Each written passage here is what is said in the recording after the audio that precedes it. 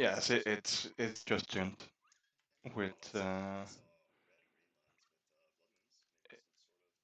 it's Bonza, yes.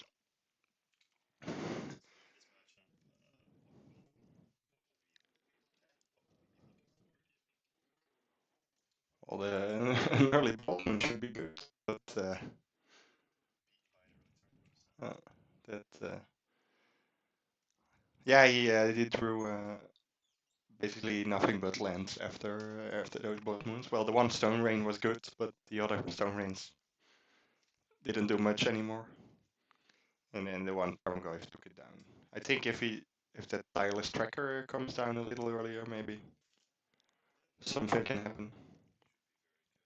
I also don't know what answers there would be to that Tarmogoyf in the red green Ponza deck.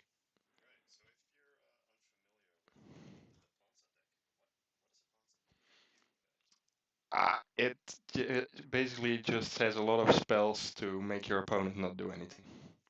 And mostly by taking your mana base straight up. So I think we saw some stone rains or one stone rain. Obviously, Blood Moon is a big part of it. Some mana acceleration like Utopia Sprawl. I think we saw. Uh, Weirdly bad interaction between Utopia Sprawl, Stomping Ground, and Blood Moon. I think that doesn't work the way you want it to, but obviously a lot of basic force as well.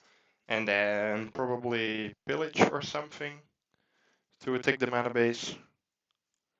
Uh, I tried to find it. Yeah, it's Pillage on the deck list because Pillage also destroys an artifact. Uh, and yeah, basically it relies on the big mana boost of Arbor Elf in combination with Utopia Sprawl. So Utopia Sprawl makes your land tap for more mana, and then Arbor Elf, yeah.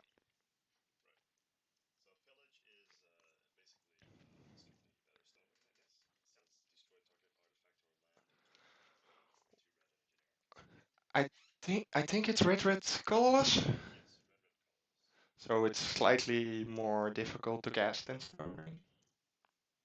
But I'm pretty sure yeah, there are 2 Stone Rains and 4 Pillage, so I think they agree. Oh, I was standing behind the red green Ponza player to watch the game for a little bit, and I thought I saw some random red card in his deck, and I didn't quite know why it was in the main deck because it looked like an ancient grudge, so I thought I must be wrong. But apparently, it's 2 ancient grudges main deck and the giant upside of pillage here. He has 3 liquimental coating. I think maybe some people are by now familiar with that card because it's quite often seen in sideboards for Karn the Great Creator. It basically turns something into an artifact for a turn, which is very nice if you want to Ancient Grudge Planeswalkers, lands, or whatever.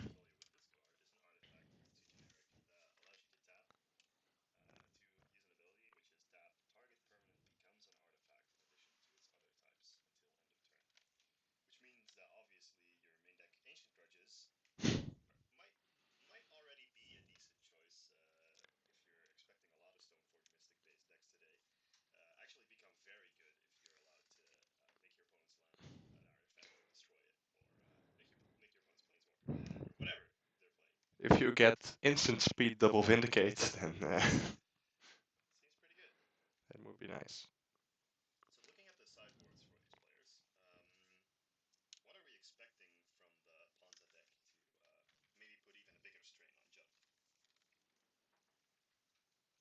Hmm. Well, I think he has a lot of. Yeah, he has 4 Karn the Great Creator main decks, so that cuts down on sideboard slots you can use a little bit. Um,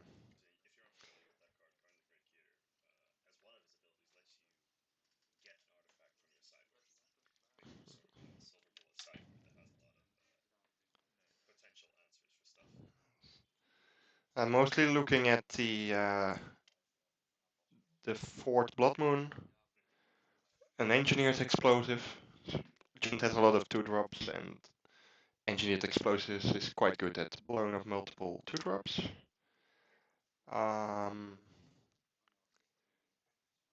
And other than that, I think the ensnaring bridge would be good, but I want to keep that in the sideboard to fetch with Karn. Um,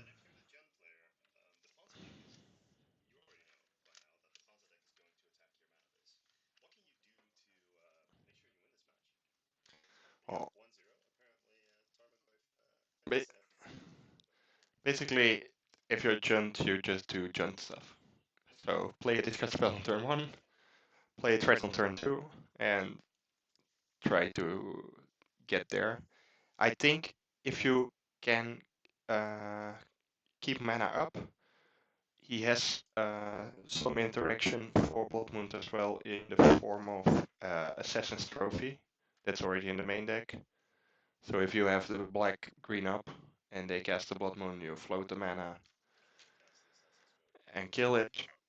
Uh, I don't see a lot in this sideboard that would really help you go for the 2 can play at the game and board in your Fulminator mages. Try and get them, but I think your stone rains are a lot worse than theirs, so don't really see that. Uh,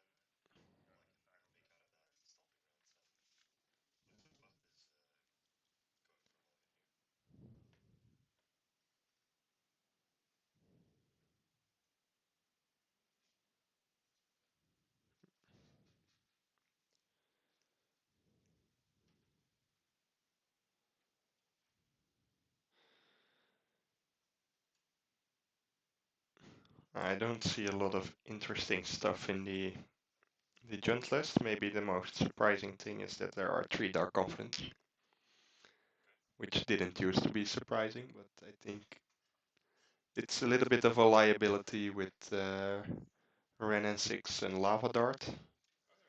But yeah, there are 3. But there are probably not that many Lava Darts running around with Faceless Looting getting the X. So maybe it's better again.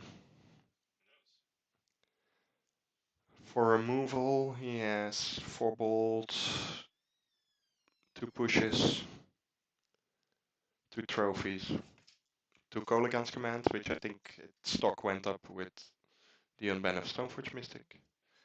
Notably, no Terminate.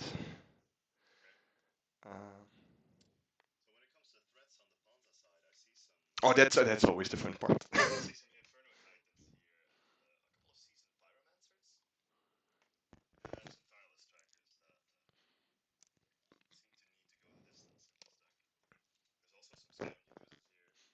Well, I think that those 6 planeswalkers up on the list also go a long way to winning games.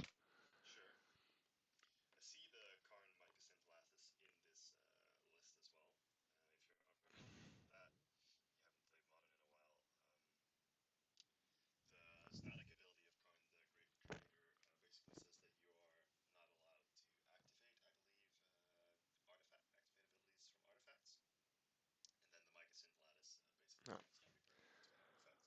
No. Yeah, specifically, card says your opponent can't. Uh, which is that's sadly a dead Arbor Elf.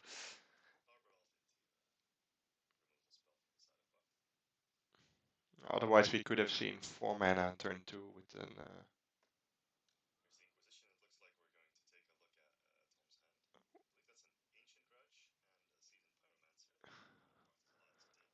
Yeah, so probably just take the Seasoned Pyromancer because that's a lot of cards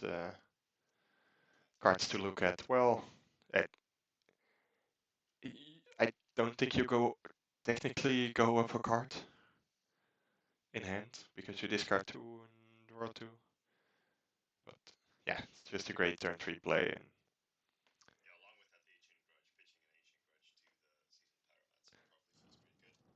well, I also spotted Liliana of the Veil in Bart's hand, so that Seasoned Pyromancer would be a foil to that one.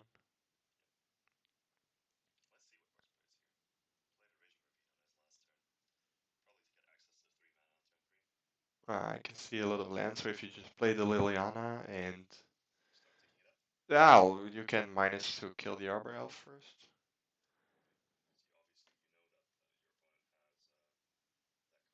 That card, yeah, I think you want to prevent that your opponent gets to Carnlet issue over 2 turns. So if you kill the Arbor Elf, you buy some time there.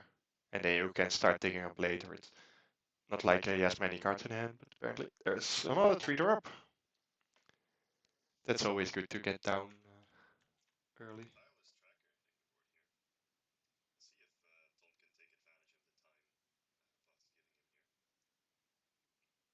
I think he has a very small amount of Blood Moons in his deck. Or Forest in hand.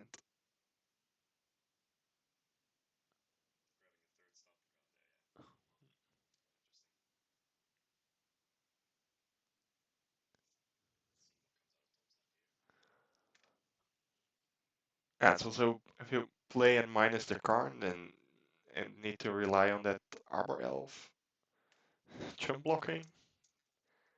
That doesn't seem great.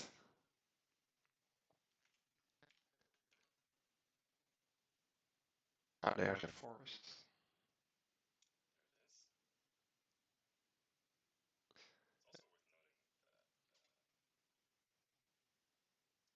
It technically has a plus ability, right? I don't know what that does.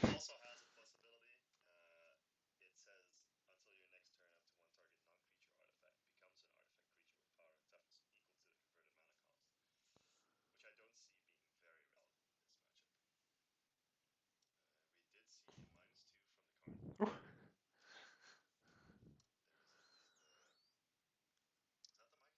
No, that's the Liquimetal coating. To go with the Ancient Crit she has in hand. To, well, I think at this point he needs to take care of permanents that are not lands. Because he's quite a bit behind.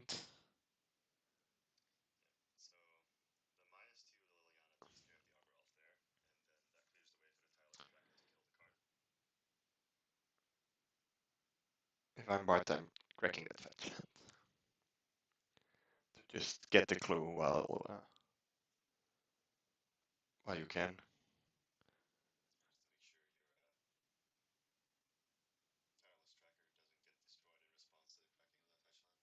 Exactly.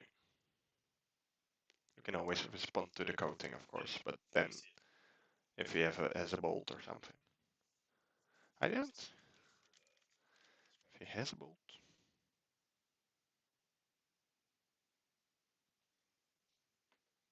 I think it's all this.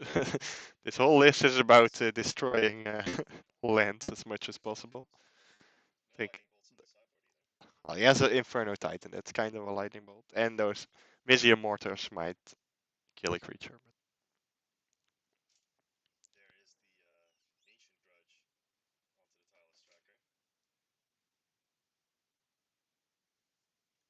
But,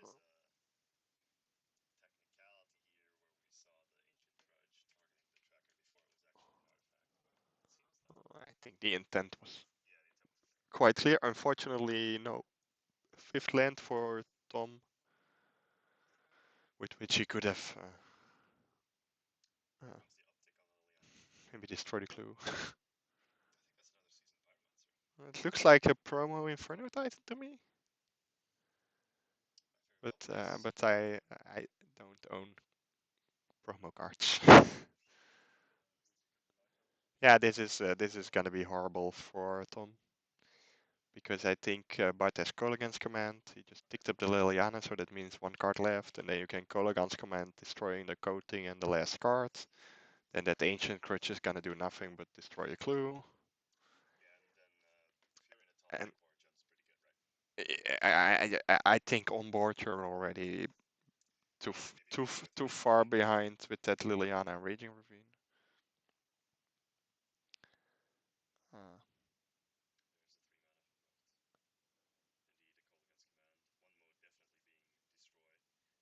yeah, oh, he is getting back the tireless tracker because, and then playing the. Oh, yeah, that's fine. You can crack the clue this way. Probably find another land to play with the tracker next turn, or otherwise fight spells and be winning anyway.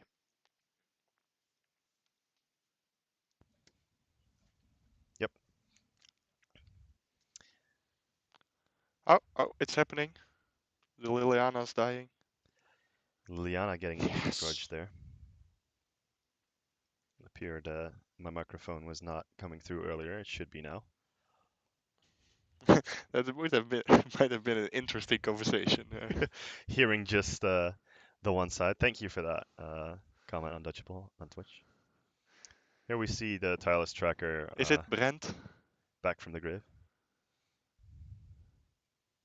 Because And if then so, then he should go. I'm not happy about holding hearing, yes, but Just go back to testing. Go do something relevant.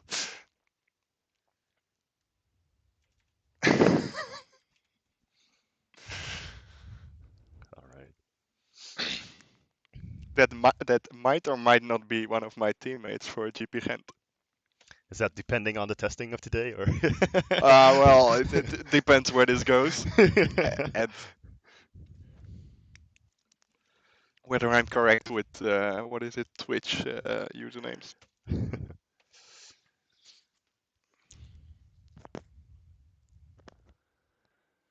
So that tireless tracker is back, and another land for another clue. So it's a lot of cards. Yeah, basically a big card advantage right there on the board. And I think the Ponza deck is not great from playing from behind. As you see here, that Chandra is quite good, but it gets dealt with by that Raging Ravine easily. Does take away the tireless tracker though. Yeah, it's a good answer, but it's just that, right? You just are one Yeah, for I would wanting assume so. a person with a lot of cards. There's also the lightning bolt in Bart's hand, which means there's a merit to just perhaps playing that and Uh, hitting the face for Tom. yeah, this gets a counter on the Raging Ravine. Still allows you to crack a clue. Yeah, makes sense. You're not never in a real rush with Junt unless you're playing some big mana strategies or some combo deck. But basically, he disrupted his opponent, I think, sufficiently to just take this home. Yeah, with the two clues still in play and the power of Jund playing off the top of the deck, this feels like a good game for Bart to win. But we'll see. If Tom finds the right threat, then maybe he can still get back into this game. Oh, I. There's the Okay, I also destruction of the don't Raging own Ravine. old cards. What the fuck is this? It seems to be an older promo card right there. Yeah, I was going to say the Ancient Grudge hit it, but that doesn't look like an Ancient Grudge to me. but for some reason it needed to be an artifact, or maybe that was just for show.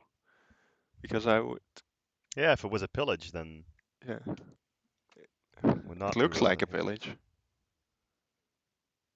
It's probably just see what my liquid mental coating is doing, which is a whole lot of not much. F&M pillage is the response from the chat. But So it does look to be a pillage, then why activate which the liquid which mental makes the coating? liquimental coating activation just for show. I'm all for taking game actions, but Hey, I guess you can destroy an artifact with the pillage if you activate it oh, first. But there's another call against command at the end of there's a Tom's time doorstep, walk.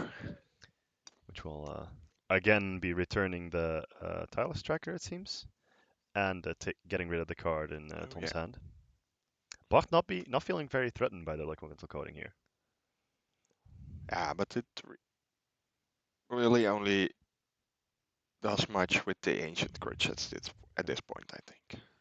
There's Ren and 6, one of the new additions to the Jund deck.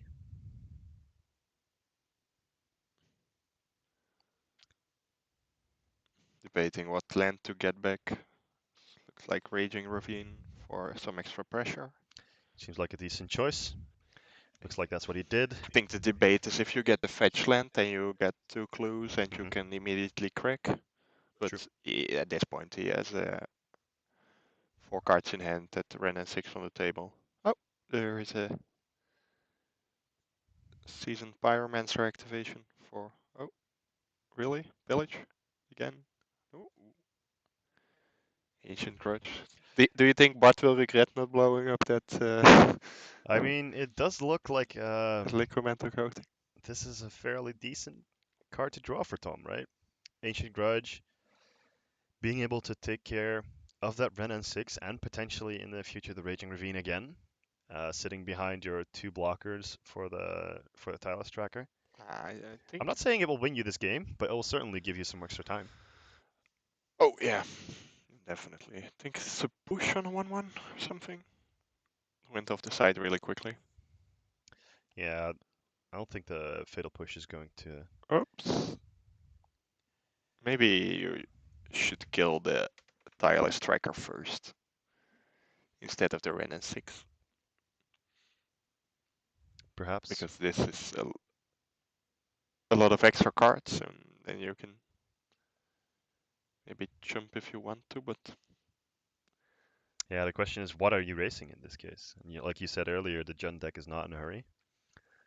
So perhaps it would have been better to get rid of the card advantage engine before actually getting the Ren 6. Of course, the Ren 6 can do the same thing with but like a cycle land in the yeah, end. I think he has a nurturing.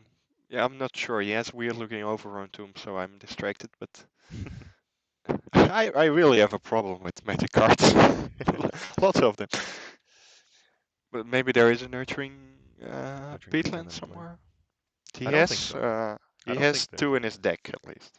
Yeah, there might be one that he activated earlier, but we see a Scavenging Ooze hitting the battlefield here, which will leave him with a threat uh, if the Tireless Tracker gets blown up. I think that was an Anger of the Gods off the top for Tom. I'm not sure Oh, if that is. that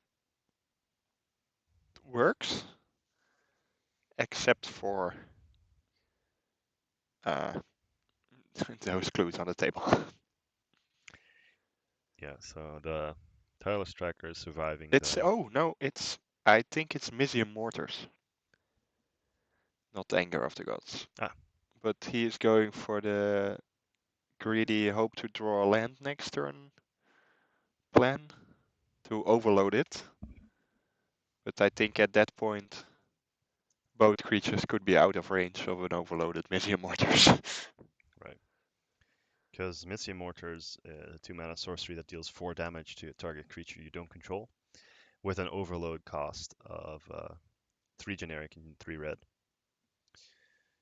So that means Tom would be able to deal 4 damage to both the Scavenging Ooze and the Tireless Tracker. Question is, will that be enough?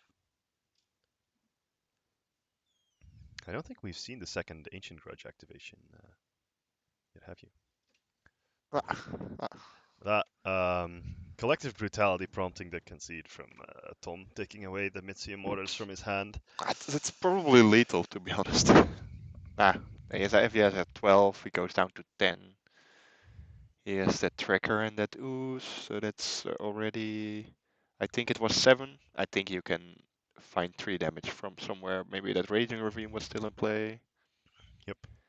So it Or basically activate whatever you want to. looks like in our first match we see Jund taking the match from Ponza. Of course, since this is still a team tournament, 2 out of 3 players from your team need to win their match for your team to be able to write down a win. Um, and we'll see if we can find you another one of these teams' matches to display. That will depend on the status of their other games. I think I spotted some Tron and humans on the Jun team, and the Ponza team had at least I remember some kind of 10 rack, 8 rack, something. Yeah, it looks like we Oh have yeah. Scales, Tron on one side, and then humans and 8 rack on the other. Um, so I believe you said you saw Scales and Tron on the Jun side? No. Tron and humans on the Jun side, I thought. But maybe ah, I messed up. Who knows? I wasn't paying that much attention. I was distracted by that 8 or 10 rack deck that looked to be annihilating a human player with the smallpox. Oof, that sounds like a rough day if you're playing humans. Getting smallpox turn 2.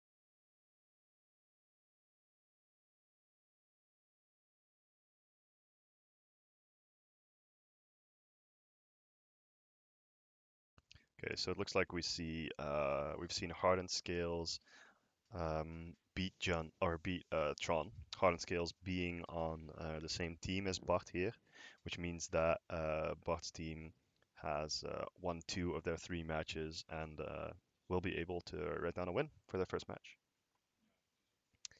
Um, so that means we will be taking a break.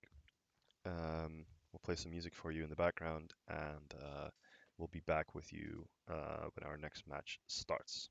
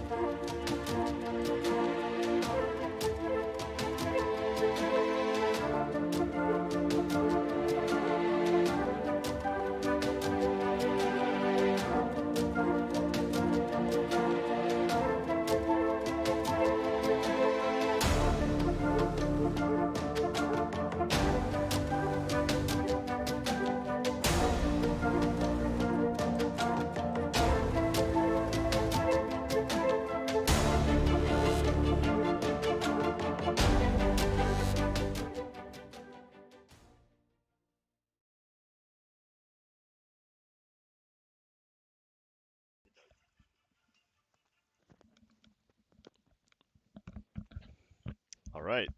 Looks like we're heading into round two. Um, and we see the impact of some unbannings right away, it seems. We have a You mean Stoneforge. blue sleeves are legal again? Yes! We see a Stoneforge Mystic Mirror. Different colors, though. It's going to be Oh. blue white Stoneforge on our left, and black white Stoneforge on our right. Um, I think I can draw up a blue-white Stoneforge deck list, what that should look like, but that black-light would it start Stoneforge with list would it start with four Snapcasters, four Stoneforge Mystic, two Vendilion Click, and some artifacts? like some planeswalkers would be nice.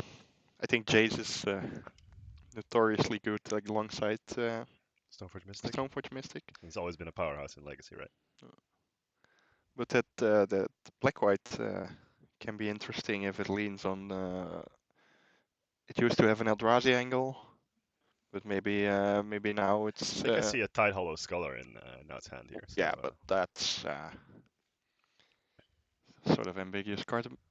Mulligan for an out.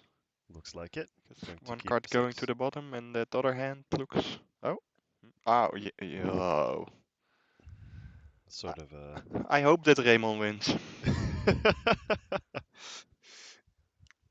I uh, I don't like the technically correct way of taking mulligans. first putting the one card back and then taking your mulligan.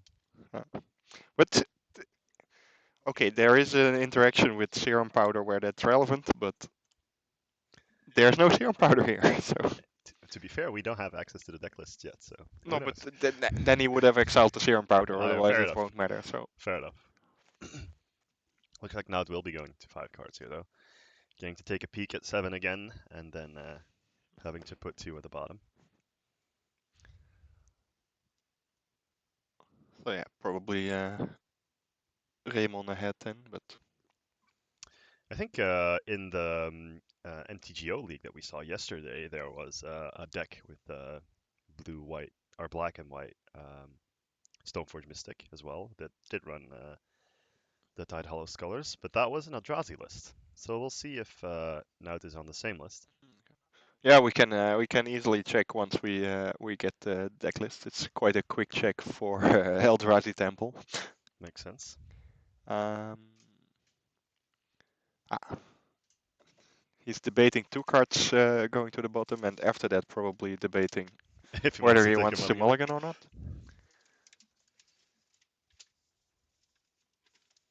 So in the meantime, I've had the blue-white list delivered to me, and it does look slightly different than what I expected. I said 4 Snapcaster, 4 Stoneforge Mystic to a Vendilion Click, but there's no clicks in the main board here at least. Instead, Raymond is opting to play 4 Spellquellers and 2 Geist of St. Draft. Yeah, those spell quellers have a really nice interaction with the Treat the Fairy Time Revelers that are also in his deck. Yes. Of course, Teferi only allowing you to play stuff at sorcery speed, and when something comes off of the spell caller, that will instead be countered instead of you being able to play that card again. Exactly. Not firing off a Thoughtseize off a swamp. Although I don't think it will be countered. I think Oh, it you will just just won't. It will stay in stay exile. exiled. Yes, it will stay exiled. For that black-white list, it is not an Eldrazi list. It's a straight dead guy ill port from Legacy. But then I think minus the Ether Vials. Yeah, it's Stoneforge Mystics and Dark Confidence with Along with powerful cards like Lingering Souls, yeah Liliana the Veil, and a single copy of Gideon Allies Zendikar. black-white good Um, cards. Raymond revealing his hand here to the Thoughtseize and a Stoneforge Mystic hitting the bin. Now taking that card away from Raymond. Making his You can see those. The cheap interaction is going to be good. That spell snare covers a lot of the good cards from Naut at the mana advantage. mhm.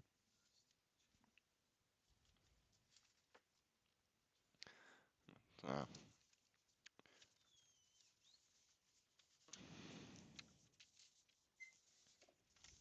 So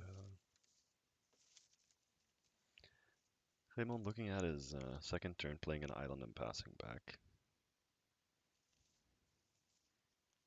See what Note does to. Uh, just doesn't run anything in the spell scenario, so it could be his light on 2 drops, or just wants to, is content passing back and forth. Yep. Raymond making sure he has something to do. We're walking to Lingering Souls for Note.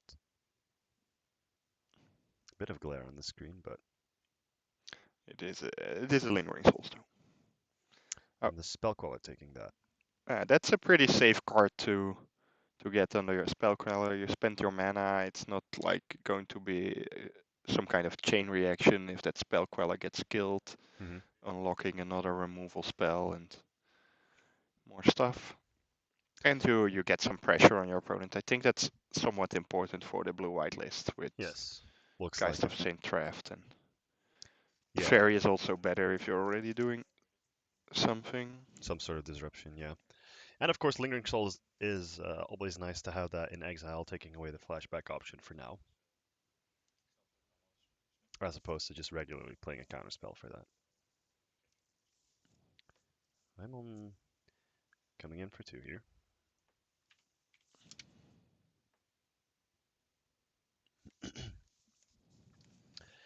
And then playing a Sword of Fire and Ice, which will help in providing some of that pressure.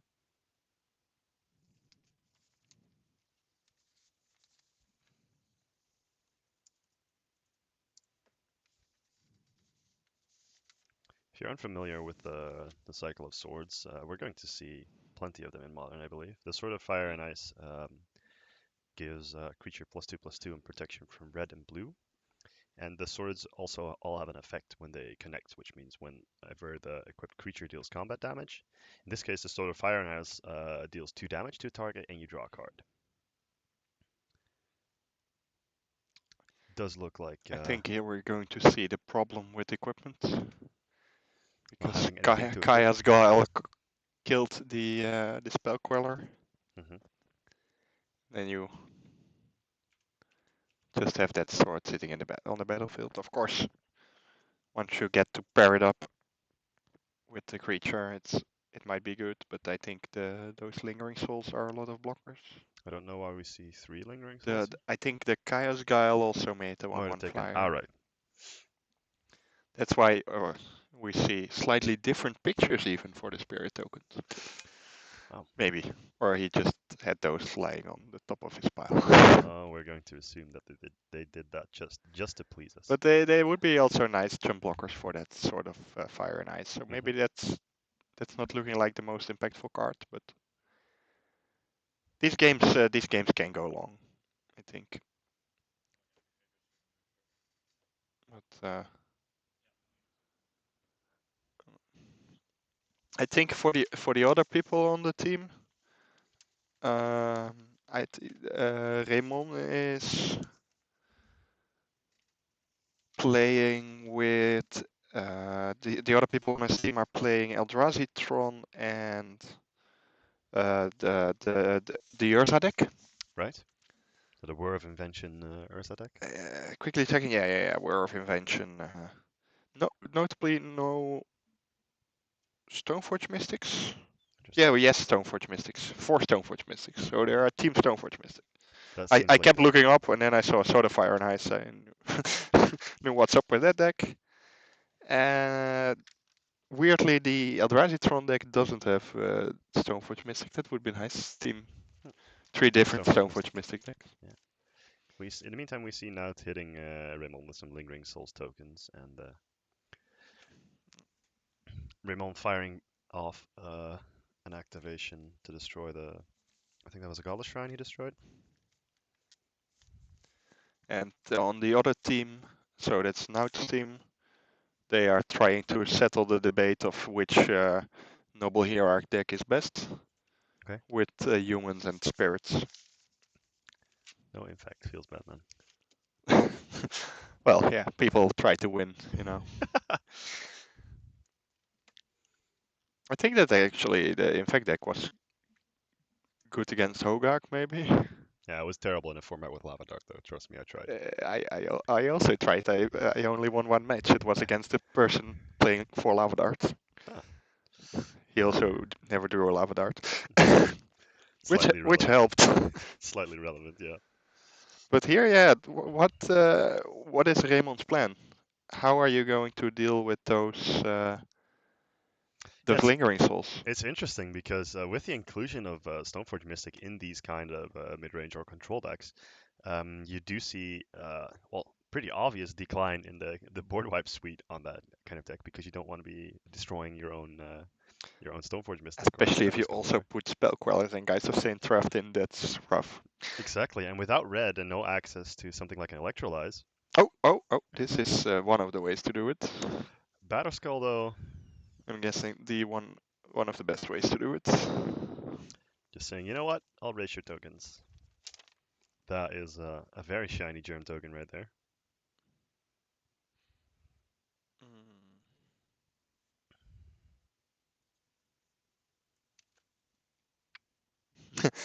People are. It's nice to see people are still debating which equipment to play. Hmm. See here a last minute scribbled out sort of light and shadow changed for feast and famine. Right. I think those are the obvious choices, right? Sort of Fire and Ice, sort of Feast and Famine, and a Batterskull. Yeah, well, you're seeing that sort of light and shadow a little bit in creature heavy decks Hmm. because that can be quite powerful as well. I think, well, normally in Legacy you have. Is he just going to push the germ around a little bit? Is that the plan?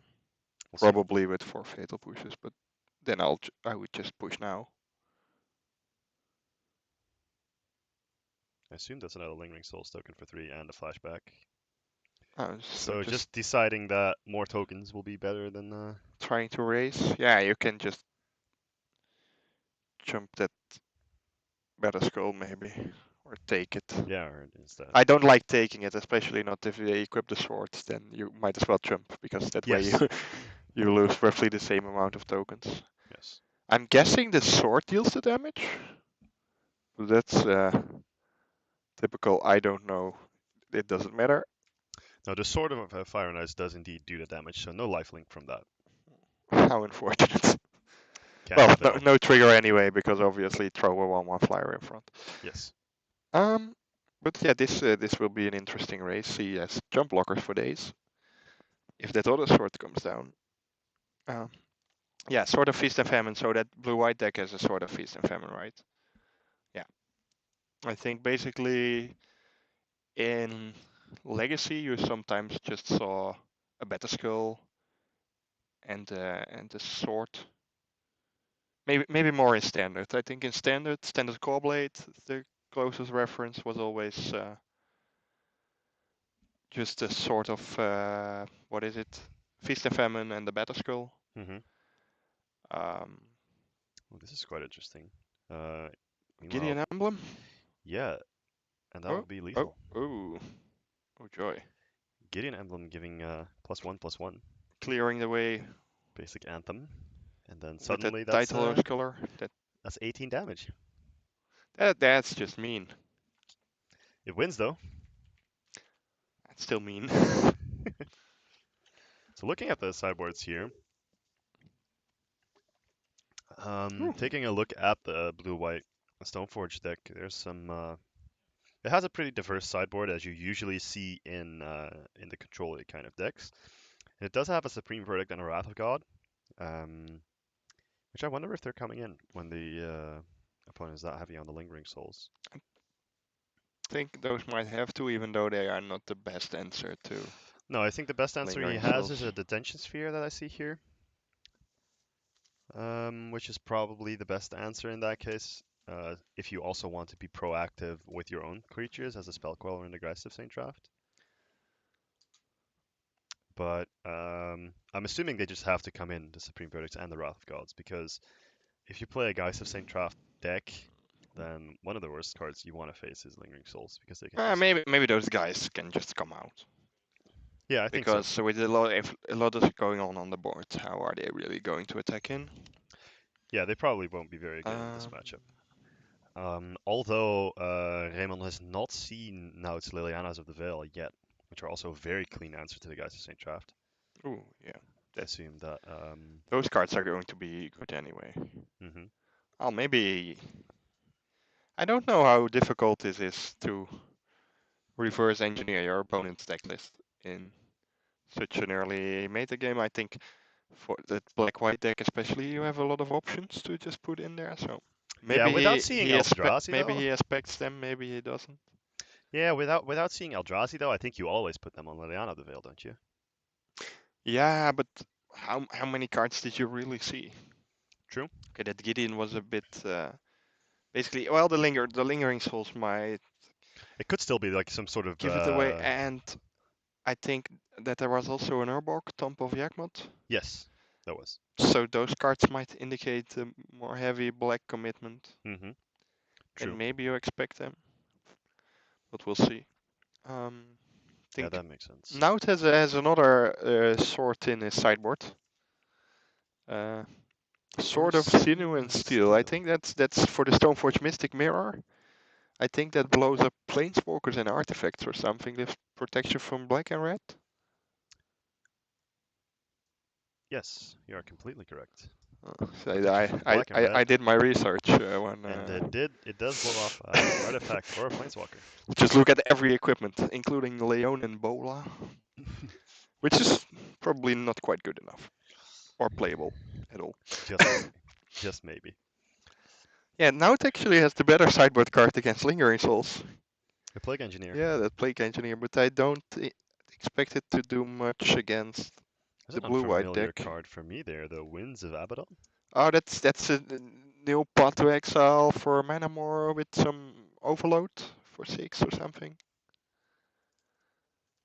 If I read that card correctly, it's in the same set where they printed some mistakes.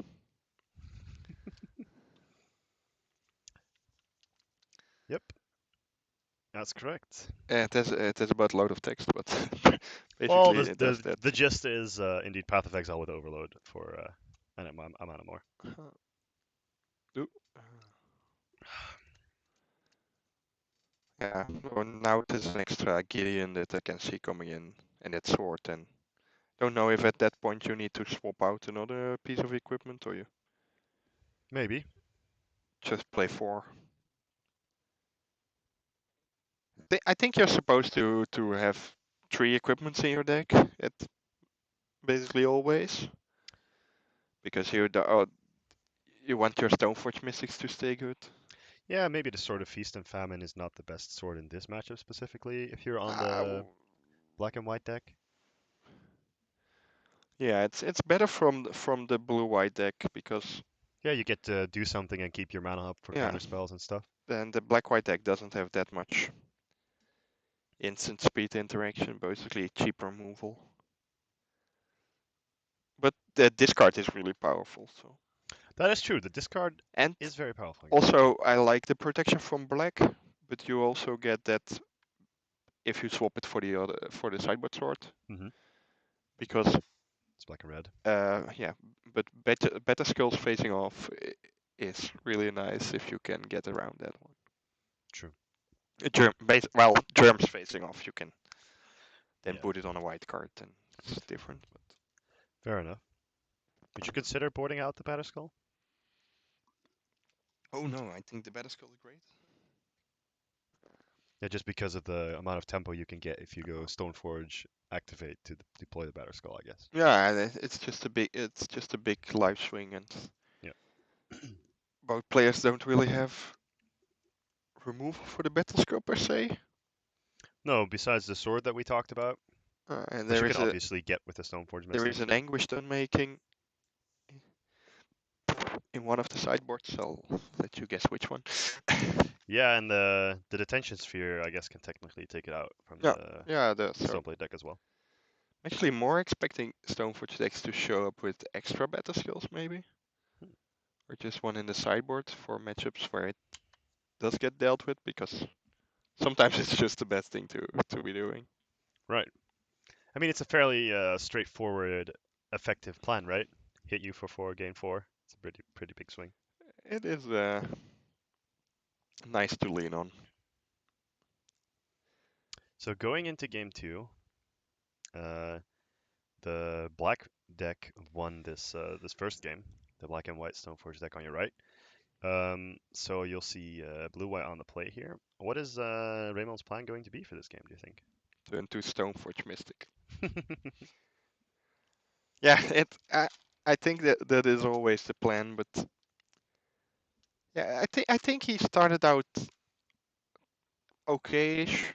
He got his Stoneforge taken by a discard spell, but he got a good exchange with the spell queller. hmm The problem is that turn where he just casts that sword and it doesn't do anything. Yeah, I think if he has one more good turn, might be enough to then it close might the be game. enough. And now I was able to play quite easily around that known spell snare, which also really hurt Raymond's chances. True. But I think otherwise, yeah, it didn't go wrong that badly. Obviously, the army of lingering souls into the one of Gideon emblem, yeah, that killed him. But I think if he doesn't have the emblem, I think Raymond is way ahead in that game.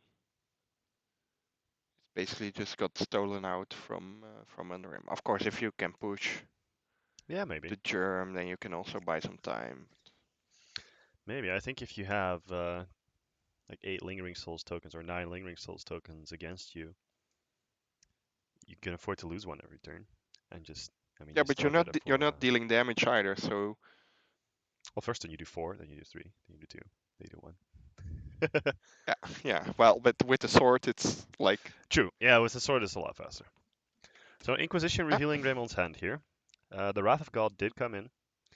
Not able to take that with the Inquisition though, so that leaves Spellcaller and Snapcaster Mage to take. yeah, you probably just take that spell queller here because Yeah, I was gonna say usually you take you instinctively take Snapcasters, but without a spell to actually it's use that Snapcaster with. it's not doing anything here. Of course, maybe it gets better later, but think about like if you have a lot of pushes in hand or something with an enabler, something to trigger revolt, then maybe it's easy enough to deal with that spell queller. But Yeah, uh, perhaps. he Does probably choose a has a plan Snapcaster in for this that spell case. queller. He also spotted the Stoneforge Mystic, so now it is expertly executing Turn 2 Stoneforge Mystic the plan. Stoneforge Mystic plan. Yeah, gets under the spell queller, at which point you force your opponent to respond. hmm But now, for example, I also see a Liliana of the Veil in his hand. I think it just came off the top. Stoneforge Mystic into Liliana of the Veil. But yeah, he can't really do that into the spell queller, but it also doesn't matter much because if the Stoneforge lives, you're just gonna activate the Stoneforge Yeah, and if it next doesn't, turn. you play the Liliana. Yeah, well, probably if it doesn't, then you get a little bit of mana advantage because I think the blue-white deck has mostly Path to Exiles for removal, which I think is also something you might want to look at now that there are more threats that you really want to deal with early. hmm You might want to consider having some removal that is not Path to Exile because it's somewhat of a liability Right. early game. For example, if he now paths the Stoneforge, Yeah, then you can I go. don't. Suddenly, your opponent can Uh, go discard spell Liliana instead of to protect it or something. exactly. Yeah. But yeah, if you could deal with the Stoneforge, then you get in a situation where you can't really. For example, if he has Dismember here, you just kill the Stoneforge and then play the land, have the spell queller untapped. You can't really run the Liliana in the spell queller hmm because that's bad for you. So True. I'm curious what the rest of his hand looks like, but Obviously, Path to also Exile being a very good removal spell, but the idea is that the drawback no, of giving your opponent a land is definitely a drawback. Yeah. I, So, I I like 4 Path to Exile, but I just like something extra to yeah, maybe deal having. with some 2 drops. We've seen the ousts and stuff in the past, but not Yeah, those. I would play those. yeah, that is also a bit of a rough deal to oust the Stoneforge Mystic, because that's a surefire way to. Make sure your opponent finds another artifact. Yeah, Although with cards like Field of Ruin in the deck, be decent, but it seems a little bit clunky. Yeah, well, that's then again a lot of. Okay. Well, looking at the rest of the tables, besides our players playing right now, we have Tron versus Humans. The Tron deck took game one on the side of Raymond, I believe, and then the other pairing is Urza versus Spirits, which is the Urza War of Invention deck, and the Urza deck won that, and the Spirits deck received a game loss, it seems. Something didn't really go that well there.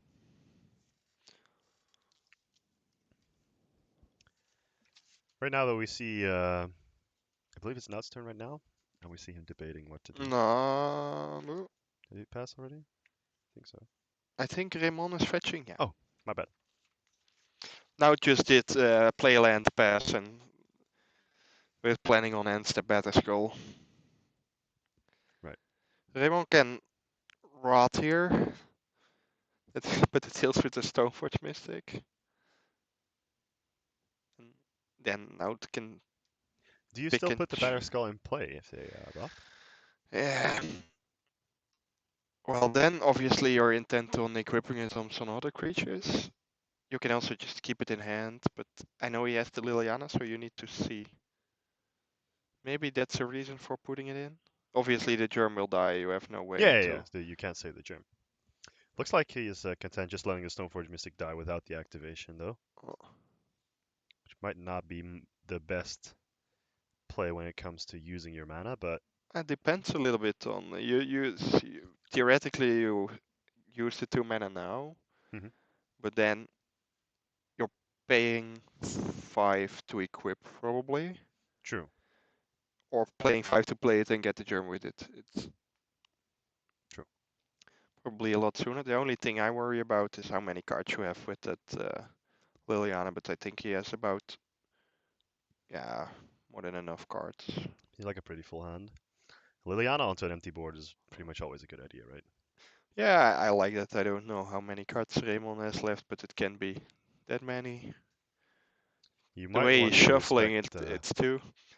yeah, you might want to respect some sort of force of negation from the side of Ramon in this case. Yeah, but then he also loses his hand. True. I don't mind.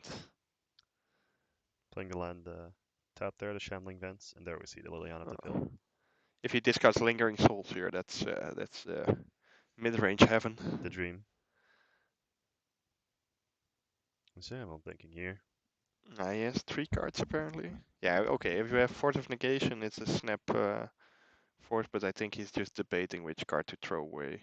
Yeah, there goes the Spell That Queller. Spellcry, yeah, that's pretty bad against the Liliana on board, of course. Yeah, and also because that was a known card for now, he's already, playing around it. Yeah, well, I think he can even play around it with this throw if he doesn't know it, because next turn you like land better skull.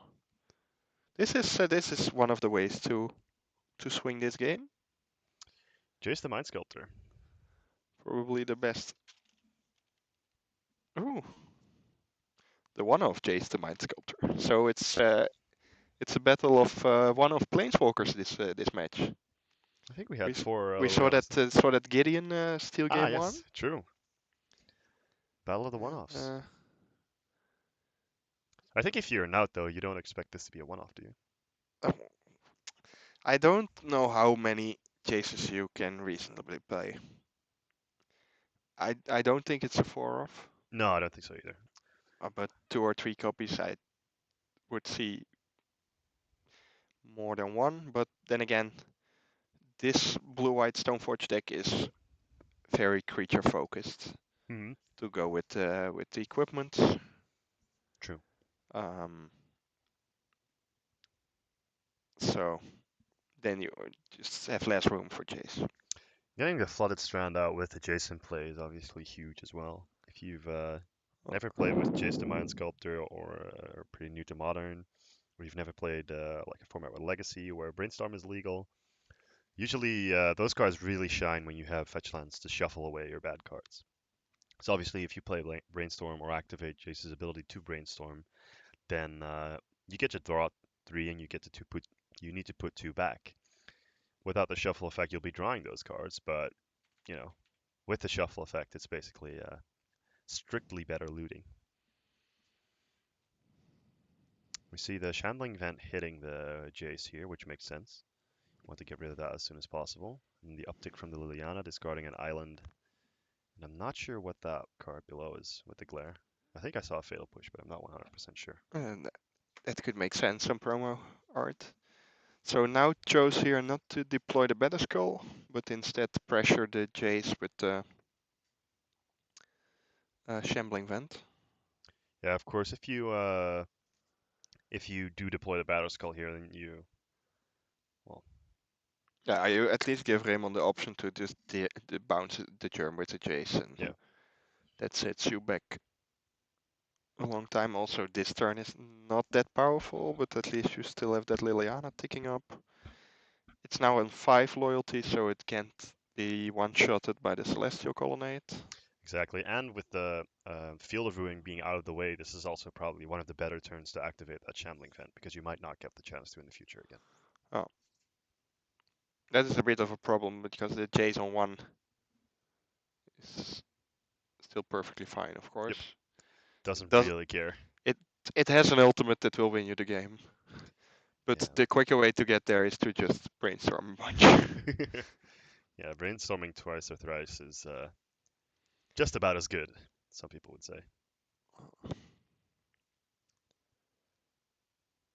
But yeah, discarding a fatal push in the face of that Celestial Colonnade leads me to believe that that other card is also pretty good.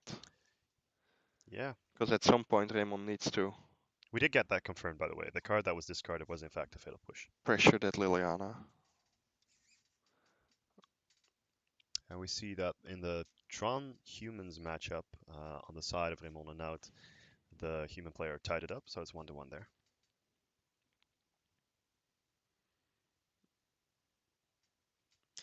That Field of Ruin is another nice way to shuffle after a Yes, brainstorm.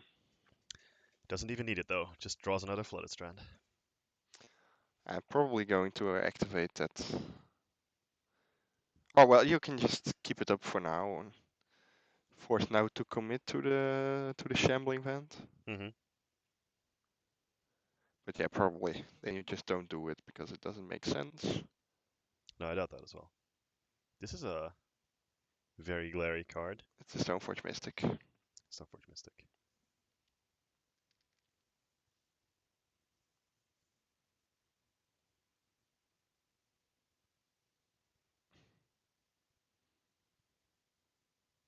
Oh, we're going to. Ooh.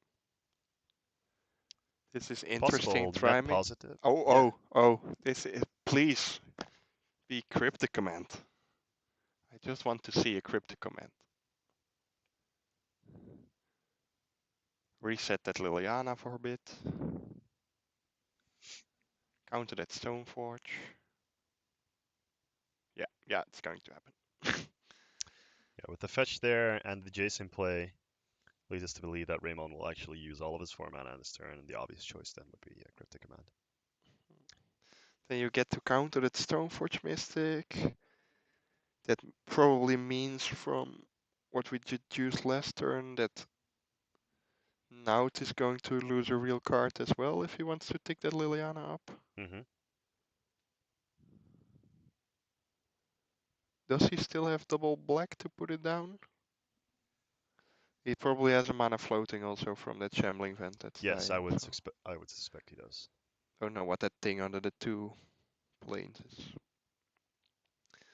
So do you bounce the Liliana to reset it? Because basically otherwise you need to Yeah, when deal you with it in have some way yeah, you do have the next turn Celestial because Colonnade in play, but I think it's pretty risky not to bounce the Liliana here. oh, that's even better. If you bounce it and now it chooses to replay it, Then you kill it. you probably both lose a good card, and then Yes, but then you kill it with the you Celestial can kill Colonnade, it and with the colonnade. you're left with a Jason Mind Sculptor Or as he well. has to lose the Battle Skull and have a removal spell. Yeah, I like this.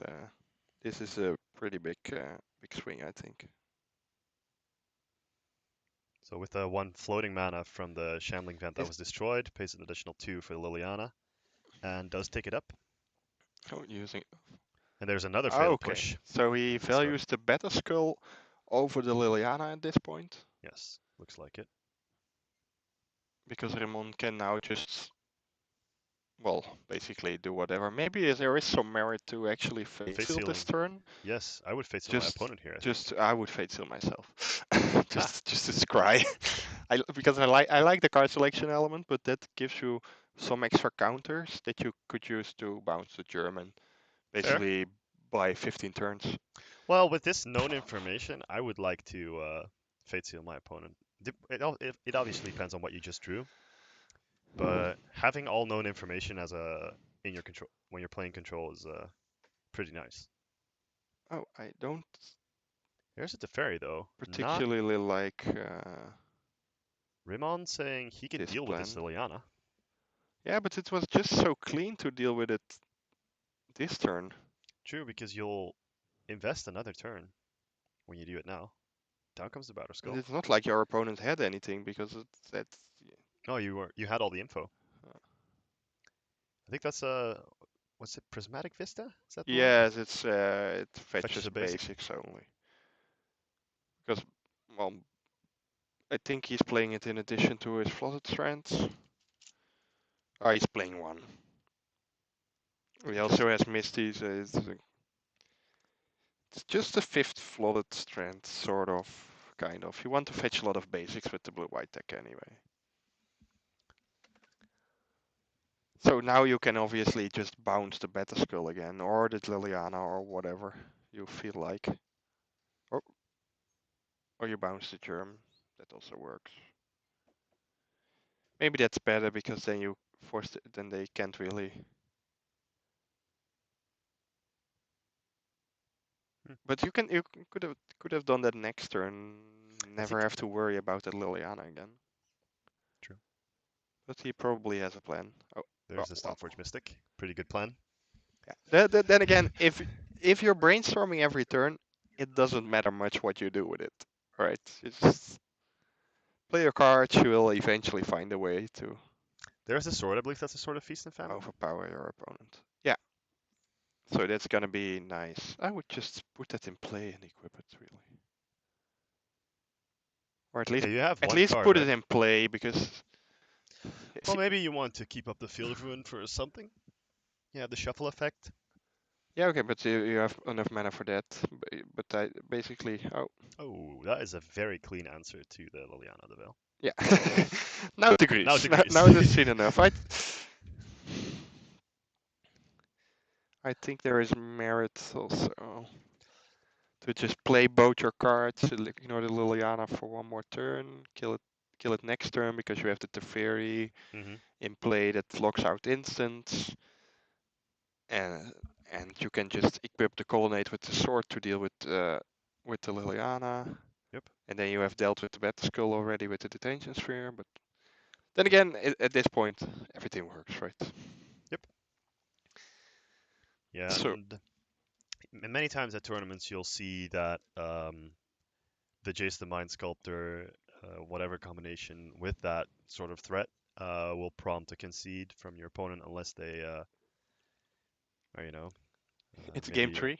yeah, maybe it's game three and or you're tied or something like that. You just like sitting there and Because it's like it's not 100% won at that point, but the chances of you winning that game are so low that you're probably better off playing the third game instead and keeping your time for that. yeah, definitely. And these Stoneforge Mystic mirrors, maybe the blue-white one especially, but I think this one also, they can go for quite a bit. It's not really a fast clock No, most of the time. Obviously, that Gideon steal in game one, that came kind of out of nowhere, but yeah, and it doesn't happen very often.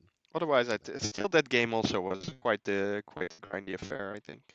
hmm So people are prepared to deal with each other's Stoneforge Mystics. Hardcasting Better Skull is a reasonable plan. hmm So yeah, that all takes time.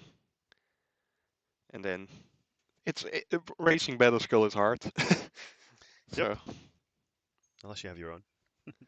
yeah, but then still both players are jump blocking, gaining life. It takes forever. True. Of course, somebody can run away with the game. So there was a quick shuffle for game three. Doesn't look like the players made many, if any, changes to their sideboarding plans. Raymond did see some of Nout's planeswalkers this time. He did see the Liliana. No, But I think besides that, there was no new information for maybe other side. he expected them.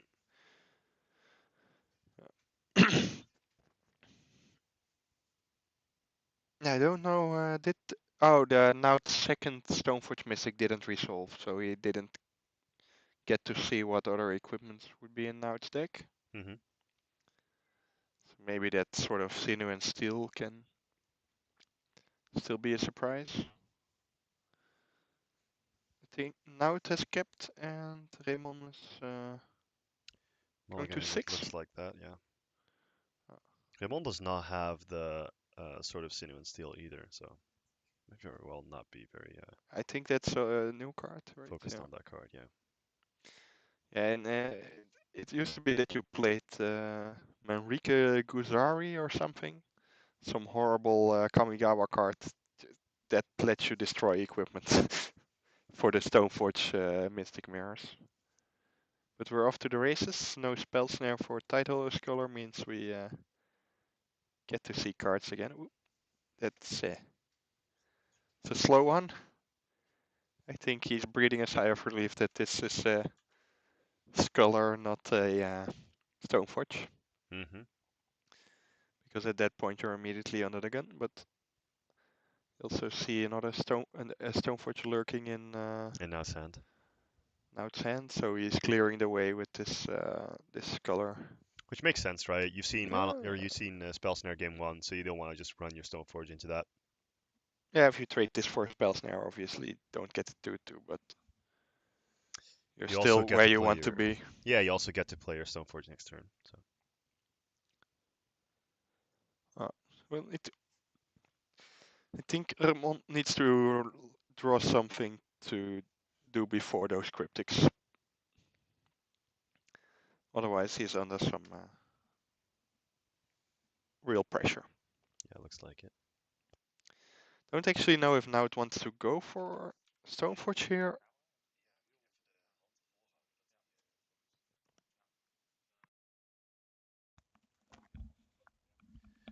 There's the Liliana hitting the board. Oh, yeah, that's also quite powerful. You saw the hand, right? No interaction. Get Mm-hmm. that down early. And just start ticking it up. Start ticking it up. Yeah, at some point those cryptic commands are Yeah, and for, if gonna you're be Raymond in this uncastable. case, you have a serious consideration to make. Like, do you want to? Are you discarding lands here and foregoing the fact of actually casting your cryptics, keeping your spells in hand, or are you discarding your valuable spells?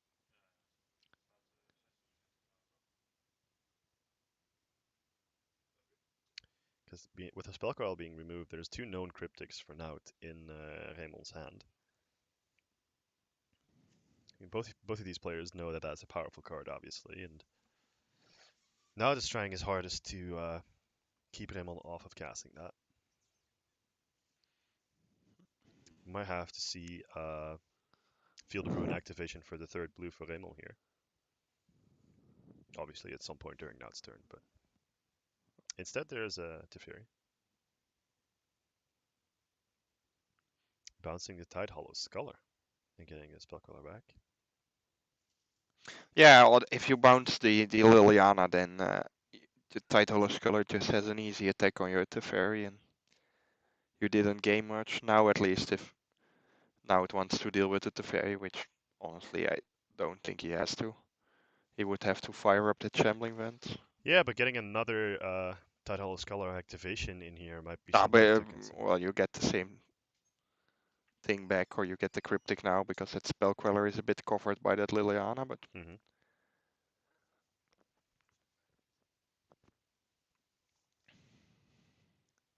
Seems we have about 5 minutes left in the round. so time is going to get to be a real consideration then. Mm-hmm. They should speed up a little with this Title Scholar, otherwise it might not happen in. It can go quickly, of course, with a sword or something. But Yeah, Raymond's hand doesn't look like it's going to go anywhere quickly though. no, no, no. But yeah, also for him, if you get the Stoneforge Mystic. Stoneforge Mystic is just not the quickest creature to kill your opponent, but again, Squire also is not, so True. it could be expected. Yeah, here this is the awkward. Yeah, you can shuffle my deck, but here I'm going to search it again. Oh, not this time. So that's both cryptics under All the control. scholars. Now trying to mount an offense here. I think I would prefer plussing the Liliana first, and then looking at my opponent's hand again. Yeah, that sounds like it makes sense. But yeah. Also, Looks like he didn't take Liliana up at all, did he? yes, he did, Oh, because he did. that spell queller hit the bin this way. Ah, right. Yes, you're correct. So basically, all his interaction got taken, but now did get. Sorry, Raymond did get a Stoneforge Mystic. Yeah, but activating the um, sorry, It, I can't the land. Field of Ruin. Sorry, yeah, thank you. I Activating the think Field of Ruin here. Finding a plains. I think he has land Stoneforge, and then opt left. So you can go land Stoneforge, get your Better Skull or whatever, because you need to get that. Then uh, probably your best case scenario or on-board scenario for you is now it minuses the Liliana to deal with the Stoneforge Mystic. Then you ripple, then he deals with the fairy with one of the scholars. You take two from the other scholar.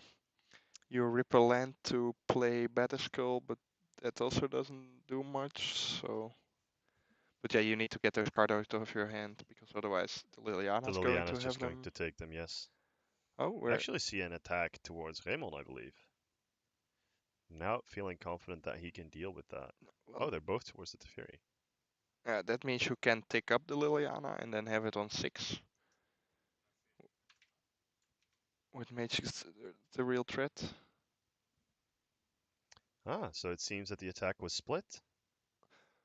Yeah, that makes sense because that Stoneforge Mystic, you give him the hope of jump. I don't like that. But we do see a block from the Stoneforge Mystic coming in, it seems. Or was No, that it the died down? to the Ah, Liliana that was the down. activation. That was the down tick I from the Lily. don't Okay. quite know what the plan here was.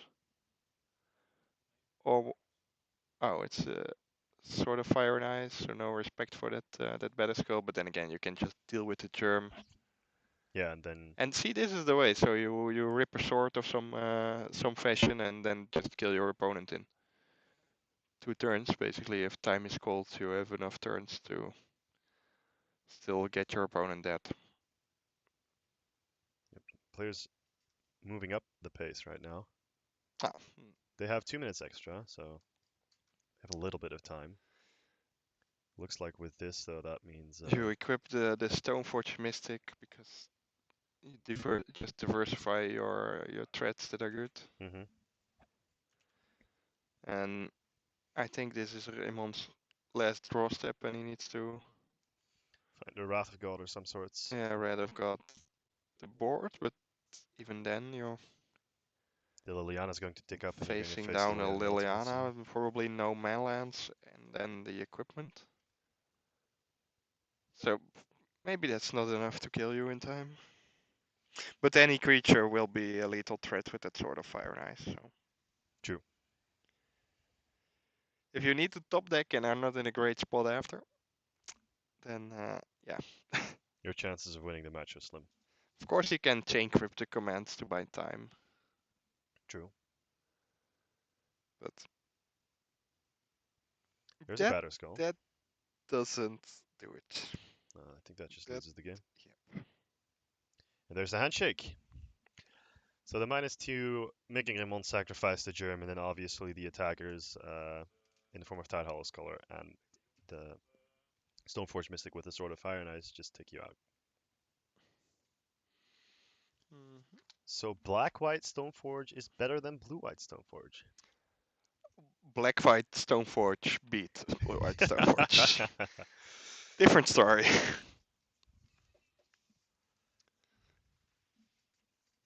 think. Okay.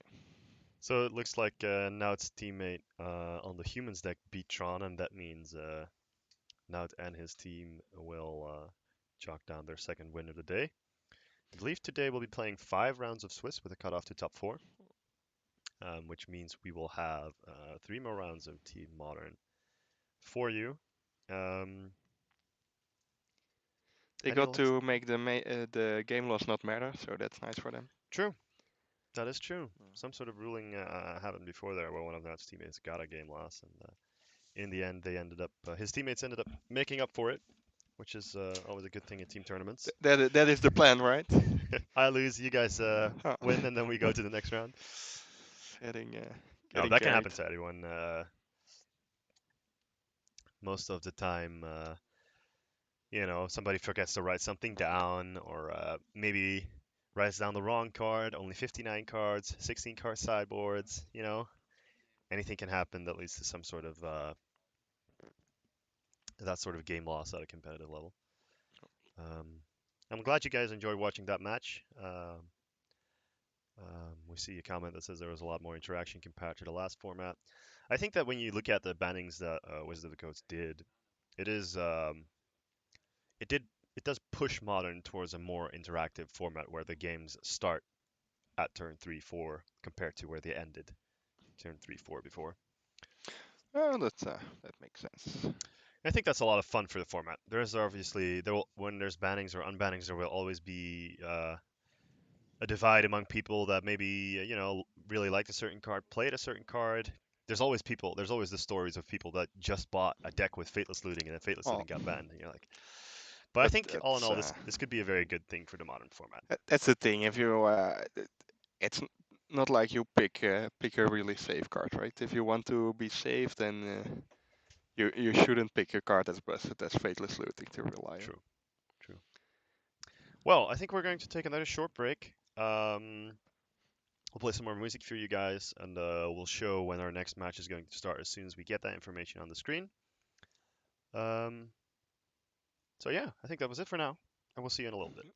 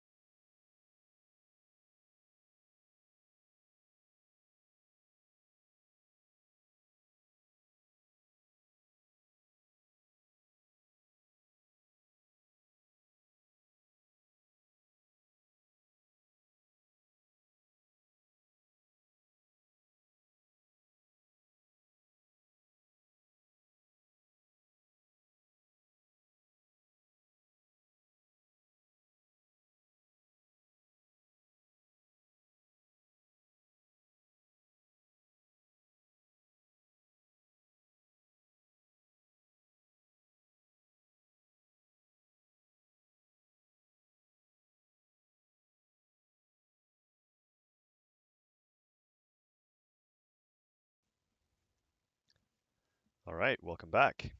We are getting into our next round, which is round 3 of the Swiss, 3 of 5. And our players are currently rolling some dice, I think, to decide who begins. We're looking at Valakut versus Jund. Yeah, but we are not looking at just some Valakut list. What makes We this Valakut list special? have some sacred foundries in the deck. Do Interesting. you want to venture a guess what that could be for? Or it is well actually let's start with what they of course all those decks have Primeval Titan and then you pair it with something. Hmm. And this person chose to pair them with Through the Breach. Ah, okay.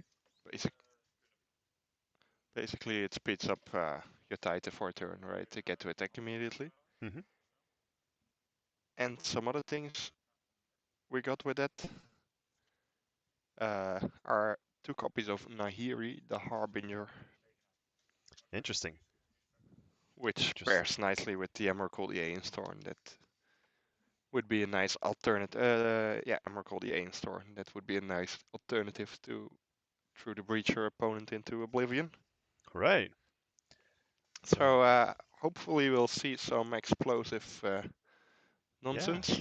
that's some interesting angles from the Valakut deck. Yeah, I think it actually worse than a regular Valakut Scapeshift list against the opposition in this case though, because he's playing against Junt, and Junt likes breaking up all kind of interactions. So Yep. And messing with your hand and that sort of stuff. That's a starting on turn monolith 1, Inquisition. that would be a powerful card. So taking a look at a Simian Spirit Guide. Multiples, actually. And there are 3 copies on the list. But as you can see, that is so he went Stein went fully for explosive power. Hmm.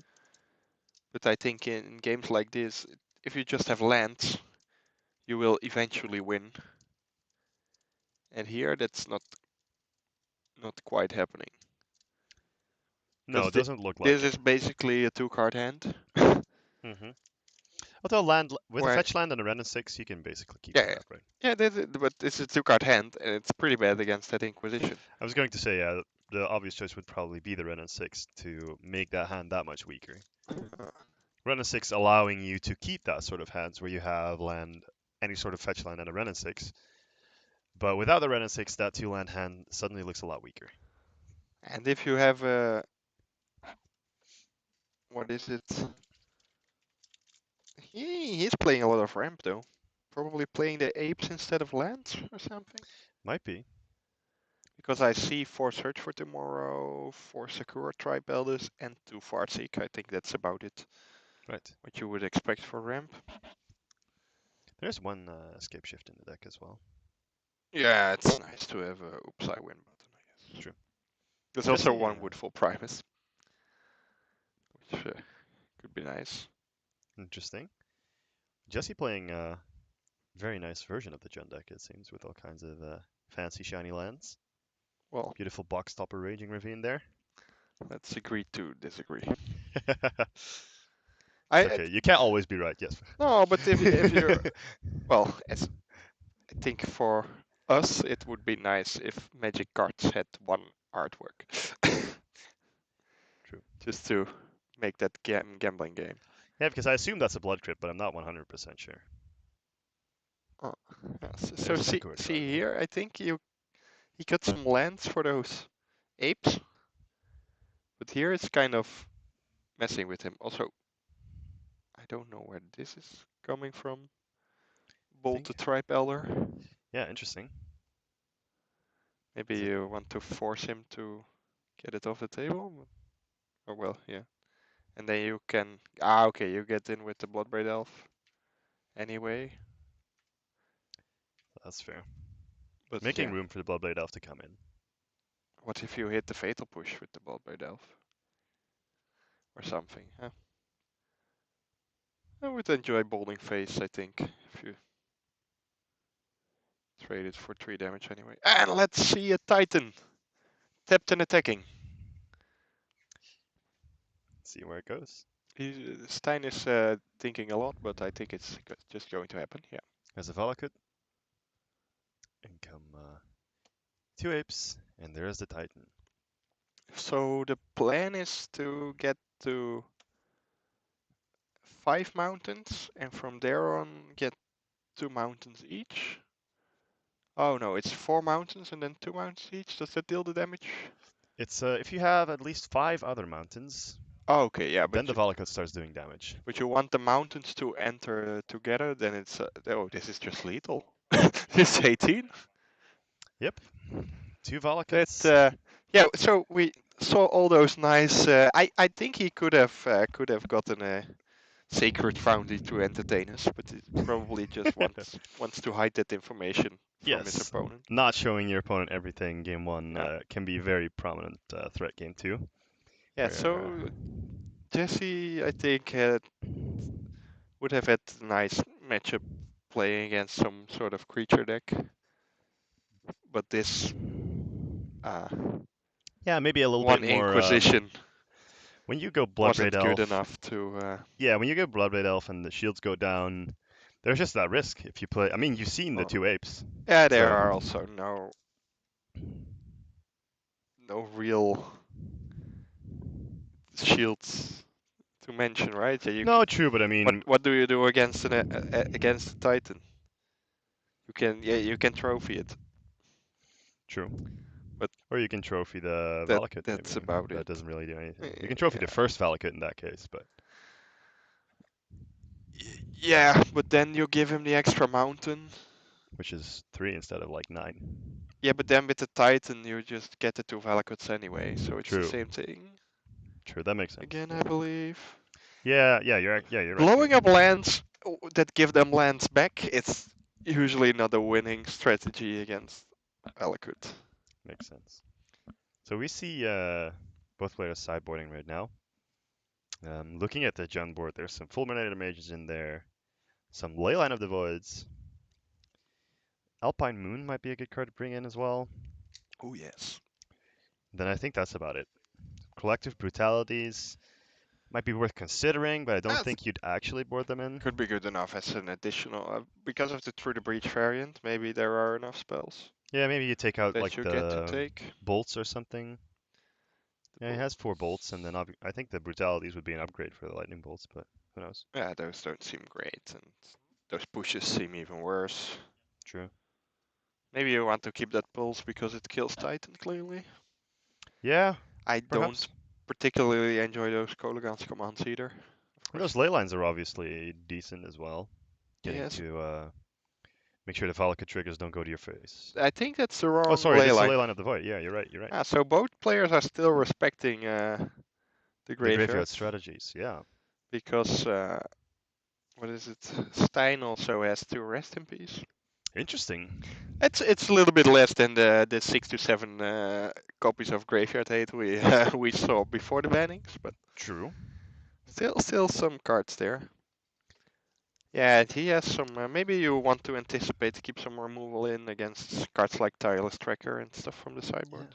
It's interesting about those anti-graveyard cards in the sideboard. I was talking to one of the known dredge players in this neighborhood, which is Leo van Gent, just now about the banning of faithless looting.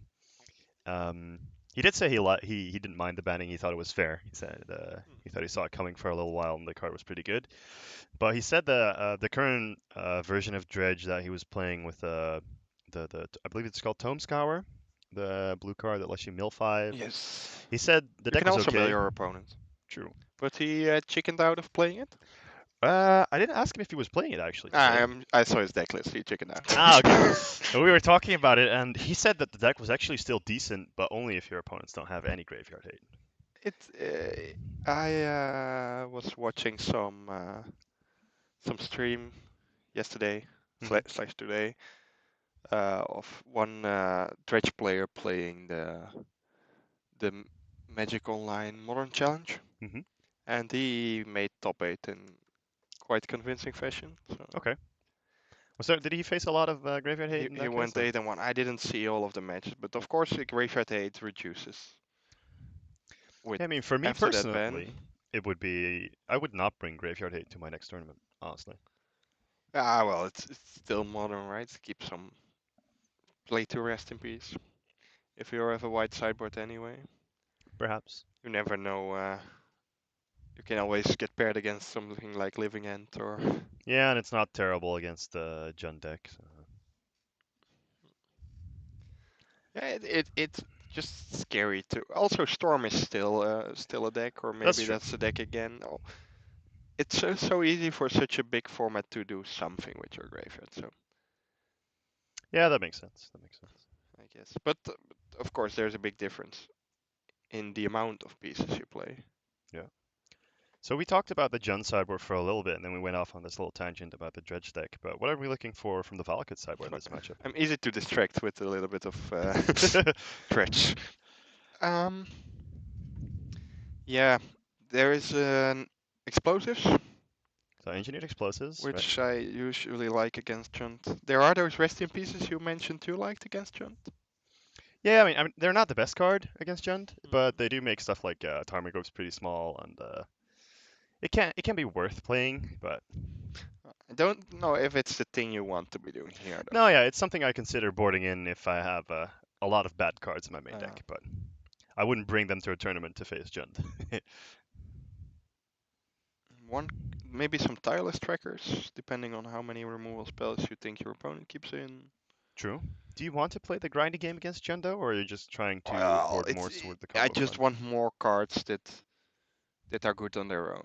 Right, So I'm looking to maybe cut because you're cut worried. cut that Emrakul, or maybe not cut the Emrakul because it's quite good with the Nahiris as well, which I would keep in. But just So you're like maybe you're respecting, shave it through the breach. right? So you're respecting the power of Jund to break up your hand and mess up your synergies. Yes, exactly. Right. And I think the most important sideboard card and the coolest one is Obstinate Ballad, Ah, which is quite good against Burn yeah, but also because it pretty good gains against 4 the life. Liliana It's Deville. insane against the Liliana of the Veil. Maybe it basically if your opponent forces you to discard it, Mm-hmm. or forces you in the sense that you get to discard it by something Mm-hmm. your opponent does, for example, plussing Liliana of the Veil, you just get to put it into play for free. Yeah, if you're not familiar with the card is regularly a 4-mana 4/4, which is fine on its own. And it says when it enters the battlefield, you gain 4 life, which is why Jesper said it's good against burn. The second clause that Obstinate Baloth has, however, is if a spell or ability an opponent controls causes you to discard Obstinate Baloth, put it onto the battlefield instead. Which means if your opponent plays a Liliana and pluses it, you get a free 4/4 and 4 life. That's pretty good. And you get to eat the Liliana. Yeah, and you get to hit the Liliana. That's true. The most fun thing is if you thought sees early and you see that they have it, and then you have this Liliana sub game of I can't really plus it because I will die, and hmm then but you have to play it sometimes or something. That Yeah.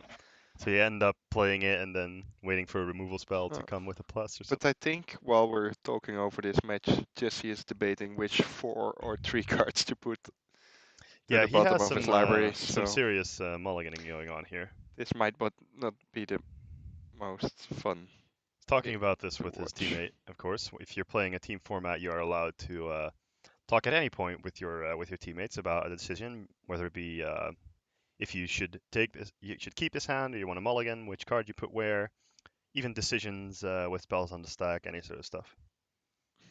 As long as your teammate like you, they'll probably respond. Starting off with the thoughts, he's I off think on. he kept 2 lands, thought he's some kind of threat, which is kind Yeah. of what you What you're hoping what for you if you go to want, four with but Jund? then 3 extra cards Yeah. might help. Ooh, we're seeing Is that the. an opposite Baloth at the edge right there? It looks different to me, I am not 100% sure. but what is that a? Maybe we can get some confirmation what that top card is. If we just move it a little bit,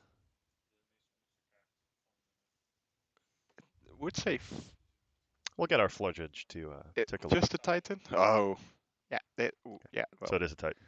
so because you can't really I don't think you can take ramp here and have it do something. You just take the payoff. Yeah, so you just take the Titan. But then still, you're way behind. Your opponent has a great start. Just what you want to do. Play 2 lands and some ramp. Play 2 ramp spells is great, and then they just play so well off the top. That's also the problem. Here, Hmm. Jesse rips an untap land to play a Starmagoyf to have the Which I think is clock. the best thing he wants here, turn 2. Yeah, of course, Put some pressure on but the Valkyrie player. how do you then win? Yeah, I think you're just hoping to chain discard spells here. You can even see maybe he could have killed the. The Tarmogoyf is already a 3/4, and he had Lightning Bolt, Ren, and 6. Hmm. With the Simian Spirit Guide, that would be 4 damage killing the Yeah, but are Tarmogoyf. you that scared of the Well, Tarmogoyf the here? problem with that, it doesn't work because the Lightning Bolt goes to the graveyard, growing the Tarmogoyf. Right. And also, no, you just prevent the damage Yeah, you just fog and get a land, and by then the you're happy, I block, and think. then, of course, your Ren and 6 gets pretty bad because the Tarmogoyf can just pressure that. True. Also, the Raging Ravine from Jesse, hoping to get enough lands that start activating that, I Yeah, assume. think that's the one land he keeps. Okay. Uh, Quite interesting. Looks like just kind of shuffling for the land opening. So blue-white control on one of the other tables already beat humans. So that is Stang's team then, I assume. Another off-camera game loss for the Thanks. humans player. And ooh, somebody's having fun. Ad nauseam gets to play against Tron. Oh, I I'm pretty sure one of those people, one of those people's having fun. Yeah, well, it's a bit of the same thing as this one, right? One person has all the lands in the world, and And then the other person just kills you. yeah, but here the person with all the lands in the world is gonna It might be, kill his opponent might have an edge here, yeah. in a reasonable amount of draw steps. I You think don't. when you have like a mulligan to 4 like Jesse did this time, you're pretty happy with discard spell go with Raging Ravine though, right? Yeah, it's above what you can expect. I really hope to see just Simeon Spirit Guide here for the block, and then maybe use the bolt to trade off for the Goyf. That would be some interesting Just hard gameplay. casting the Simian Spirit Yeah, Guide, you mean? just play the Grey Ogre. Why not? You're winning anyway with whatever. As long as you top deck anything in a reasonable time frame, of course. But you should. I think he feels his way ahead. He's debating maybe getting that Ren and 6 behind the chump blocker. I don't think Jesse's out of this game yet though.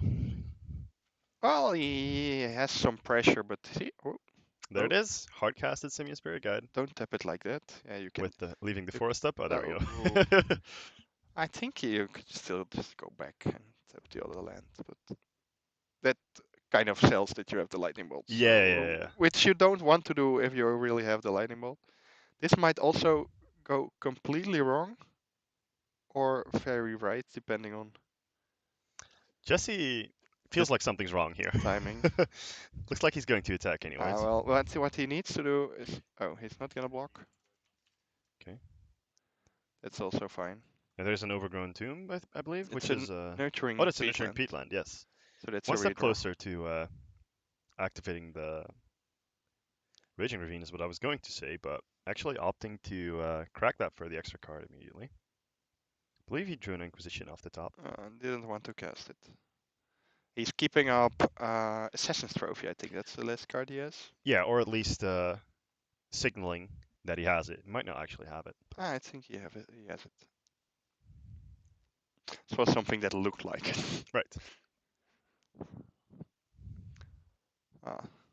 So here, So I'm debating what to do here. at the Ren and 6, getting back a land probably, which then doesn't do much. Not activating it at all. Kloppen die live totals, Erik? Getting back no land, just plussing.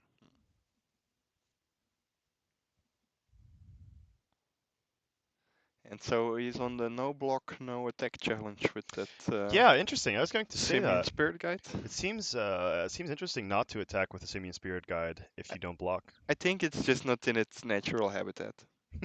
It's in No, play. no. It's supposed to be in the exile pile, It's asking, what the fuck am I doing here? Oops. basically trying to get Can we believe that? used to this new and interesting place. Yeah. Well, not the best use of a card, but Who knew? Monkeys in their natural habitat, the exile pile. Who would have thought? now we have the interesting decision of what to Assassin's Trophy.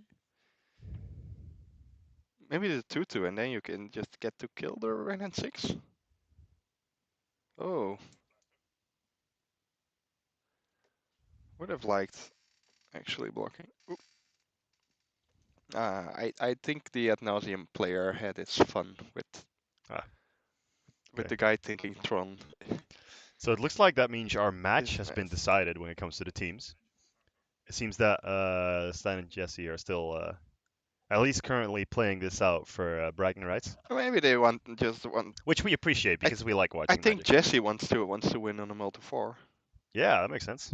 and Stan just wants to top deck a Titan. So Stein's team has already won this match. Um, the, both the player to either side of Stein has won their match, and since this is a team format, when 2 out of 3 players win their match, your team gets to scribble down a win on the sheet. Um, but I think we all like to see where this game heads from here.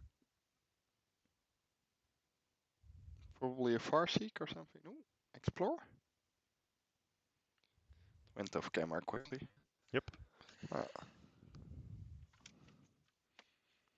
so, Jesse firing off the Inquisition here, bold face. Whoop. and then revealing Oh. Emrakul, the Aeon's Thorn, Yeah, which is a great card, except if it's yeah, stuck but in your hand. he is roughly 7 mana short of casting it. True. So that can happen, but that usually involves. Oh, Oh, there's the handshake. oh, oh, oh. I was going to say he was going to try to cheat that into play, and then he just did. He didn't even have to say it; he just did it. He Well, just showed us all. that's not a good spot to use your one time. But it is a nice finish. So that means Stein wins 2-0 here, and Stein's team has a clean win for this Yeah, for this so round. 6-0 in games. Just annihilate. I think they should be dropped from the tournament for sporting conduct or something. You're not allowed to win this hard. Come on. That's just mean.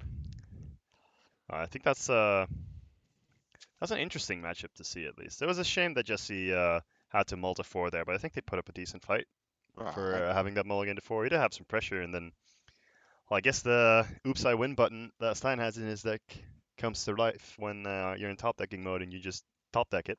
Oh. And I think it's rough because you get to see the Emrakul the turn before and think like, that's never gonna do anything. and then you die And then suddenly the Eldritch Abomination flies towards you. in horrible fashion. Yep. All right. But, Well, that means exciting finish for us at least. So yeah, that was listen, it's an interesting match to watch. We are going to take another break then. Find you the next match we're going to be looking at together. This means we're going to round 4 of the Swiss right now, which is the second to last round of the Swiss. We have 15 teams currently playing, which means we are playing 5 rounds of Swiss with a cutoff to top 4. And we'll be here for you for the rest of the day. For now, though, we'll be taking a short break. Again, we'll play some music for you, and we'll keep you updated once we get back.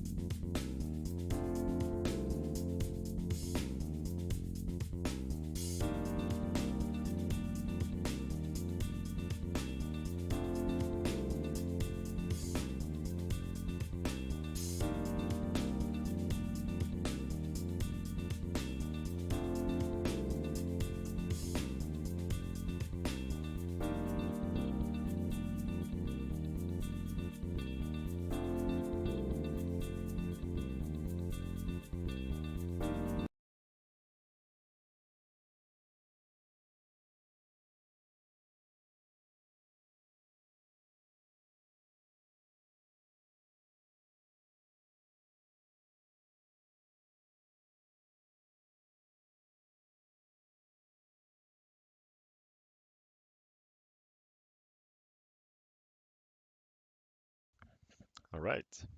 Looks like we are heading back into, I believe, our fourth match of the day. Our players are getting ready and shuffling right now.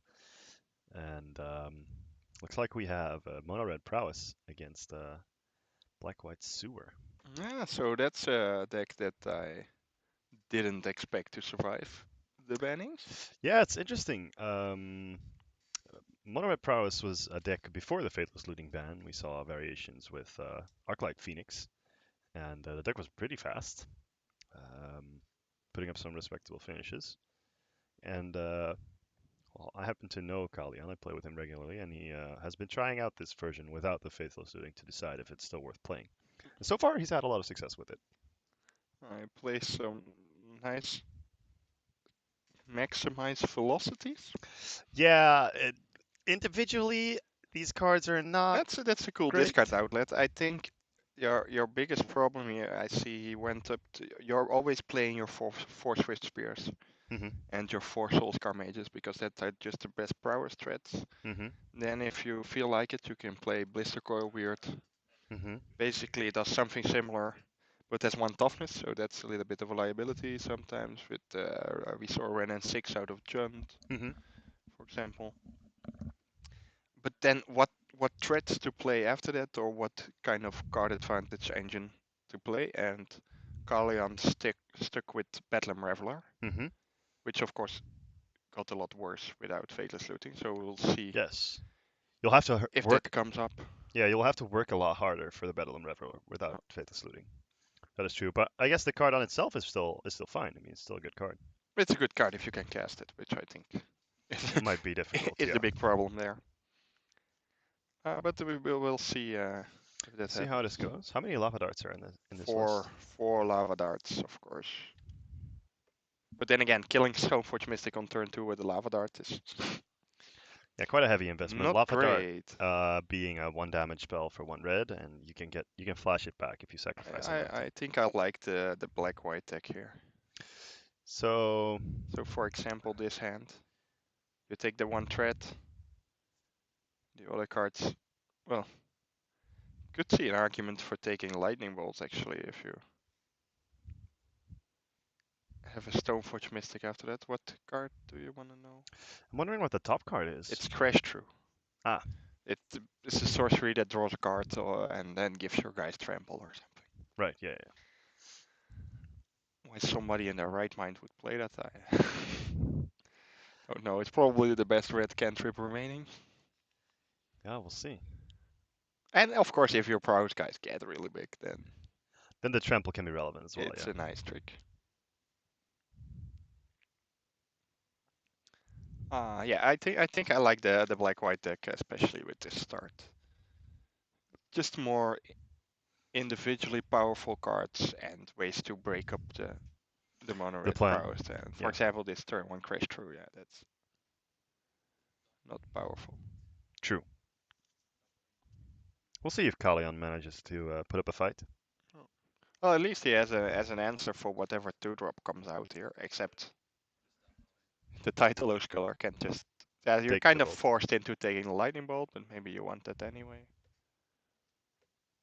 There it goes. That's a disadvantage of. No, not really. You can't. Responding to the Titleos color trigger with the lightning bolt is not that good. No, I don't think so because you still get to take the card out of the Yeah, hand. and then it's exiled forever. Yeah. They at some point they switched that templating, and it has made Yeah. things a lot more difficult if you think back to older cards. And then so Yeah, it's here quite is surprising they didn't just errata that, but they changed the template instead. yeah, but they basically reprinted the same cards again, right? They used to have Fiend Hunter, and then they made Banisher Priest, and Right. Kalian managed to find a threat and the lightning bolt for that scholar, so that's quite good. Yep. Coming in for 2 and getting another lightning bolt back. That other lightning bolt should go to the graveyard instead of floating in Yep. space. Yeah. There it is. I'm expecting now to play Liliana here and minus it, but that's not Against the great revealed against lightning the bolt? lava dart, maybe. Yeah, well, the lightning bolt is going to kill whatever, basically anything you play. And I think you just want to answer those threats. in whatever way works for you, Mm-hmm. because that's the real damage output. You're not gonna die to a bunch of lava darts. Okay, so there it is. You're The gonna Liliana die comes if down. you take 4 from that Swift Spear. Sure. So the And then Liliana edicts away the Swift Spear uh, right there. and you force him into paying a mana here to lava dart it, so it's Not not horrible. all bad. Maybe cycle some more of those crash throughs. Speaking of horrible, that is not the spot where you want to play them. But at least he found another Swift Spear. Okay, that's better than hitting it with lava dart, mostly because you get it into play. Yeah. Oh, there's another Liliana. Yeah, so he's. Yeah, I think now it also drew an Inquisition, but he's not even bothering. He's just keeping the board clear of whatever. I think at some I point think it's you're. the right thing because Yeah, Kalian will play definitely. like 5 or 6 spells in a turn if you let him. Just keep killing that creature. You see, he's still at 17, Mm-hmm. and Kalian cycled a bit and answered some cards, but yeah, here he's going to cycle those Metamorphoses as well. This is not the spot where that card is great, but yeah, he needs to keep finding threats. Yeah. I think actually in this game, oops, another crash true. His Battle Revelos might be okay. Mm-hmm. There's the lava dart taking out the Liliana. Uh, The thing here is I don't think he dealt any damage to face, so the light of the stages are not on. But he still has a bolt probably for whatever is played next. But yeah, We'll see. now Yeah, I this was going go. to say I fear like you're just going to get a discard spell, and that will be pretty rough for Kalian here. If you just take that lightning bolt here and slam that Stoneforge Mystic, he's going for light of the stage because he just doesn't want the prowess deck To get their engine going. get a real turn to do something. But now you can't really play that Stoneforge. It's gonna Does happen it anyway, anyway. just to So find maybe get the. a sword then to go with that lingering souls in a few turns. Yep, appears to be now its plan as well, way ahead of us. Then again, he played with Stoneforge Mystic. I haven't for years, so he at Yeah, least that played is a 3 rounds. sort of fire and ice, I believe. That's what he got. Yes, the new artwork should also be forbidden.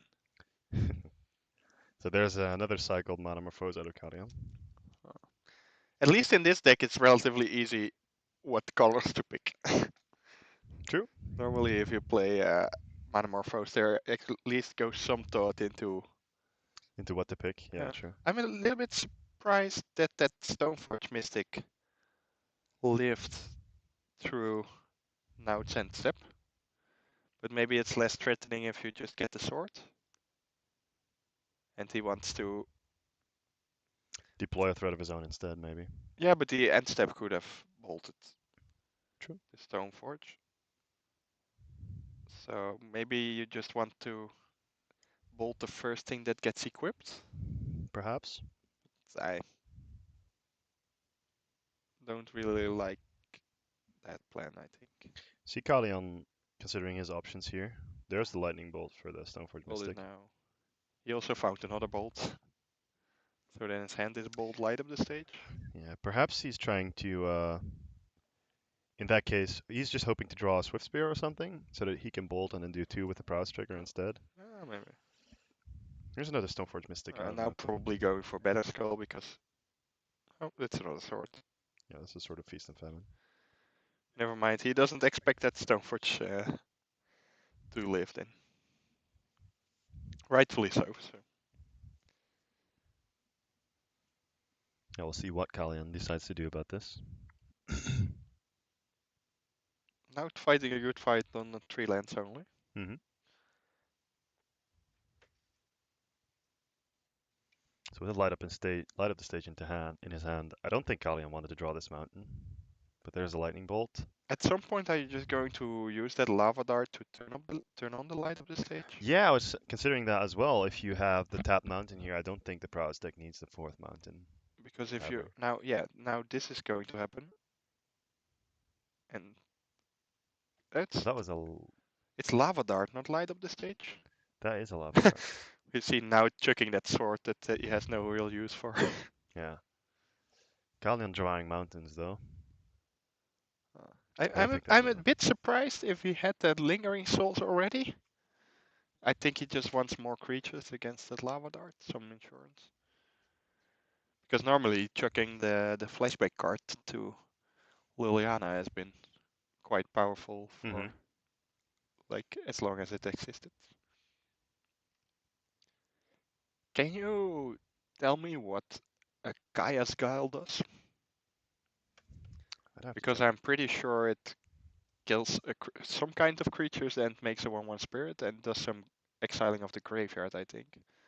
But Chaos not entirely Guile, sure how. you need to choose two, and the options are each opponent sacrifices a creature, exile all cards from each opponent's graveyard, create a 1/1, and game 4. So you do get the option to exile your opponent's graveyard with Ah, okay, the then Chaos Guile. then I think at some point you should just exile your opponent's graveyard to turn on Bedlam Reveler. Turn off Bedlam Reveler, Mm-hmm. but maybe he's not expecting that one. Also, you're now getting 2 lava darts out of the deal. Maybe that's good enough if you try to kill him with Spirit. Yeah, it does. But we'll see what now does. I think he's quite far ahead. I don't even know if Kalian draws a uh, what do you call it? A Bedlam Reveler. Mm-hmm. What is he really going to do with it?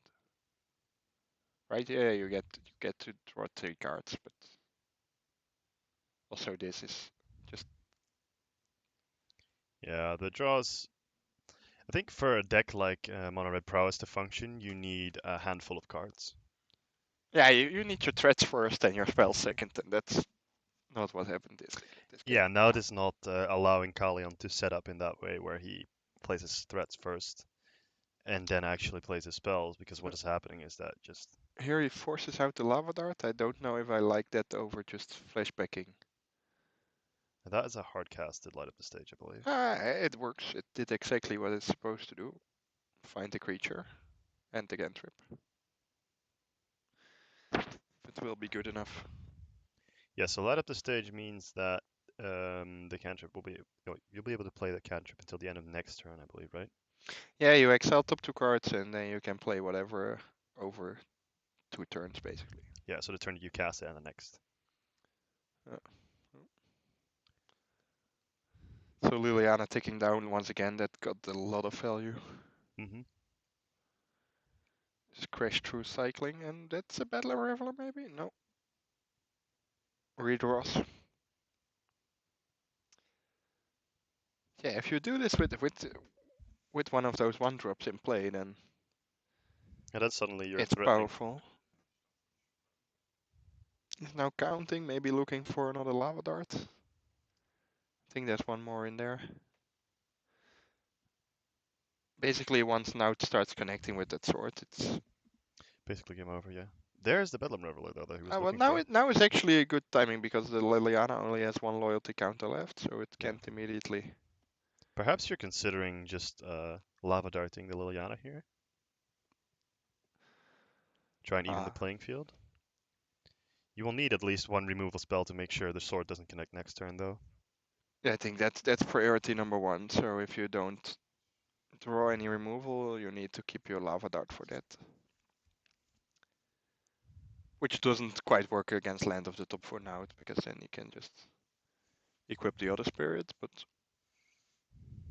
Well, you can maybe only it's good sorcery enough. speed equip, right? So you can just flash back the. Yeah, but you have to respond to the equip, Ah, so you yes, could of go course, because it equip, gets +2/+2. Yes, you're right. then, oh, that doesn't work, equip the other thing. But that Bedlam Reveler might bail him out. Apparently, he drew three good cards. He drew three good cards because he's debating which one to play. Yeah. I think that's a pretty easy choice if you have it. I think So his I other guess cards are a bauble and something else. And that's something, yeah, okay, I don't know how this is useful, but it indeed got the got the power trigger. Oh, perhaps. I see. Can we get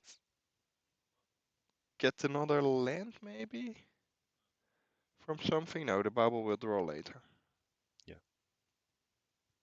Oh, oh.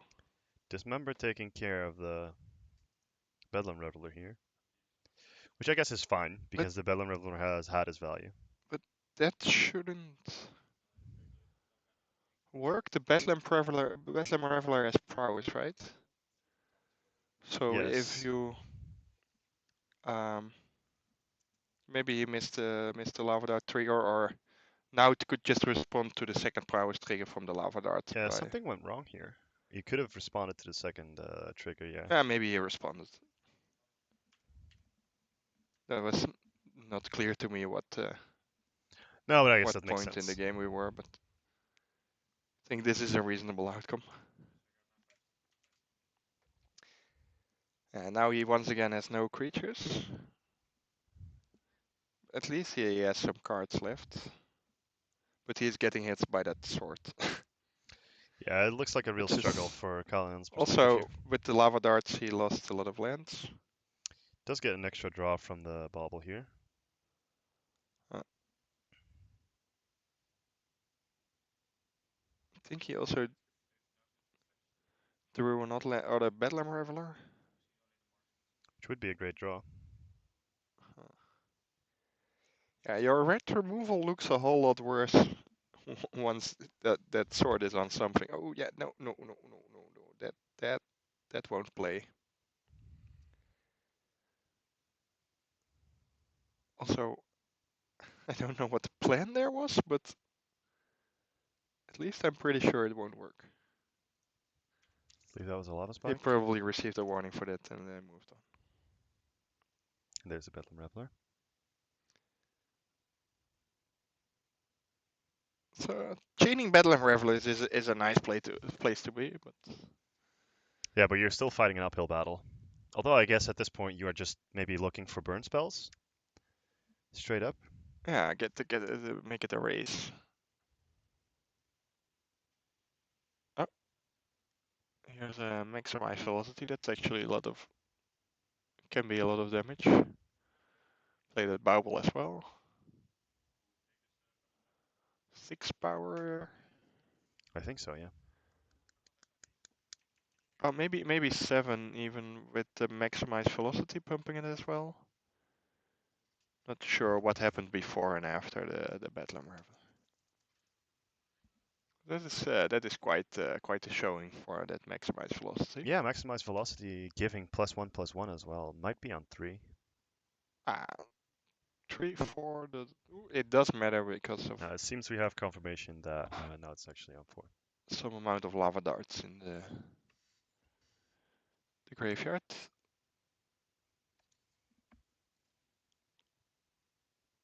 But I think that sword also dealt not a bunch of damage.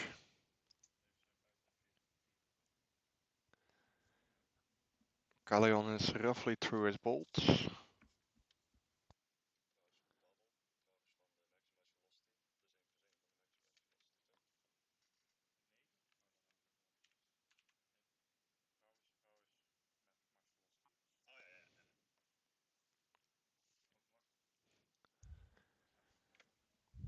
Okay, so it looks like So Kalyan's being hit down as well. uh, And another Bedlam Reveler got removed. what killed it? I'm not quite sure. Oh, that Kaya's Guile. What does it do again? It does It gains life. sacrifice. Oh, Sacrifice a creature. but the other mode, can it gain life? Yes, it can. So probably now it's up to some additional life points. So to not get lava spiked out of this game, you can gain 4 or something. Yep, you can gain 4 with Kaya's Guile. Yeah, and at that point, Your opponent is on a 2-turn clock again. That Solskjaer mage, And the mismatching mountain, no. yeah, at some point your deck just gets too expensive, right? With all these bannings left and right, you lose cards, you have to improvise. Yeah, fair enough. Just take the mountain that you still had lying around in your jar somewhere. I, he doesn't want to switch them all to snow-covered mountains, I think, because it's this nice picture.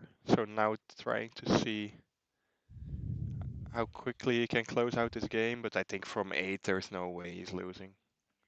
That Kaya's guy really, really powerful. Here you Yeah, can. Kalion Oh, flashbacking the lava dart to keep the Soul Scar Mage alive here. yeah, I don't actually like The fact that he tried to kill it. trying to kill it. I think if you send the damage phase, are you not just winning? But maybe you can win with whatever else anyway. Well, if you send it face, then you're guaranteed to win on the next turn, right? Unless your opponent finds an answer for the equipped Yeah, because spirit, then which it's he doesn't. 4 and you will deal 5 again next turn, and Yeah, this. and your sword gives protection from red, right? So Yeah, this is not 5.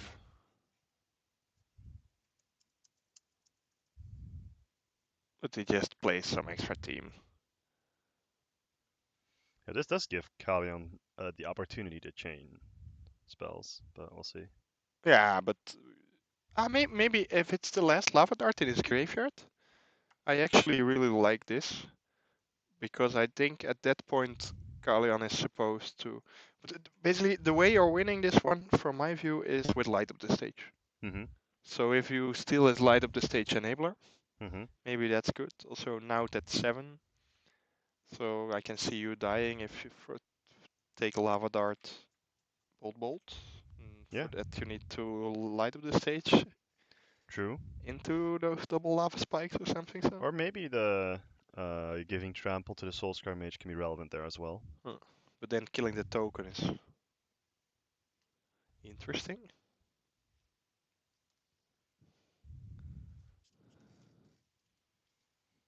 Interesting. Yeah. Okay. Well, it looks like Kalion's teammates are doing well though. Kalion's teammates have been winning. One of his teammates is playing a Valakut deck against humans, and he won 1-0. And you have Blue-White Stoneforge against Spirits, that also went Blue-White Stoneforge's way for the first game. So Kalion not under a lot of pressure here with its teammates winning so far, but I bet he'll still want to win the next game. Yeah.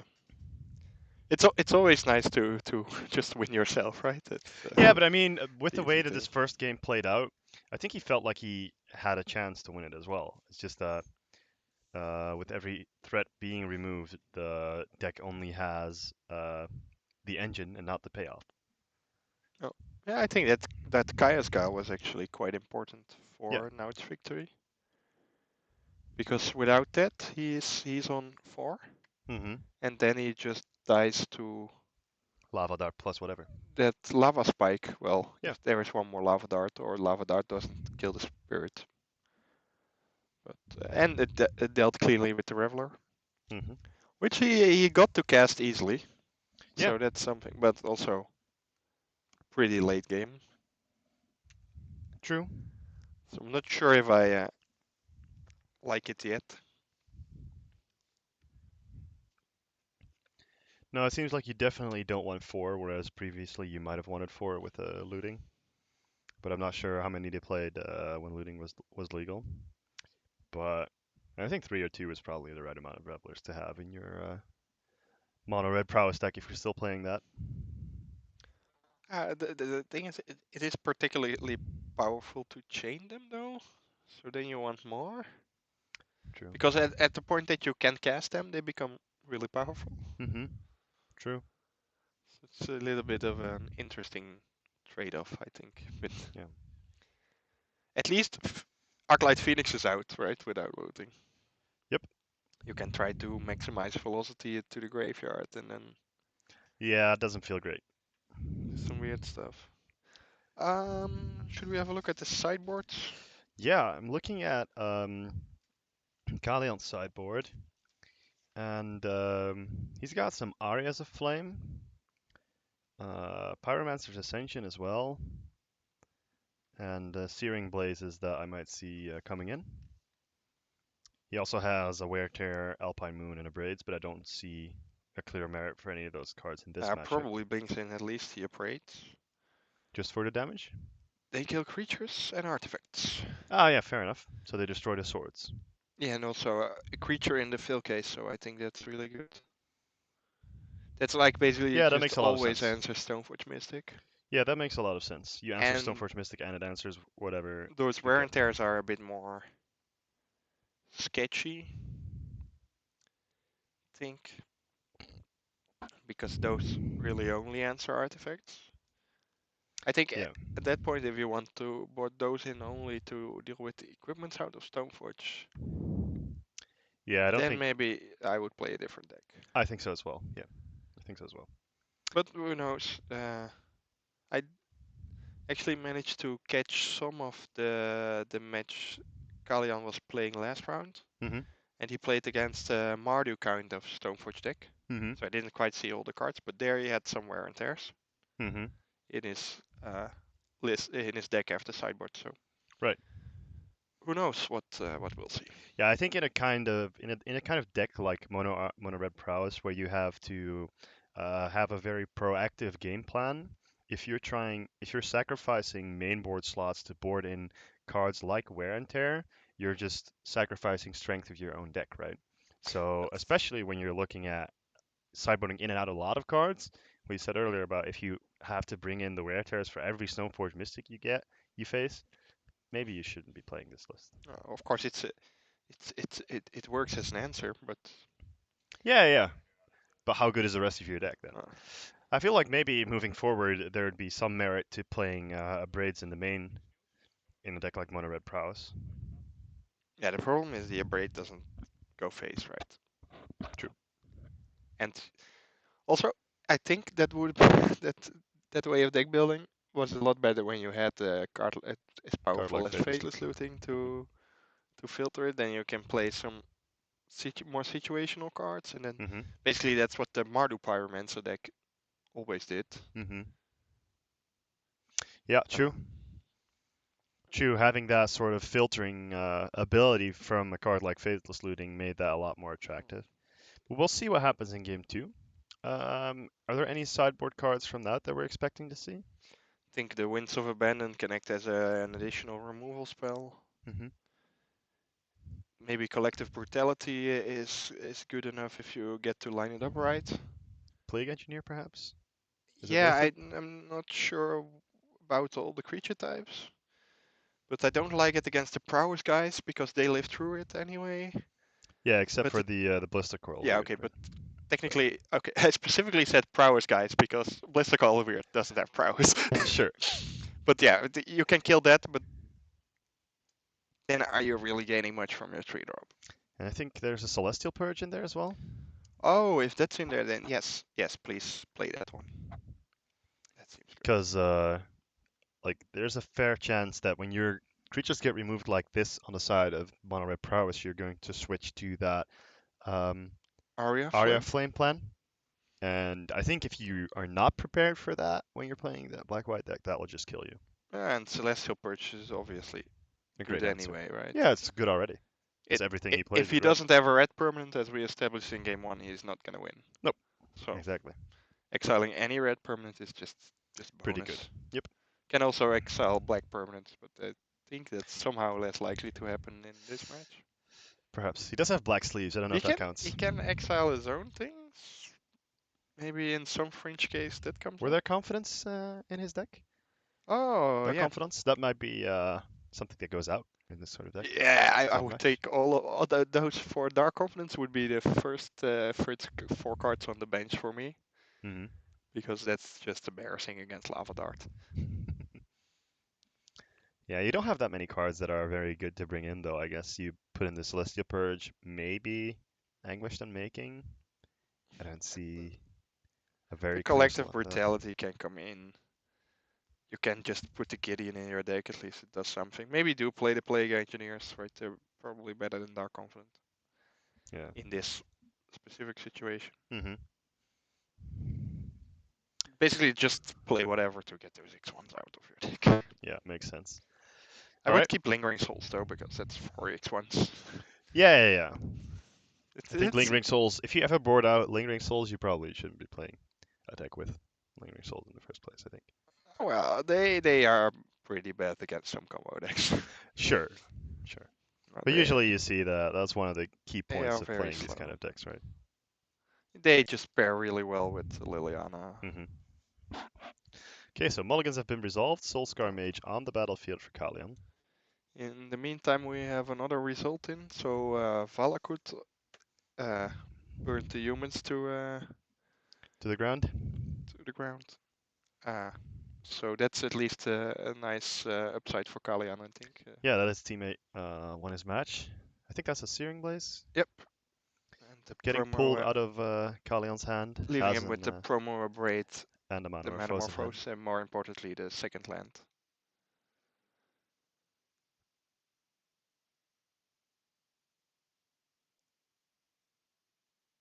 Here we get Metamorphose into, ooh, the Mismatch Mountain.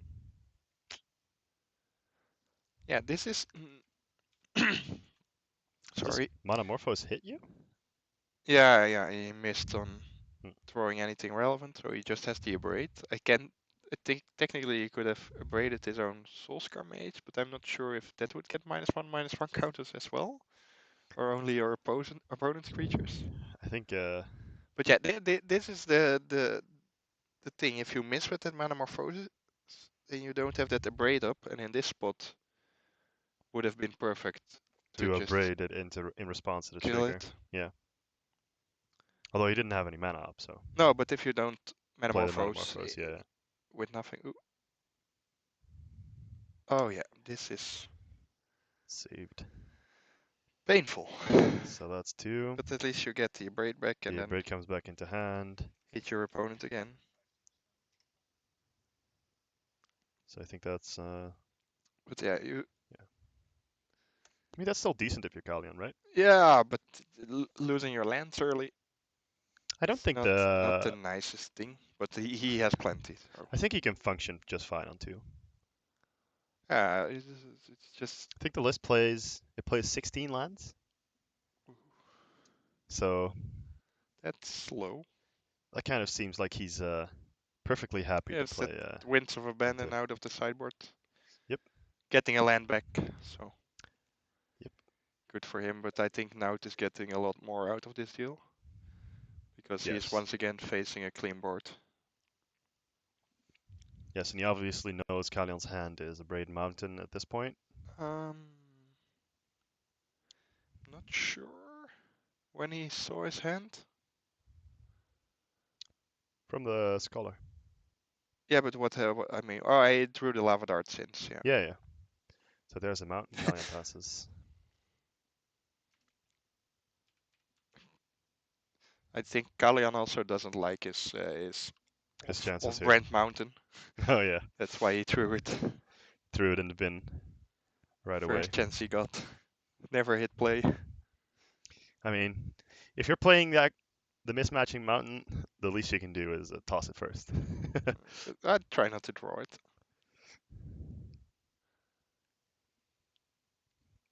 See what comes out of Naut's deck here. Yeah, Liliana of the Veil, so possibly. he Oh, knows Lingering Souls. knows about it. The braid. Just try to annoy your opponent with lingering souls. Mm-hmm. At some point, they need to answer them. Yeah, I feel like the sort of deck that Kalian's playing is a lot more suited in a matchup where your opponent tries to interact with you a lot less. Like sort of a combo Oh deck. yeah, it can definitely kill quickly. But it And of looks course, pretty. his red cards are still good here, but just this draw is also not the best. Probably only has the abrade still, so then does this, yeah. Yep. Show a pile of mountains, then Stoneforge Mystic can come down and clean up this mess. Mm-hmm. So then you get the Sword of Fire and Ice again? Or you get the Battle Well, Scroll? apparently you get the glass skill. I trust that that is correct. I guess if the Battle Skull connects, then Also, I don't think at this point. I think if the Battle Skull connects, it becomes really hard for Galleon to win this game, right? Yeah, but he's already on 14, so. Also, you know that your opponent has two mountains in hand, so what can he really draw if you have that sort of fire and ice, right? Yeah, another Abrade, and otherwise Yeah, he okay, just but dies. that also, That's also an answer for the Battle Skull. yeah, which I don't quite get. If you manage to keep 3 mana up, then you can play around any future braids. But the way he tapped now with cycling that land, he doesn't have 3 mana up. Hmm. So, but yeah, I think Battle Skull is gonna mop up.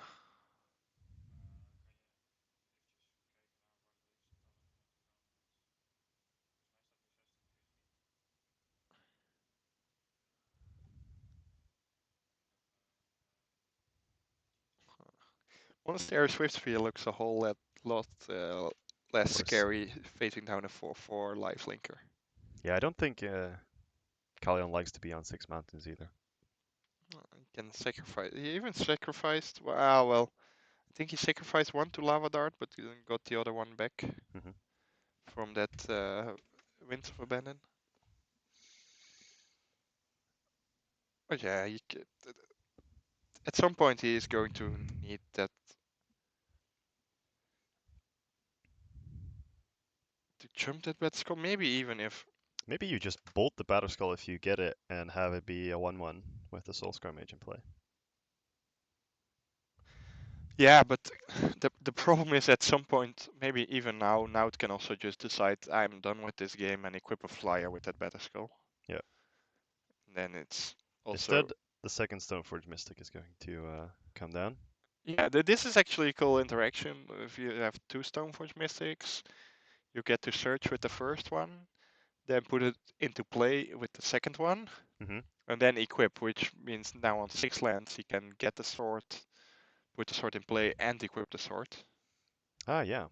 Not even to the Battle Skull for some reason.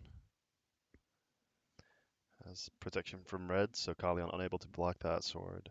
Yeah, but that's on Even the if you have flyer flying. anyway. Yeah, Yeah. but why not put it on the Battle Skull and Yeah, just make sure you connect with everything.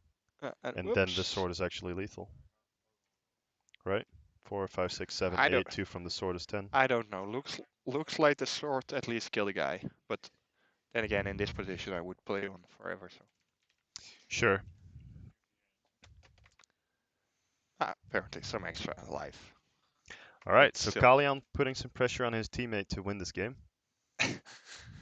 Yeah, that's always a nice time to look to the side and well, See how your teammates are doing, yeah? your go. You But try and do as I said, better. I think the mono red prowess deck can steal games from uninteractive decks, but Yeah, the likes of black white, it's fast, but it has some some weak issues spots. maybe.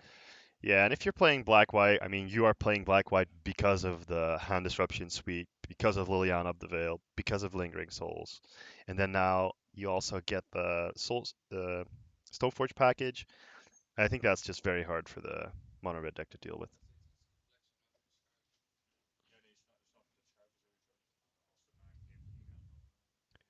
So what we're doing right now is we're checking if the last match right here is.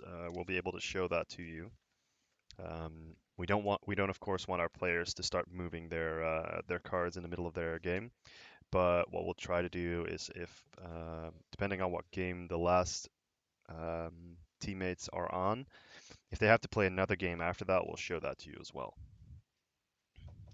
Do we have some recap of what they are actually playing again?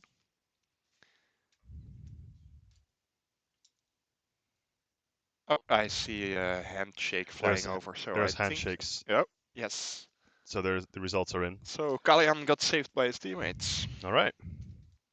Well, you can't win them all. and he gets to sign the result slip. So lucky. That's All the right. best part about being in the middle, I I guess. guess, yeah. But Blue-Eyed Stoneforge cleaned up. I guess Blue-Eyed Spirits, maybe Bond Spirits. Yeah, and then Valakut versus 2-0. humans. I can assume that that was a pretty close match. Yeah, well, Primeval Titan generally does well against Against humans. Yeah, a sure, bunch of but sad-looking creatures. true. But humans does have some sort of disruptive power and becomes pretty big pretty fast, right? So You can raise assume you can win that matchup. But some of your interaction is maybe not okay, great. so if you've just joined us, this was the fourth round of our Team Modern tournament today. We are playing with the new banned and restricted announcement, obviously going live to Paper Magic as of today. Faithless Looting and Hogak are currently banned in Modern, and Stoneforge Mystic has been unbanned. This was round 4, which means we have one more round until we have a cutoff to top 4 of this Team Modern tournament with 45 players in total. We're going to take a short break. We'll play some music for you in the meantime, and we'll be back with you with round 5 of today.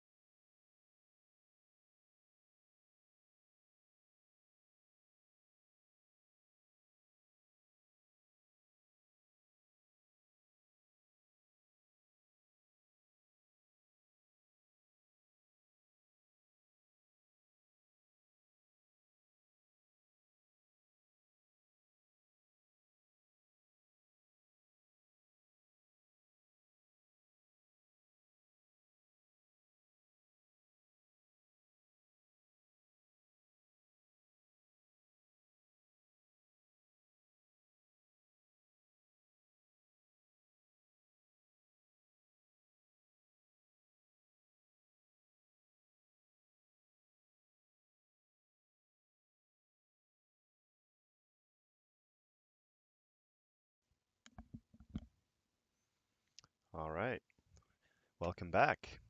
We are currently heading into round 5, and we've got Jund versus Grixis here, it Yeah, I think seems. so. Jesse is back. I think we already saw him when he was playing against Playing maybe Jund before, yep. whatever deck. And So yeah, he was playing the Oops Emrakul deck before, I oh think. yeah, that one. And he's playing against Thijs van der Meer, who has an interesting Mardu amalgamation with the main deck sort of Sinnoh and Steel. So prepared for the Stoneforge Mirror, I guess, because he's playing for Stoneforge Mystics and some horrible handwriting. Well, we don't judge people based off of handwriting. Well, Judge them based on magic. it helps. Currently, he is using a lightning bolt to kill a Tarmogoyf. That That's doesn't also happen often. an achievement.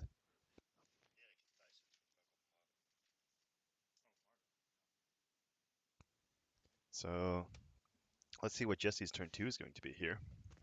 I think that's an Overgrown Tomb and a Blood Crypt in play for Jesse right now.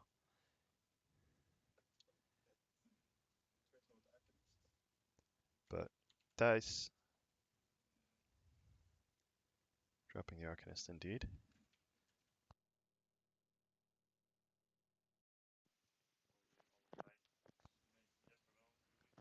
So And then, so that Dreadhorde Arcanist on might the be able side of to dice. attack and kill another Tarmogoyf.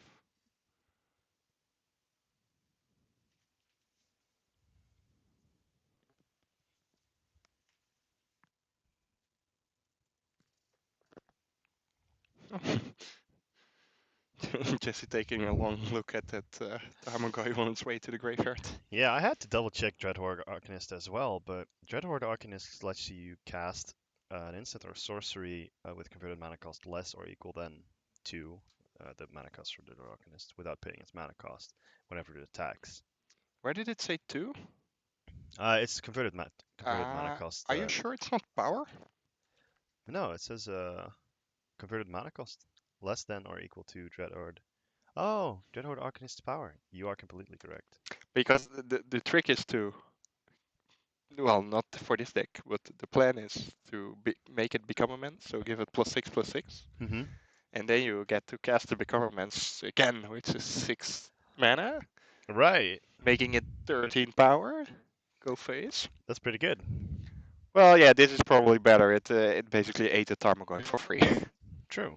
This is the first time I've seen this card in Modern. It was actually, I think there was some hype surrounding it when it got printed, Interesting. but then it was never really any good. But now you can just play a whole lot of 2 drops and then Yeah, makes sense. maybe see up and There's another lightning bolt. that tracker. And it's gonna be interesting to see if he, Flashes it back on this attack. yeah, just wants to have the damage phase or not. Maybe not. Doesn't seem that powerful having the bolt as an option later. Seems better, On the but other hand, if you're playing Jund, you're never guaranteed the safety of your creatures. So maybe it's good to just use it whenever you can.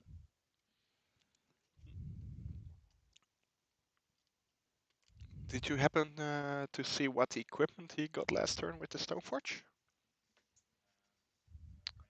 I have to admit I missed that.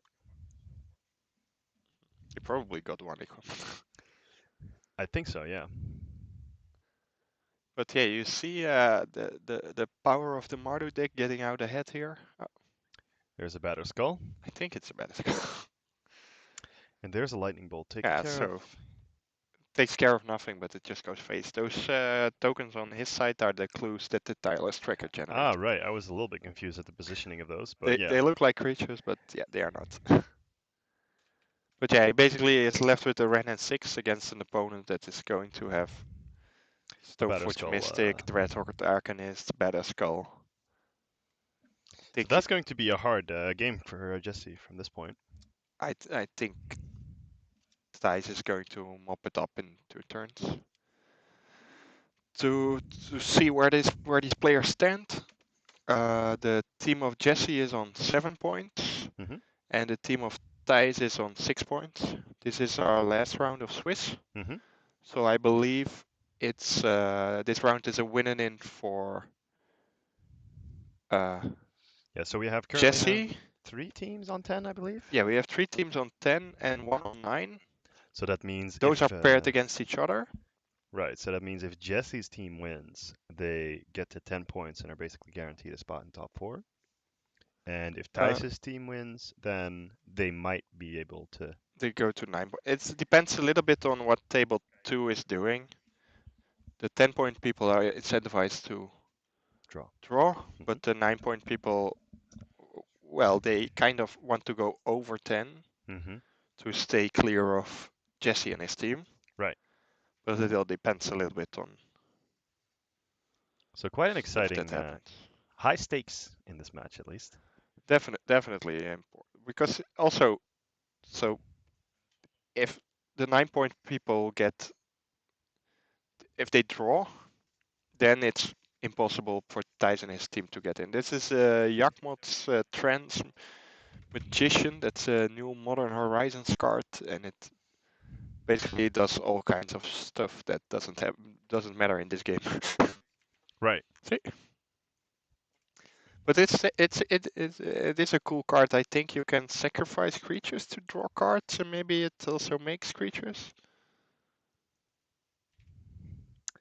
Let me double check that. It is indeed Yawgmoth Thran Physician, protection from humans. Pay 1 life, Always good. sacrifice another creature, put a -1/-1 counter on up to one target creature and draw a card. Okay. And then you can also, for double black, discard a card, proliferate. Oh, okay. So that's what I thought. If you pair this with Giralf's Messenger, or with any persist creature for that matter, Right? you uh, get to sacrifice it to the Yawgmoth. Mm-hmm. Then it comes back with the -1/-1 counter. Mm-hmm. No, that doesn't work. No, because then you can No, no, proliferate it. sorry. It's not a persist creature. It's an undying creature. It comes back with a +1/+1 counter. Ah, And right. then the ability uh, puts a -1/-1 counter on it. Mm-hmm. So they cancel out. And then Right. you have your fresh Giralf's Messenger or whatever. I think you need two to go Yeah. deal a lot of life loss. Yeah, I mean, you lose life, but you also draw cards, so. It's a Are cool there card. any persist creatures in Oh no, Thijs' list? oh no! I think he's just playing it because it looks good against humans, and he gets a lot of stupid bodies that you just want to Yeah, I guess if he has the Mardu list with uh, trade for Lingering cards. Souls, then might be good. He also has 4 seasoned pyromancer, so. Yeah, you can always Um, block and then sacrifice to draw cards. Seems pretty in good. the meantime, on the one of the side tables, humans is up a game versus Junt. Okay, So so that's on Jesse's side. yeah, And then we also have Tron versus Blue Eye Control. yeah. So I'm expecting the results to come in shortly and say that Tron 8 blue-white control, but let's see. We'll see what happens. I think they have Um, forces for their cards and stuff now, so maybe it's not as bad as it used to be, but we'll it's see. probably still terrible. Maybe we can have a look at any impactful sideboard cards. Sure.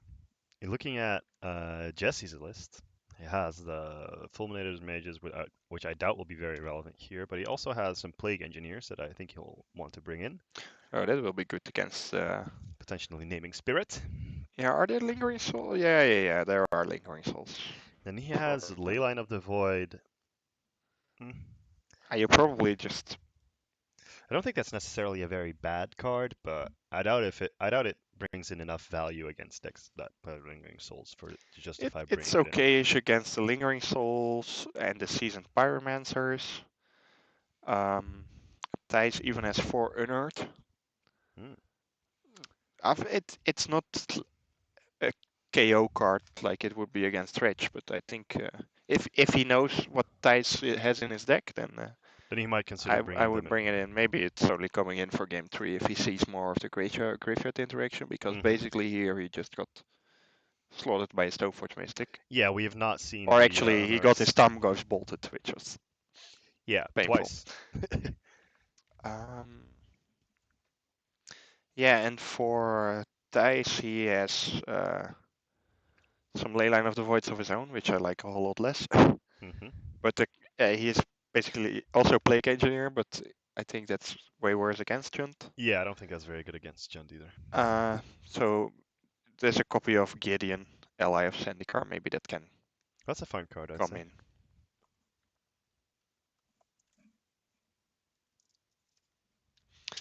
But basically, we should see a nice mid-range battle if it's not someone running away with the game. Yeah, hopefully some interesting interactive magic here. Seems like Mardu has always been a Shit. decent Oh. a decent shell, but doesn't quite have the all of the cards to justify a complete deck. Oh, well, I think it gained a lot from Stoneforge Mystic. It used to be that you True. just didn't have a good threat. Yeah, you had Mardu Pyromancer for a little while that had uh, Yeah, but obviously that's Lang Pyromancer, and then a the little fragile. yes, it was, but also very disruptive. So I think with this Stoneforge Mystic, you just have a really good 2-drop that was used to be reserved for the Junt deck, right? Why would you play Mardu if you can just play Junt? right, why would you play Young Pyromancer if you can just play Tarmogoyf? Yeah, because Tarmogoyf is just a lot harder. Used to be a lot harder to kill. And also, on its own, it does a lot. Young Pyromancer requires at least some work to Yeah, true. be a relevant card. True. It's always very scary, but there are always those games where you just don't have the follow up for the young pyromancer and just dies. You're like, well, Yeah, or it doesn't attack very well on its own, right? to be fair, we've just seen that there are also the games where you play Tarmogoyf and it just gets bolted twice. But Yeah, but that's somewhat harder. I true. already spotted the Leyline of the Void in Jesse's grip. Ah, He's taking a mulligan, but he at least boarded him in, so he probably has some idea of what all is going on in Thai-Stick. hmm maybe they've seen them play at the tables in between rounds. So It's a relatively small tournament, right? yeah, 15 teams. Well, it amounts to quite some people, but yeah, 15 teams is not that much. you have some time to see the room. Hmm. True. So I believe Jesse's looking at 6 here. Yeah, well, in the London Mulligan way. Maybe That 5 says only? 5. Yeah, that's. Jesse having some unfortunate draws then. The last game we saw him, he had to mulligan at 4 as well. Oh, yeah. Maybe. Can we check the list to see if it.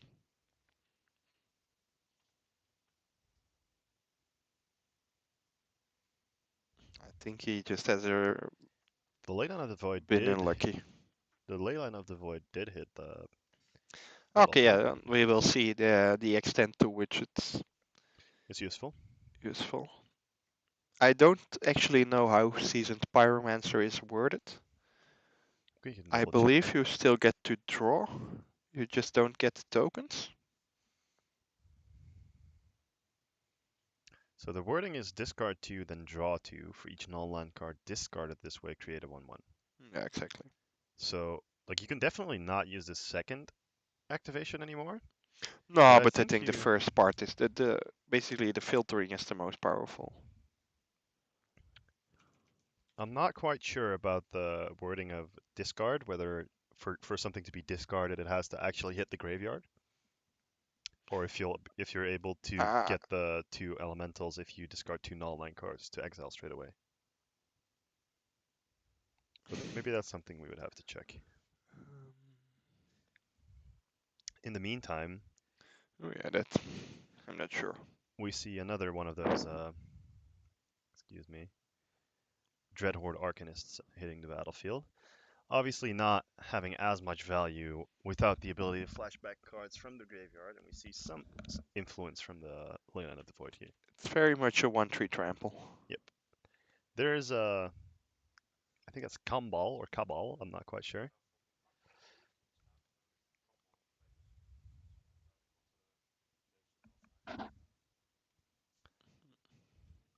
I expect we're going to see some triggers from that.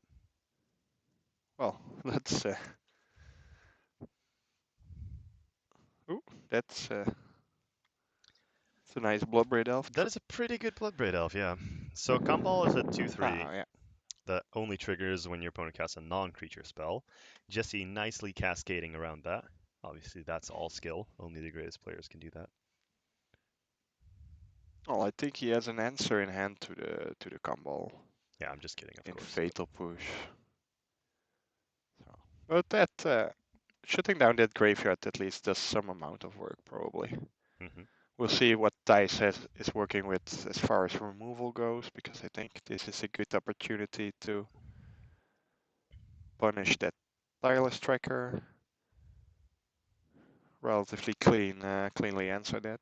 Hmm. Of course, it's a free card of the Bloodbraid Elf, but then again, the Bloodbraid Elf is. Ooh. Yeah, this Instead, is. Dice is going to draw a card Yeah, from the land there, and then play a like Lightning Bolt. Okay. that's not. So the Kumbal only triggers on an opponent's spell, so Jesse pointing to that, but does not quite work out here. And then there's a Fatal Push Oh, for the okay. Bloodbraid So Elf he as well. cracked the land to get the board clean and then rumble And for in. 3. I think actually Jesse might do something similar, cracking one of those canopy lands and then pushing. Hmm. Basically, a good revolt enabler. We'll get one trigger from the Kumbal then at least. Yeah, now we get into some kind of top deck wars, right? Yeah, where I think you want to be in this kind of war when you're playing Jund, though. Yeah, but then again, in this case, you're playing against that Mardu deck, so how much do you gain? And then I think this Gideon ally of Zendikar is going to be too much to overcome. Yeah. There was a Because second copy of Leyline of the Void in yeah, Jesse's hand there, which is. that is not great, and 2 lands. Hmm. So that just means you're taking 8 on the next turn, and then you're pretty dead soon Yep. after. So even if you do Probably. get the So Thijs just clean answer. taking advantage of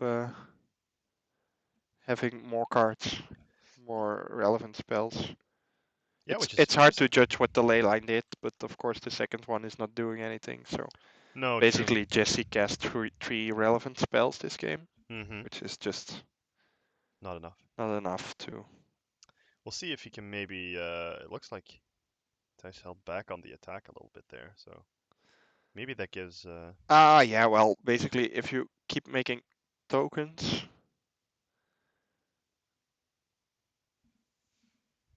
then you don't get blown out by an assassin's trophy. True. And also, Curious if there's any sort of mass removal in the deck for Jesse. I don't think so. I normally think not. he's looking for a Plague Engineer right now, Yeah, but and what are you that gonna probably name won't with the even do plague enough. engineer? You can kill Yep. those 2 elementals. Instead, Jesse extends the handshake, and that means Dice is going to win round 5 for his team at least. 0-2 against Jun.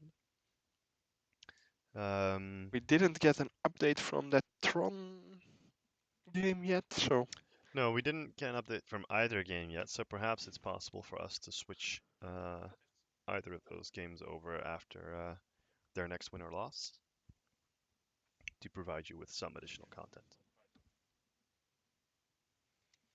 We're checking that right now. I think so far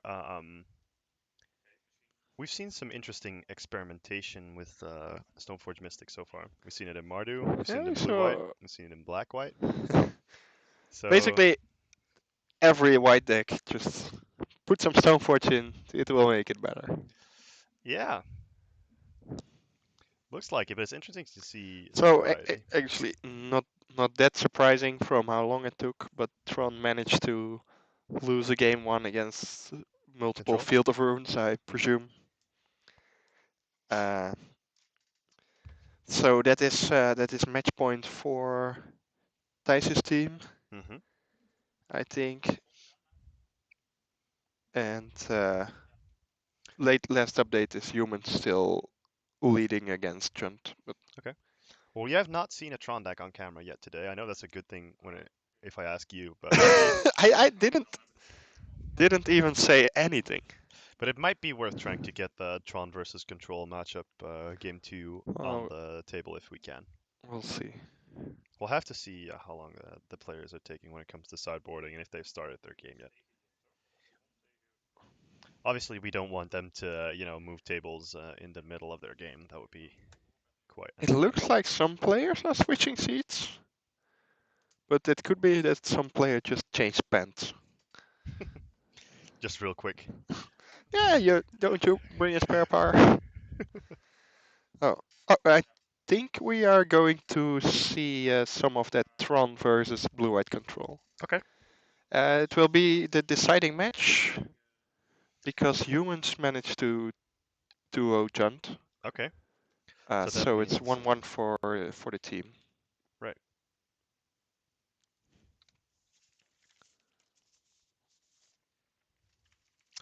Interesting. So that means we'll be looking at blue-white control versus Tron. Yeah.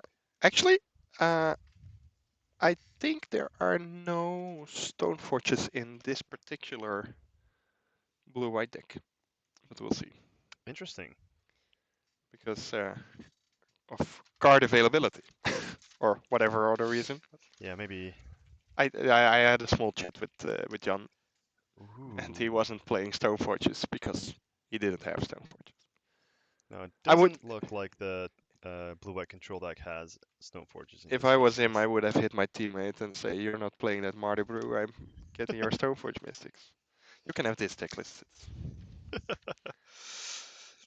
Yeah, this has Karn Liberated on it, and I feel like you're a little bit allergic to that card.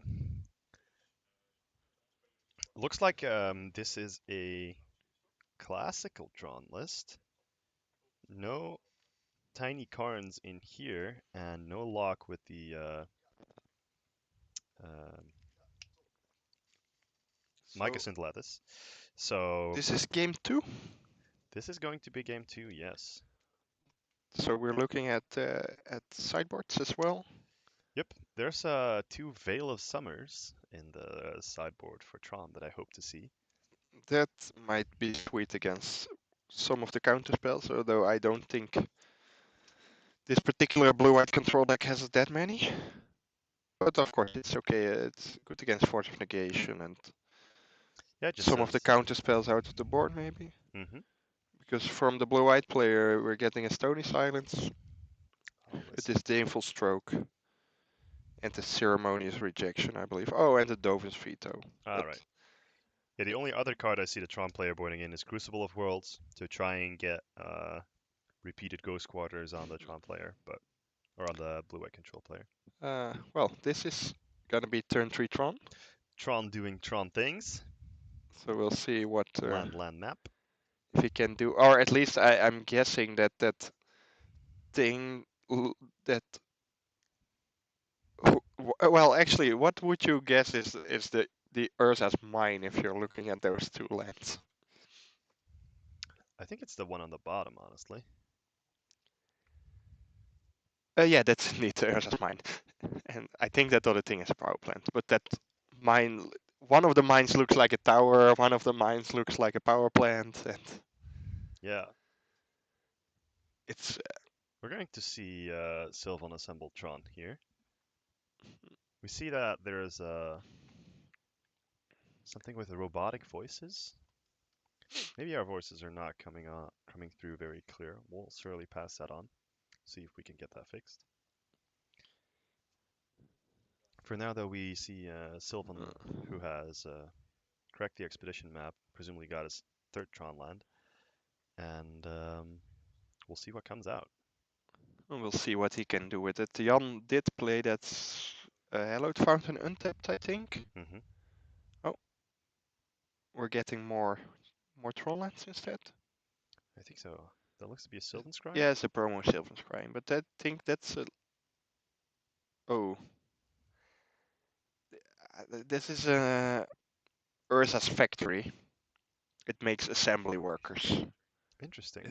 It's an Urza. It's an Urza's factory. Ah. Mishra's factory is all all more busted card, but this is Urza's alternative, Mm-hmm. and it makes tutus. Interesting. We'll see how much that does in the game.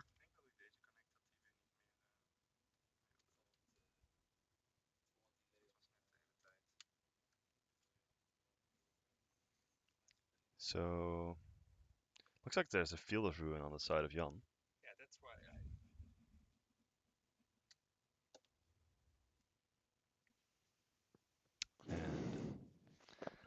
there's an Oblivion stone coming out for Sylvan. We've seen your comment with the robotic voices, and we are trying to resolve that. That'll probably happen after this game.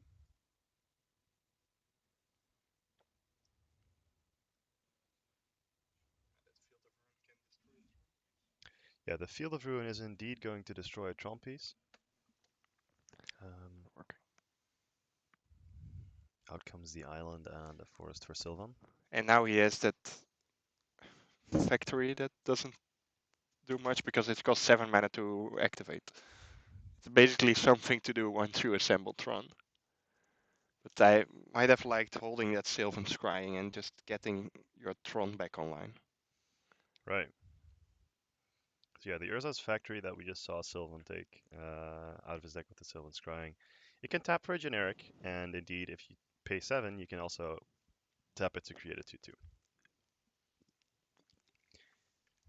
Which of course seems like a decent avenue against blue-white control, just being able to create creatures without casting spells.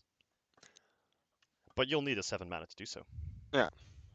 But maybe he has more access to Tron anyway. There is a Narset Yeah, in the field, I believe. Jan activated first half of Dig Through Time. Yep. Getting a Cryptic.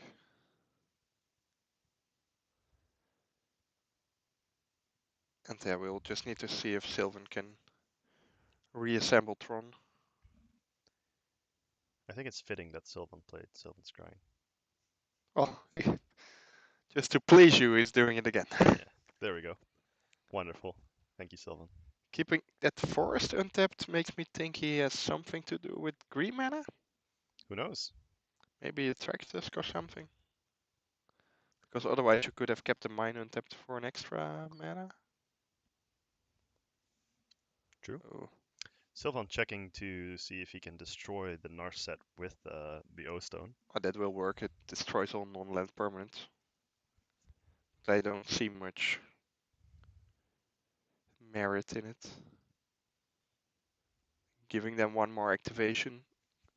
Do something powerful getting under that cryptic command. Doesn't look like he's going to do either of those things. He does have the option to blow out the Oblivion Stone should something interesting hit the board from Jan. But I doubt Jan will mind very much after getting 2 activations out of his Narset. Yeah, that's basically all it's there for. Whew.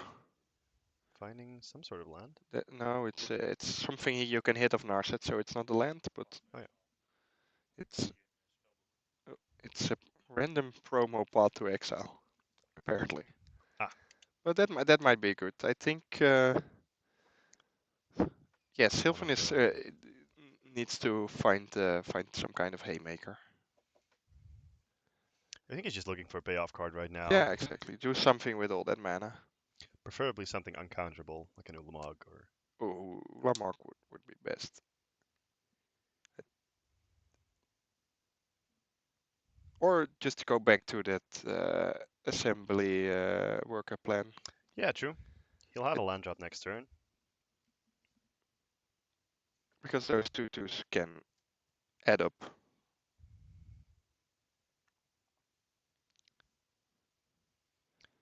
Celestial Colonnade from Jan. And no more Field of Runes means mean, Sylvan will actually He's have Tron assembled yeah, right now. he's throwing away that Path to Exile again, I think. I think that's 11 mana for Sylvan right now, and he Ah, passes. he just is gonna make it 2/2. What do you do? What do you do with Tron? Make 2/2s. It's actually a cool card to fetch, right? But I think it's not many lists have it, but it's perfectly reasonable here. Is it in his main deck? Probably, because that's not something I would Yes. make sideboard space. So what doesn't he have? Because you always put it in place of something else, of course. Yeah, I think he is just a little low on actual forests. I think 3 forests. I think that's okay still. Yeah, it's okay, but he also has a blast zone and the ghost quarter and the sanctum of Ugin. Hmm. So it's not like he's missing any lands there. I never look at Tron lists, so I don't know what random one-off lands they play. And when you do you like close your eyes as much as you can, or? No, I just don't look. All right, Snapcaster Mage from Jan. I think that's just going to get blocked by a 2/2 from Sylvan, though. I think Sylvan is happy to make that kind of trade every day. Uh, He's not even going to bother. I think he just wants to make an attack force to pressure planeswalkers.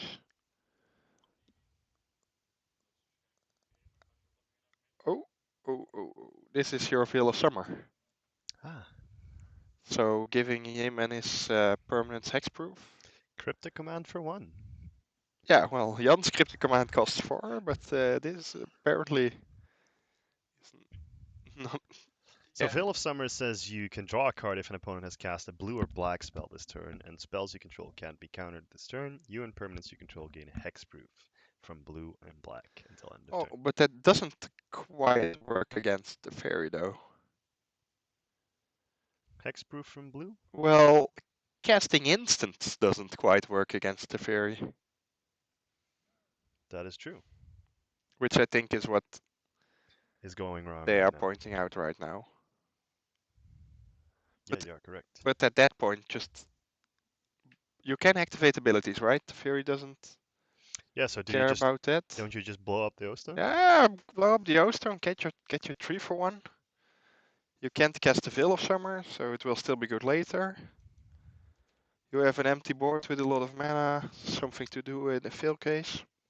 But the Teferi did tick down, and the O-Stone is still on the board right now. Yeah, I Or are think we still talking about they're this? discussing Yeah, yeah, okay. what's happening, and I believe, depending on how the Teferi is worded, that Jan maybe won't get to draw the card. We'll have to double check.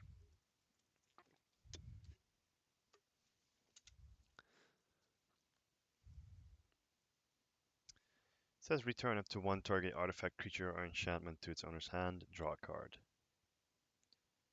So if the bounce fizzles, I believe you also don't draw the card because it's Uh, on the same ability. the ability only has 1 target in this case. Exactly. And So yeah, then Tron that's does Tron things. game over. Untap Karn with uh, Sanctum of Ugin. I'll find probably Ulamog. Ulamog, yeah. And then Jan needs, I think, a miracle to Uh, get back into this game. Yeah, well, that Karn is gonna probably tick up. And then your best answer is Cryptic Command. Yeah, But which you is not already going to saw work. that Veil of Summer. So Yep. Tron has counter magic now. Scary. that's just not fair. Oh, maybe the. Oh, yeah. This is There it gonna is. be. Oh, that But there is a logic knot to answer the Veil of Summer. that will work. Probably, but then still you need to. Do something about the Ulamog. Yes.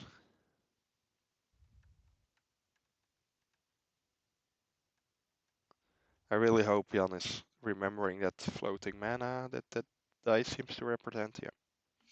It's interesting That that would he have been kept in the awkward. logic knots against Tron. You keep in every counter spell you can get, I think. Sure. I think logic Ju- knot's the worst though. yeah, but just counter something on turn 3. Yeah, true. If you can counter anything on curve, then it's great. And Logic Knot probably goes further than the Mana Leak, which is also in his list. So Right. So we're going to see Jan get a turn, and hopefully for him mount up some sort of answer to that Ulamog that's waiting for him in Sylvan's hand. I assume he's going to untap those lands at some point. yeah, and he already has the 10 mana in in play. Mm-hmm. That's Um, 11 even, isn't it? No, it's 10. but yeah, that Ulamog exile is a trigger. Yeah, so you're not going to counter that unless you have the what is it? The cycling bird. The Nimble Obstructionist. I actually saw that one in play. Yeah, but I don't think Jan has it in his list. Oh no. I don't think he should have either, but Yeah, let's see what will happen. I think this is an okay spot quite for. surprised all those Oh, lands from Jan are still tapped.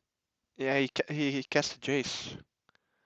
But now that Jace gets Ah, that dealt is, with yeah. by the Ulamog, and he probably also loses the Colonnade. I think,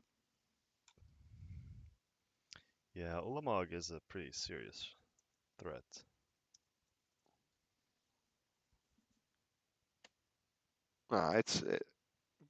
It is easily dealt with though.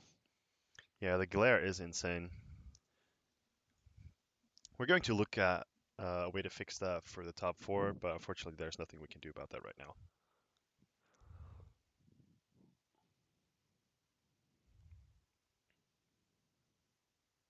Perhaps we've got some sort of cloth for around the lamps, or we can turn one of the lights off to glare a little bit less.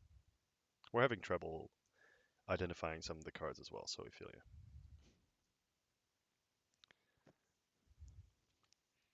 Looking at that, though, I missed what happened to the Ulamog. The Ulamog got sent on a pod to exile. Ah, well. Could be big, angry, 10 mana. Still You doesn't can save be you from indestructible, but doesn't save you from path to exile. I wonder what kind of path Ulamog would take. no, we're gonna bounce Tron for a turn. And And ooh, then bounce Tron forever. That is a really that is a very good solution to cool Tron. interaction. So I assume he bounced the Tron piece that was in the graveyard and then Yes. started to build that. There seems to be some different artworks for those Yeah, pieces. I think Sylvan is on the plan of the 12 different Tron pieces. Only the execution is a bit off. You're supposed to play them from Antiquities if you want to have the 12 different artworks too. Right. I think Eucalyptus is asking about standings and archetypes. Um, I think you'll have to wait for that. We can do something with the standings, maybe once we go to top four. On the pause screen for you guys, but the archetypes we will analyze and post an article on mtgplayer.nl later.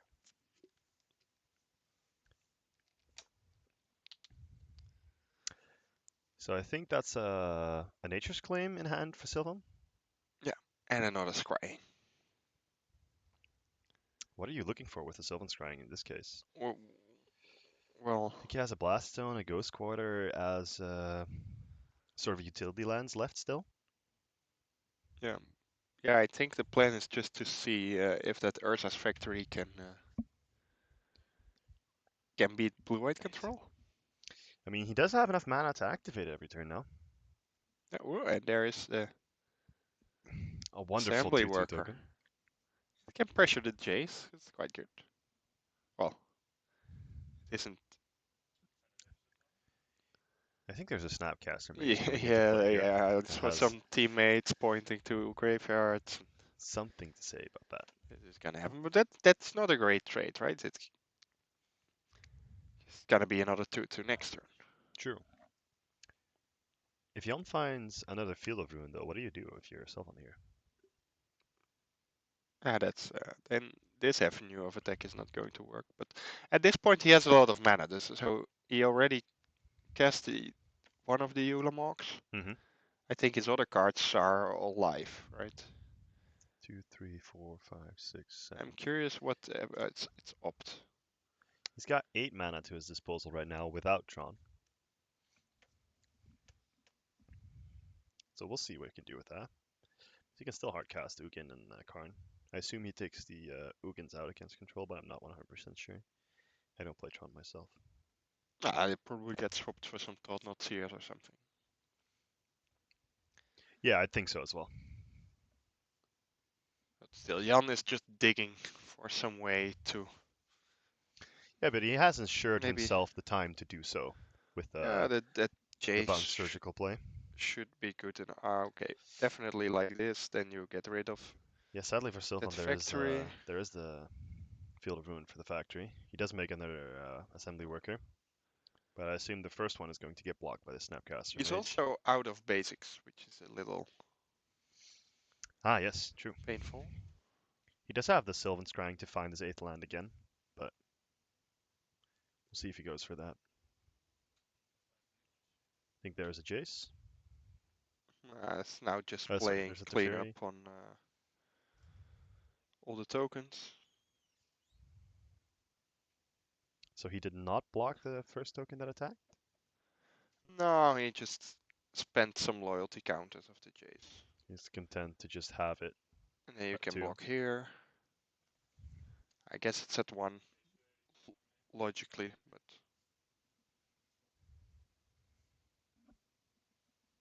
Yeah. We'll see if we can get those Planeswalkers a little bit more into the Ooh. frame. that is a good mana leak. That is a good mana leak for the Thractus there. Also on turn, what is it? Turn 20, mana leak your. Yeah, I'm surprised at that one. But hey, if sometimes they work. if only you had a 4th forest, could have paid. True. Do you consider that a deck building? Oh, he obviously made conscious decision to. It's just awkward that in a game like this, mana leak is still good against you. Mm-hmm. Also, I doubt with that track disc.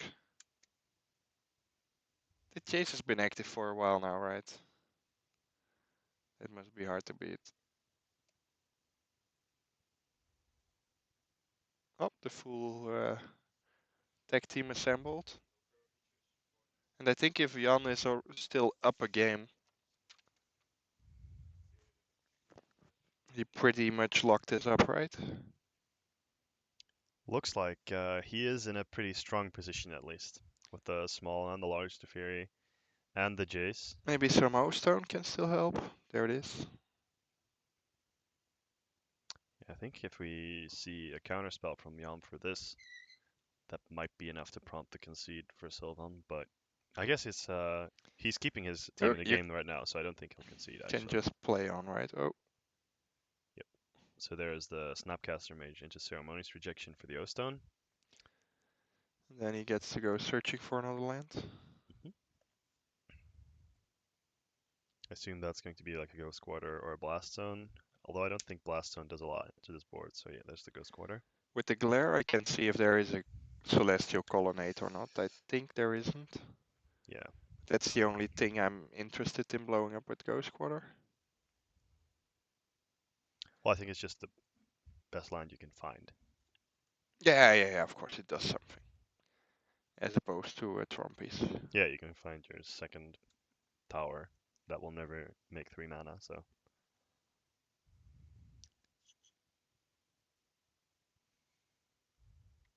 And Yelm does look to be in a great position to win this game, but he still has to actually kill Sylvan, so. Yeah, but if he's actually up a game, then I wouldn't bother. Ooh. Is that a Blast Zone? No, that looks like a Gaia Reach Sanitarium. Could be. It is a Gaia Reach Sanitarium. That basically allows both players to draw and then discard, I think. Oh, Yeah, except if you have Narset in play, then it's oh, just you oh. discard a card. That's a pretty That gruesome is interaction there. some tech. That is pretty gruesome. So there's the Uh, Narset activation. at this point, I'm just starting to feel for the Tron player. Really? No. I was slightly surprised at that as well. But I think when you're looking down the barrel of 4 Planeswalkers and a Snapcaster Mage, you don't have a lot of faith in your game that anymore. that Snapcaster is indeed the least of your worries.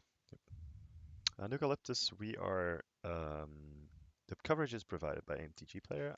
Myself, my name is Yuri, and I'm here with Jesper today doing the coverage.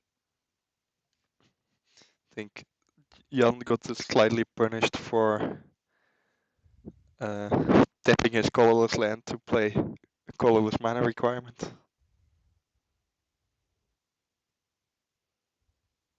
How so? Now he can't activate the Gaia Reach Sanitarium. Ah, right.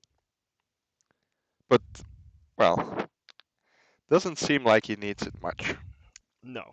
That Blast Zone could do some work against the Narset and the Teferi. But then again, especially that Narset will by then have gotten its value. Oh, Yeah, and the Field of Ruin just says no. it's just not gonna happen then. Seems like a very solid lock that Jan has on this Tron deck right now. I wonder if game one went in a similar fashion. I'll probably you win by keeping them off Tron For long enough, yeah. for long enough that you can do something more powerful. If you're Sylvan, though, what are you looking for here? Are you just looking to draw O-stones and hope you can resolve one, or what's your best bet? Yeah, well, you kind of need to deal with the board. Mm-hmm. So I think O Stone or Ulamog are one of the few things that do that. Mm-hmm. But then again, then after that you also need to find a way to win. Technically, Ulamog does both. True. But yeah, at this point, do you really expect it to resolve? Yeah, if the control player has 11 open mana, I think that's kind of rough. He has been doing Jason Teferi stuff forever. Just making it 12 just to be sure, untapping that at the end of his turn with the large Teferi activation +1. Maybe together with the second Veil of Summer, you get to do something. Right. So your best bet is Ulamog plus Veil of Summer. For that, you'll need 11 mana, I think. There is a Karn that he just tosses straight into the graveyard. That's a good as place as any for it to be. I think that's a known counter spell. Force of Negation, just no.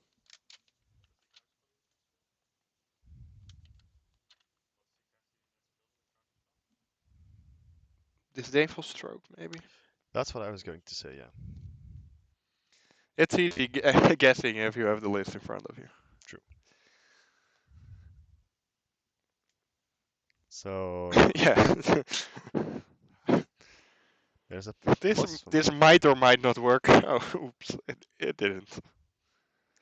Yeah, I don't think Yelda's very surprised at that, but he has to do it regardless. Five mana Stone Rain. Fine, fine.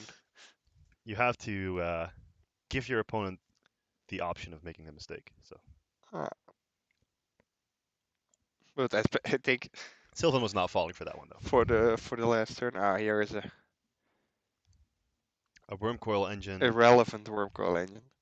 I don't know why that Narset hasn't been activated again, but maybe Jan has all the cards he needs.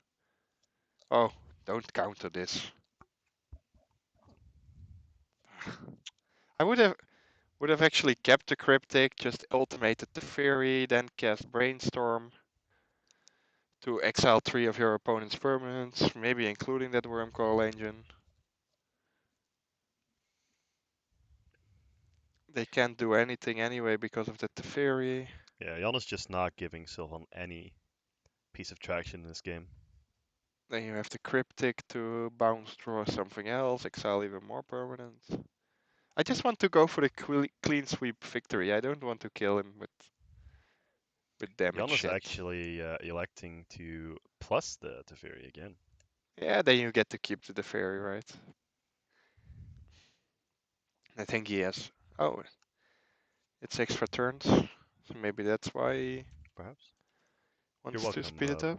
by the way, Nicoleptus. Thank you for watching. Looks like it. Sylvan is at 7 though, and he's gaining hit for 5. So with that being turn 2 for Sylvan right now, as the dice in the middle of the table is indicating, that means Jan gets 2 more attacks. Uh, And the force Force of for the Nature's negation, the Claim. Nature's Claim. Sylvan trying to buy himself an extra turn, Nature's claiming his Yeah, own but I think now artifact that for life. Colonnade is going to clean it up. Oh, yeah, I don't know why you crack it there because you can't catch it anyway because of the fairy, but oh well. Looks like that is the game, and that means Jan van Rooij wins Blue-white 2-0. dismantling Tron. Yes, quite effectively actually, which means Jan's team will Go to 9 points. go to 9 points. So then it depends on, but at least they finished late. So they will need to see what happened on table 2, I believe, for final standings. Yes. All right. Well, with that being said, this was the last match of our Swiss. This was round 5. This was also the last match on these teams' tables because we are playing Team Modern in preparation for the Grand Prix event that will be soon. Um, for now, our players are sideboarding their cards back out, are taking their sideboard cards back out of their decks, reverting their decks back to the mainboard configuration. In our event center here, the Gameforce in Eindhoven, we will soon be placing the final standings on the walls. We'll try and see if we can share those with you on the screen. And after that, we will, of course, congratulate our top 4 on making it that far and get them set up to play. We are going to take a short break, and until then, we'll play you some music, and we'll see you as soon as we have more matches for you. Thank you for watching. We'll be right back.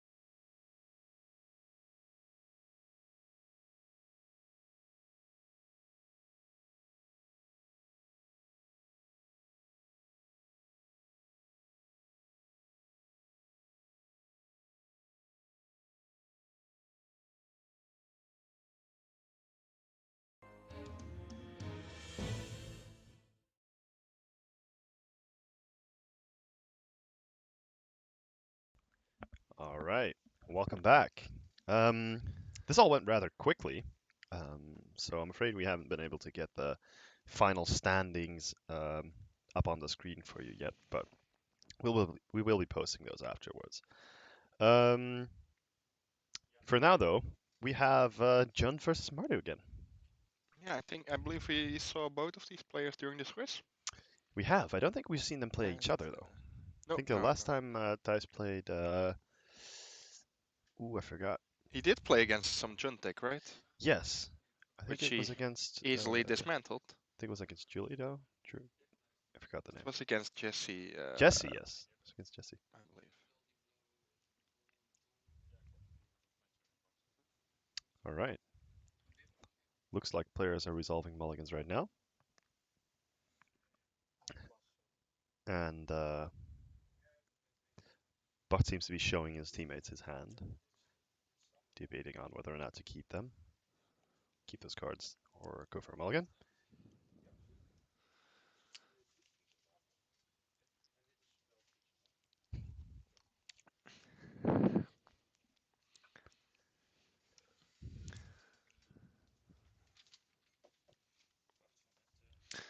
So Thijs this time, the one taking mulligans. Looks like it, yeah.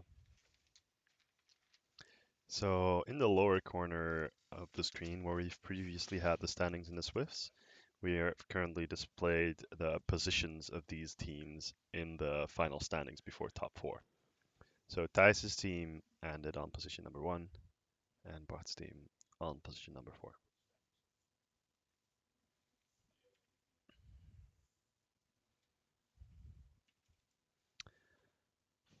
Looks like Thijs has gone for a mulligan. Oh. So for the cutoff for top four, the Thijs' team is the only team that made it on 9 points. We saw them play last round. They won and Ah, they sorry. got in. Right. I just got word that the numbers at the bottom of your screen were mixed up. So it was Bart's team that ended up on place number 1 and Thijs' team that ended up on place number 4. Bart starting things off here with a Thoughtseize and going to take away Thijs' Pyromancer. Seasoned Pyromancer, that is. Thijs left with an Inquisition and I believe a Lingering Souls? It looks Yes. like some weird And 3 looking lands. lingering souls, yes. Pretty functional 6 card hand. Yeah, I think the land at the bottom is one of the lands that you can Yeah, that's crack a for a card. silent clearing or whatever it's called. It's the Black White Horizon Canopy. Right. That one. It's probably starting off with that Inquisition.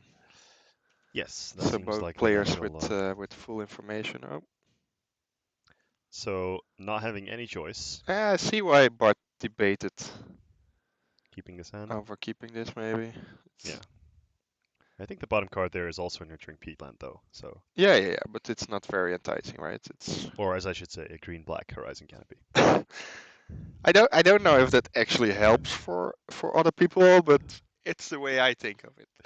Right. It helps me as well, but But yeah, that's because if you have played Modern for some time, I think you're used to to seeing horizon Horizon canopy. Canopy. Yeah, that makes sense. There's an overgrown tomb coming into play tapped for Bart. Thijs going to fetch. Thijs did then probably draw something I would think so. because we saw him previously with only that Lingering The Souls lingering left. souls, indeed. Maybe a Tidehollow Scholar coming out of Thijs' hand here. Oh, yeah, that seems certainly possible.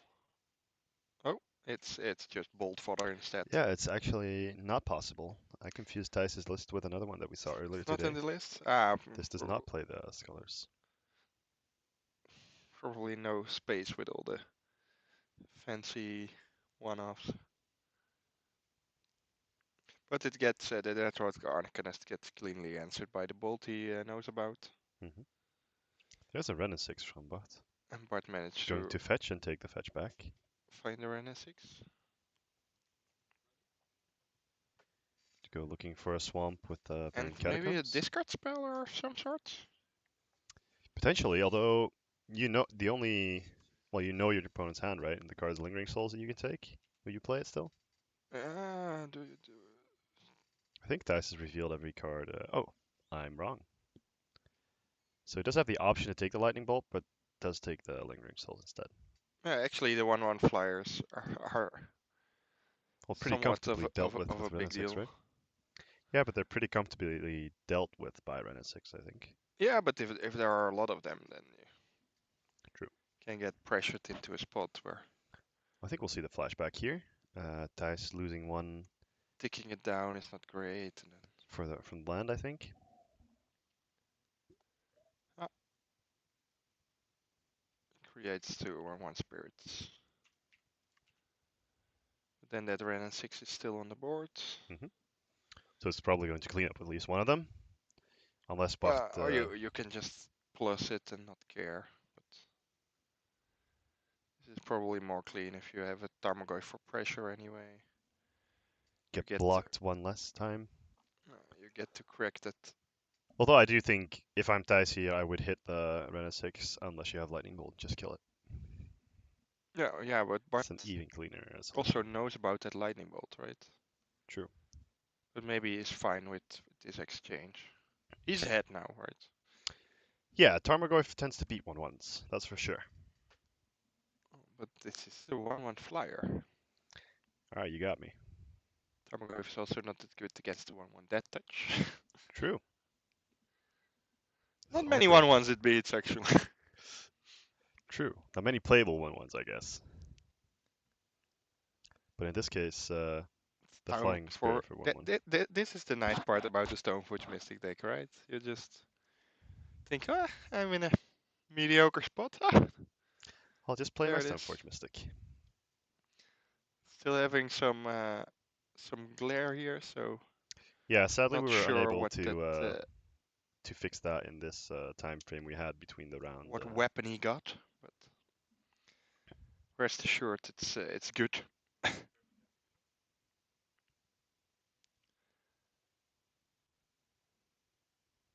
Players are being very helpful, so I'm expecting Yeah, there we go. Dice to just show it again.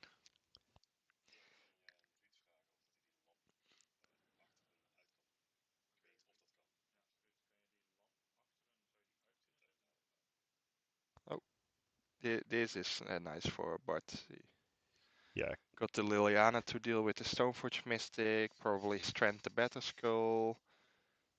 and then the Tarmogoyf to Seeing, keep the pressure on. yeah, uh, There's a Lightning Bolt to clean up the Liliana though, but I think yeah, Bacht is still happy yeah, with but that that's at exchange. least good that you get to probably keep the Better Skull. And here's an Unearth. I do actually really like uh, multiple Better Skulls in this list. I think with the Seasoned Pyromancer, there might be a spot where you just want to throw one away. Hmm. In this case though, the Unearth got the Seasoned Pyromancer back from the graveyard, That means 2 more cards. and Thoughtseize then and draw the land, Thoughtseize. however, didn't do anything. But now Well, you it's got the information. all lands against and the 2/2 and a 1/1 against Tarmogoyf and all lands. So Yeah, Bart does get the first draw step though. and as we talked about before, one of the strengths of the Jund deck is playing this top deck war. So I think Bacht is pretty comfortable in this position,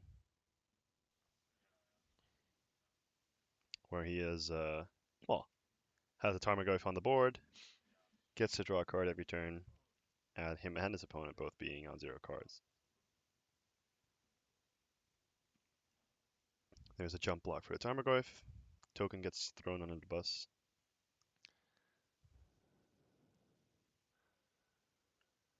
Anything relevant in the graveyard for dice? Looked at it. Plays land. Unfortunately, tapped land, so it's not. Otherwise, you could just block with the Seasoned Pyromancer and immediately make the other guys, but I think Bacht played a it's fetch still land there. fine. Oh yeah, oh this is so nice.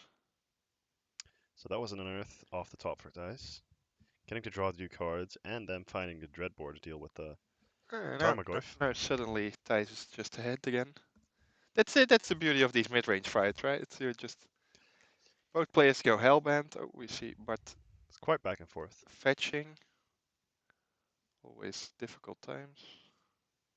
Finds an overgrown tomb. I found both players found a lot of lands, I think. Mm-hmm.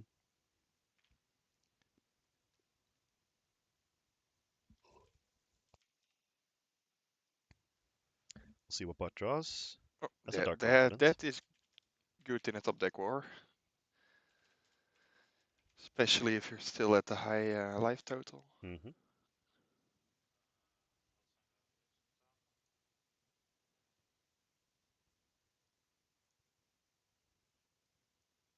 And I don't see any cards in hand for Dice. Maybe you put them off to the side, but I don't believe he has any cards in hand, no. I probably drew land Dreadbore from that unearthed play on the Seasoned Pyromancer.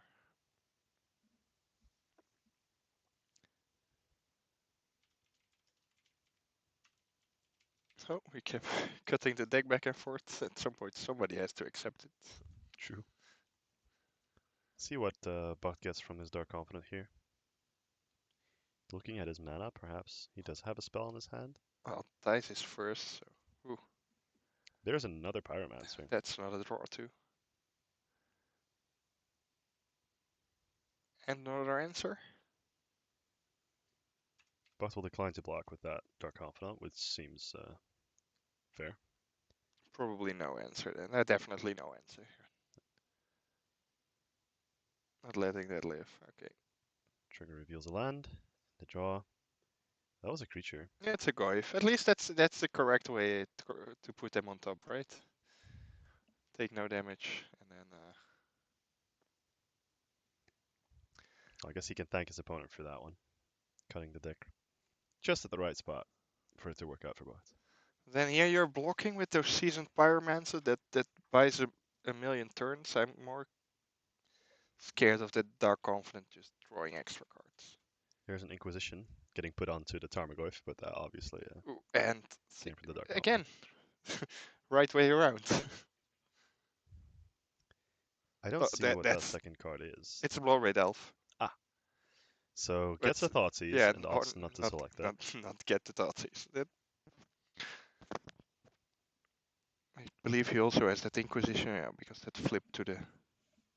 Yes, that flipped to the Dark Confidant. So, but Tice has one card that he hasn't played, so I doubt Uh, Bot is very scared for but what Tice has in his hand. yeah, it's not something good because then he would have cast it to deal with the Dark Confidant. Because Bot's electing not to attack with the Bloodblade out there as well. it just cleanly trades for a Seasoned Pyromancer, right?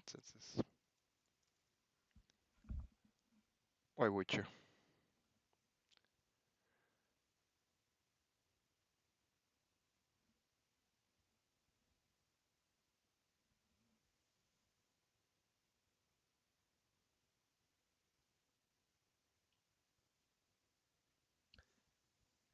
Seasoned Pyromancer doing a lot of work in this game, drawing Tice a bunch of cards and giving him the option to exile it from his graveyard for the It 5 mana in total, but it when makes you're you hell topped, see a lot of cards.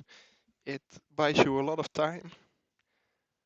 But yeah, you need to be pulling ahead with that time. I think that's true. the biggest concern. And currently, There's a Ren and 6 getting placed onto the Dark Bart is Confidant the again, one but getting ahead on time. hmm Getting ahead just by turns going by yeah, just by because cards. he has that confidence. The Ren and 6 will start ticking or eating away at the pile of tokens that Tice is trying to amass, though. Cast that Inquisition anyway to clear the way. hmm Probably Sees 2 nothing, lands. but then at least you know. The Ren and 6 can eat the 1/1. And then you can attack in with your Goyf and your. Uh, what's it called? Bloodbraid Elf. Ren and 6 coming into the Liliana, even? battlefield. It's just off to the bottom, but we'll get that sorted. There we go.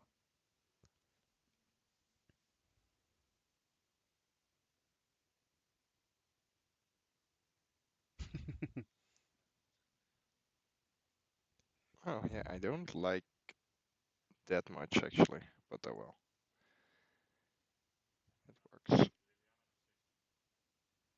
This Now is a Thijs gets Liliana to as get well. make even more 1-1s, but those 1-1s are great in the face of the Bloodbraid. Thijs takes it. Yeah, I can see that. Then you maybe get rid of some planeswalkers. Hmm. Especially if you draw an answer to that Bloodbraid Elf. Who? The out of elementals. Looks like it, yeah. All of these tokens on the side of Dice are the 1/1 elementals created by the Seasoned Pyromancer. I'm curious why he has a Sepperling token. I don't know. Did he just find a random 1-1? Perhaps. There's nothing in the list, right? I don't think he has Saproling tokens written down in his deck list. Something to make the Sepperling token. Also not. Yeah, if you don't have an answer to that Bloodbraid Elf, then attacking in is it's a lot less enticing.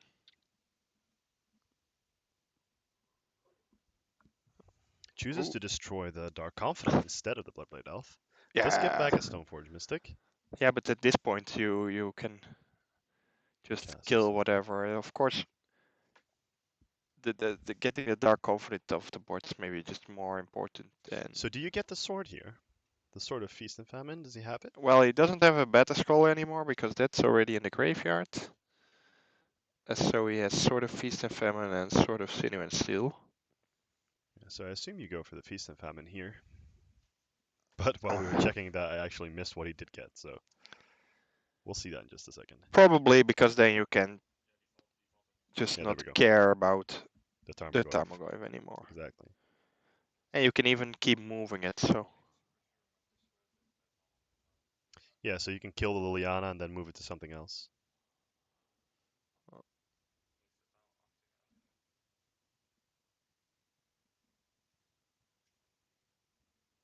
Although with the one land there missing the mana to pay for the cost to equip, just playing that to be as make as much use of his mana in that turn on Ty's side.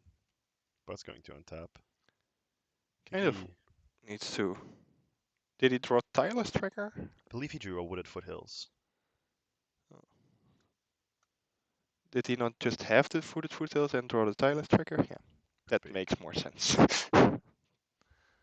But that's a good top deck. Yep. Yeah, we seem to be It's interesting back and forth like this.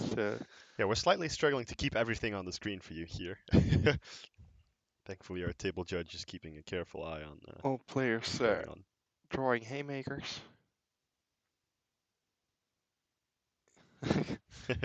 Killing off that Zeppelin that didn't belong there. Mhm.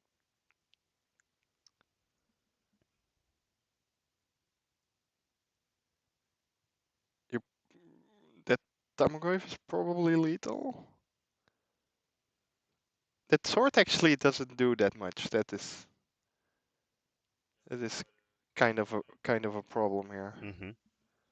Yeah, it only does something well defensively, but the Liliana's going to tick up here. Although it will still die to the sword, it has already done its damage. The problem is you're just dying on board to all of that stuff. Hmm.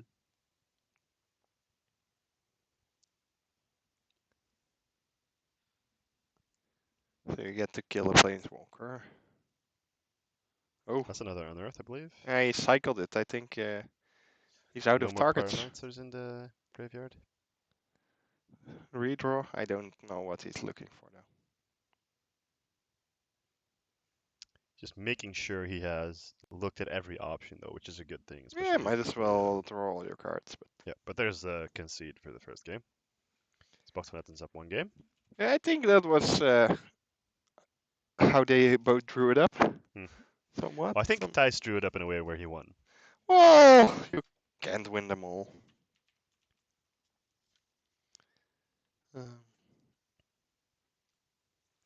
So moving into sideboards, we have Mardu versus Jund again. We've spoken about this before today. Looking at Dice's Mardu list, there's Collective Brutalities in here, Fulminator Mage, Comball that we saw coming into play earlier. That game in last time. But the only thing we were particularly excited about in this matchup was the Gideon. Yeah, it's probably that he likes the combo, so I doubt he just changed his way of thinking there. Maybe it's enough pressure to put on your opponent. Yeah, turns all the Inquisitions into Thought Um, Seizes, and a little bit more. Bart doesn't have any ley lines, but he does have some Nile spell bombs. I expect those are coming in to Hmm. fight those other shenanigans we saw keep dice in Yeah, that game. especially with the amount of unearths and pyromancer that we've seen in this game. He also has his sideboard scavenging ooze to add to his two mainboard scavenging oozes, so I can see that coming in. Hmm. Which is a little bit better, I guess. You have a proactive answer No, against their yeah, Nile assertion. spellbomb is fine, of course, draws a card. I like it Yeah, yeah. better than Leyline, but. And then he has the Plague Engineers Hmm. To get deal with uh, him with the tokens. and Liliana the Last Hope. That is already good in a grindy game, and I think that Yeah, it's a lot better if kills it's. some Lingering Souls tokens or stuff, because I think it is Lilianas of the Veil are going to come out, because I don't like them as much. Basically, Thijs' deck is just based on playing out of the graveyard for a big part. Hmm. Maybe it's okay against Stoneforge Mystic, but so embarrassing against Lingering Souls. Yeah, we'll have to see what he does with those. I think the Leyline, or sorry, the Liliana of the Veil is a card that's just very strong on its own, though. So I could see some merit to keeping it in, but you're completely right that when your opponent resolves Lingering Souls, your Liliana is not the greatest. Plus, if you get Seasoned Pyromancer that hits the battlefield and brings a token with them, the Edict effect is not very good. So I see where you're coming from with that. We'll see what he does. But yeah, maybe you can also cut some discard spells. It's always in these kind of mid-range mirrors. How many discard spells do you want and how badly do you want them? Hmm. Because as we saw here, they are kind of horrible if you top deck them Hmm. late. But they can pick apart your opponent's plan early. Yep, they're good in the first 2, 3 turns, but after that, their value drops. But we will see what these players decide Hmm. for game two. Yeah, hopefully we'll get into it soon.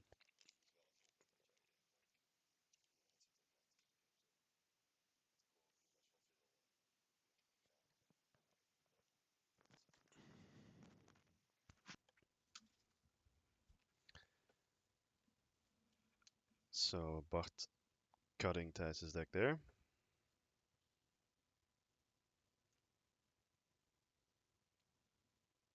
And now we see our players looking to resolve their mulligans. See Bloodbraid Elf, Forest, Scavenging Ooze in Bart's hand for sure, which seems fair at first glance.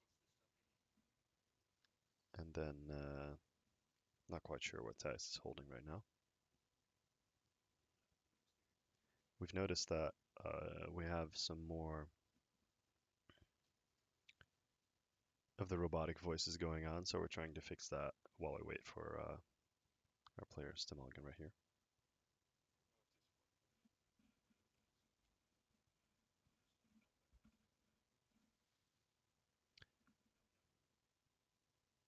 All right, Bart electing to keep his hand and playing an Inquisition. Thijs revealed his and reveals a Stoneforge Mystic. Well, we were looking at that drawn out fair in game one. Humans versus Junt on one of our side tables already finished 2 games. Ah, So they are still playing the 1 game apiece. okay. And it seems like Tron is beating Blue White Control. Blue White Control is beating Tron again because we haven't received any updates yet. Interesting. Bart is choosing between an Unearth, a Stoneforge Mystic, and I think it's a Kaya. Oh yeah, that's another sideboard card that actually came in. So I believe that exiles 1 drops or something, but maybe controlling the graveyard is Good enough against Tarmogoyf?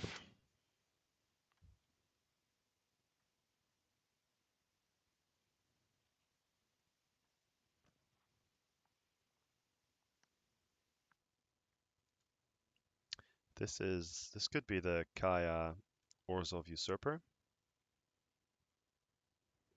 Yes, it is. In fact, that card, and that does it either exiles up to 2 cards from a single graveyard. You gain 2 life if you exile a creature that way, and the minus abilities are -1, exile a null and permanent with converted mana cost 1 or less, and the ultimate does stuff, but that rarely sees it play. I think the ultimate does damage to target player equal to the number of cards that player owns in exile, and you gain that much life.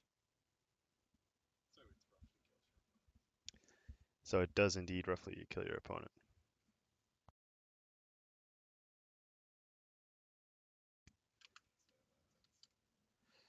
So the Stoneforge Mystic coming into play here for dice, finding Sword of Feast and Famine.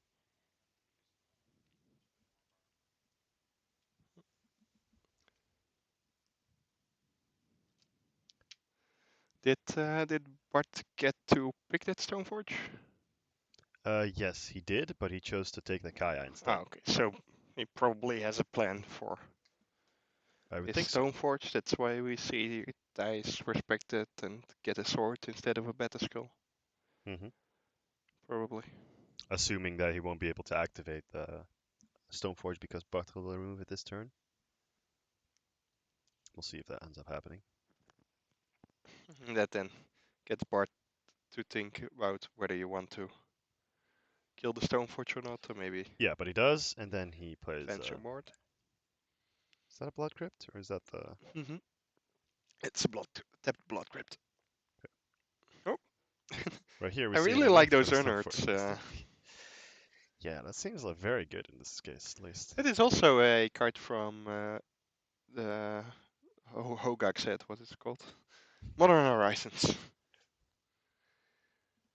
I don't think Hogak itself was in Modern Horizons, though, was it? I believe that card was in Standard as well. No, that's in Modern Horizons. Now, this is why I shouldn't talk about Standard. I don't know things about Standard. But in this case, we have a Stoneforge Mystic back in play, And he got the other swords. getting the other sword. So definitely not wanting that better. Maybe I would have gone for Beta Skull here.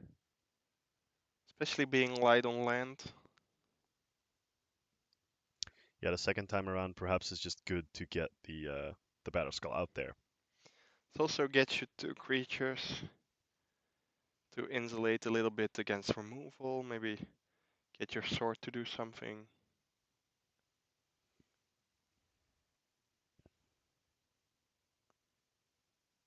Here you can still be ahead. If I assume the sword is going to get equipped to the Stoneforge Mystic, the Sword of Feast and Famine for the next turn. then, Kind of depends on what Bart does here, but obviously. you But don't gain that much mana. I think Bart is casting a Bloodbraid Elf, maybe. might very well be. Not sure. There's a Stomping Ground. He also somehow needs double red. No, that definitely Bloodbraid Elf. There we go. And See what he gets. this is where it would be a nice surprise if you naturally drew the Battle Skull. But Bart is respecting that option. Yeah. And we do see that Dice has indeed naturally drawn the Battle Skull. Putting it into play. Now If he you, draws a land, this can become very dangerous very quickly, though, right? yeah, well, there it is. So, In comes the well, Sword of Feast and Famine. oh, it gives protection from green and black. So Yes, Bart's entire board. basically. So if he just equips it to the germ, then And you then get starts this swinging. to swing for 6, gain 6, Untap you your lands. untap your land and have your opponent discard a card. Seems like a But pretty good. even in the face of that Dark Confident, that That's still looks pretty good. pretty nice. Yep. And then you have all that mana free to Also cycle the land, do but I don't something think with. he wants less than 4. Well, I would kind of like trying to answer the Dark Confident. There's a cycled unearth, drawing another card, and then going to take 1. He seems to be indicating. Dreadhorde Arcanist, probably. I believe that is what is on the board, but we will get our fortune to do something about that. Bart seems intent to put the cards from his Dark Confident onto a Tarmogoyf. That's quite alright. Well, So wasn't need the Dreadhorde Arcanist, with I believe only unearths in the graveyard right now. So not that big of a threat on its own, just for now. Thoughtseize is revealing a sort of Fire and Ice and Lingering Souls. it's actually this sort of Sinew and Steel, Oh, I just assumed that was which Fire and is Ice. it's a lot less powerful here than sort of Fire and Ice would be. But it still gets taken anyway, I think. Yep. Yeah, taking a Lingering Souls feels so awkward. Yeah, well, you have the Ooze to immediately exile it, so That's true. Scavenging Ooze hitting the board there. would have worked. But here you can still do something like that if Dice doesn't have a fifth land, Which he does. which he does. So that means Dice just gets to make 4/1/1 flyers if he chooses to.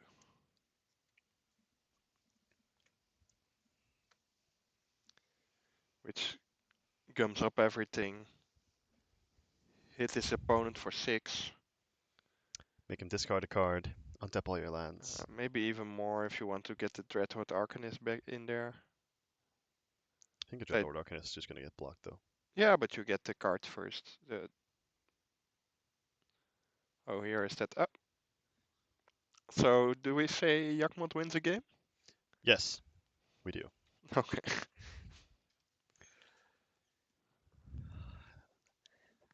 No, the Yawgmoth being a nail in the coffin there for Bach, deciding that it's better to try his luck in game 3.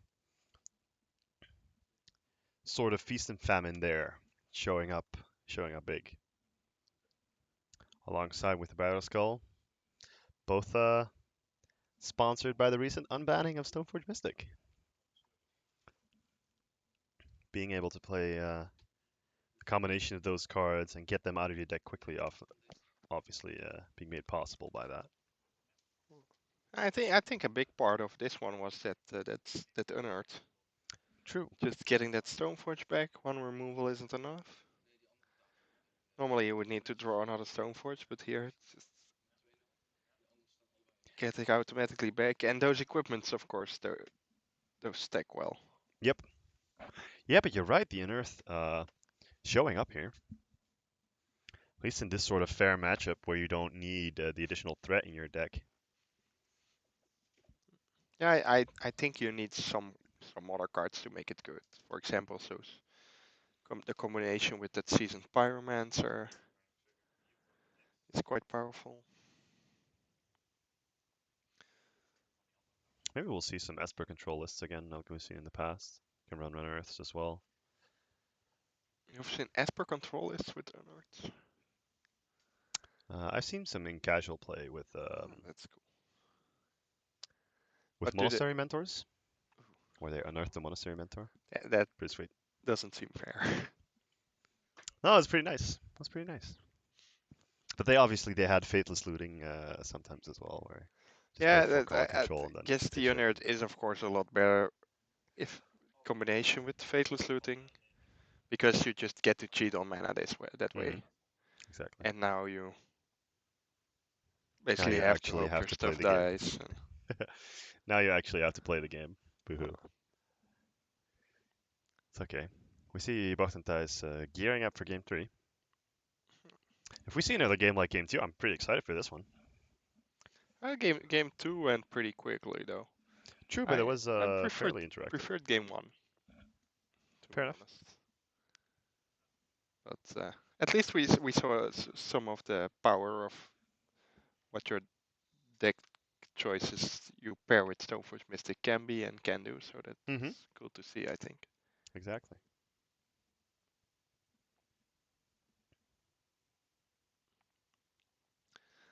So Bart now back on the play. Don't know how much that matters, but probably some. I think he likes to be on the play. Obviously, having the discard spell turn one is really nice. Yeah, we did see at least kept some of them in. But here he's Raging Ravine, starting though. off with Raging Ravine. So perhaps a Tarmogoyf or a Dark Confidant, both of those being very good in this matchup. Tarmogoyf might be a little bit risky, as we've seen them get bolted before today. Two of them. There it is, though. At some No point fear. you just need to run it out, and we'll see quick enough if Thijs is able to answer it. So Thijs also obviously, running some fatal pushes that yeah. might be able to deal with it. Well, if you haven't played Modern or you only just got into the format, then you might be wondering why this is um, uncommon to happen for Tarmogoyfs to get bolted. What happens when you lightning bolt a Tarmogoyf is the Tarmogoyf takes the damage and the lightning bolt go to the graveyard at the same time, which means that when Tarmogoyf's power is checked, it has the power and toughness based on the graveyard, including the lightning bolt in it. So if you have a 3 toughness lightning bolt or a 3 toughness Goyf without a lightning bolt or without an instant in a graveyard anywhere, and you lightning bolt that, you have a 3/4 Tarmogoyf with 3 damage on it. That tends to happen sometimes. In this game, though, we don't see the lightning bolt. Instead, we see Thijs going land Stoneforge Mystic, which seems like a pretty good answer against the Tarmogoyf. Well, it's the battle of the two drops, right? But True. if Bart just kills your Stoneforge, then he's way ahead. Meanwhile, in our other top four match, uh, they are playing deciding games. Hmm. Valakut, I think that's the white build we saw with the Through the Breaches and the Nahiris, but I'm not sure. Or it's a regular, boring Valakut list, but it beat Blue White Stoneforge anyway. Interesting. And the Mono Red Prowess deck we did see on camera, Hmm. that is squaring off against another Valakut deck. Maybe that is the one with the white cards. I don't know. We might see it still on the.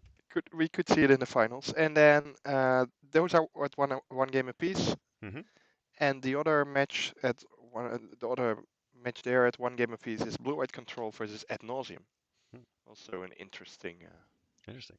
So what matchup. happened in our match while we were talking about this is that Thijs casted the Stoneforge Mystic and found a sword. That's the Sword of Sinew and Steel, I believe, that we saw before. Bart responded with a Kolaghan's command, taking out the Stoneforge Mystic and making Thijs, I believe, discard the Sword of Sinew and Steel. But that is Thijs' decision to Yes, discard the sword, right? Is that the one he got at the Stoneforge as well? I believe so, yes. Oh. And there's the Unearth showing up again. So is he just getting the worst piece of equipment first because he anticipated throwing it away? Who Or knows? does he like that sword more? Here is the better sword, though. Well, it won him game two, but maybe we don't know which sword Thijs prefers. True. I think this would be a moment where Bart would be very happy with the discard spell, though. See if Yeah, he ever. maybe our discard spells stay alive longer with Stoneforge Mystics Yeah, because perhaps. getting those equipments out is not always easy. Bart finds a Nurturing Peatland, though, cracks that for a card and passes the turn back to Thijs. I think he has a lot of lands and a Plague Engineer in hand or something, Might very well be. which would mean that this Stoneforge is ready to dominate the game. So Thijs doesn't want to just run out the sword. Ah, that doesn't work anyway, right? No, I guess he does it here. Because then you need to tap the Stoneforge. Ah, he has Better And Skull there's as the well. Battle Skull in hand again. Ooh, Ancient Grudge, taking care of that very cleanly, though. yeah, that And that will also cover the sword on the flashback. Yep. I don't think Thijs is going to run the sword out in this case. I think he will be more than happy keeping that in hand while he tries to maybe put enough pressure onto the Ancient Grudge for it to be cast on something else, or just plays Kaya and gets rid of the Ooh, get rid of Ancient the Ancient Grudge. Grudge. This is, I think, best case scenario for that Kaya. Yep, getting rid of the Ancient Grudge and the Tarmogoyf, gaining Thijs 2 life. Um, Kaya says that if one of them was a creature, you gain 2 life. So exiling multiple creatures, even though that's not possible here, it won't actually get you any benefit if you do. But fetching a land out of his deck. But I think that Raging Ravine is ready to deal with the Kaya, unless there is a lightning bolt from Thijs. I believe so, but I think the Kaya has done its work, which was Oh yeah, yeah, protect the yeah. sword. Yeah, that was good indeed. But still, you want to get that Planeswalker off the board, right? Yes, I would think so. But maybe if he has other plays as well, See what he decides to in the do. face of a lightning bolt, it's a bit scary. I was going to say Bucht very much likes the lower side of our playmat right there, but Nah, he's just gonna try. there's the Raging Ravine. Let's see if Dice has a path or I don't know if those are even in his list, honestly. It's the lightning bolt. The lightning bolt still works because the trigger for Goes on the growing stack. goes on the stack, and Hmm. then you kill it in response. And I think at this point, Thijs is in a good position. Think so as well. No paths in Dice's Needs list. one more land actually to. Well, he can still activate the Stoneforge Mystic. Yeah, of course, but if you want to attack this turn, Yeah, then you need to land. But still, he's the one with stuff on board. he likes to play He put that Jagmot game-winning, down again. the game-winning play of last He game. did. He did even have the land. Does he still have that sword? I believe so. But then Yes. it's maybe the land was a Blackcleave Cliffs I that think entered the that's a battlefield Blood Crypt. taps. Yeah, I think it's the one on the bottom, right? Not the I think so Blackcleave as Cliff. well.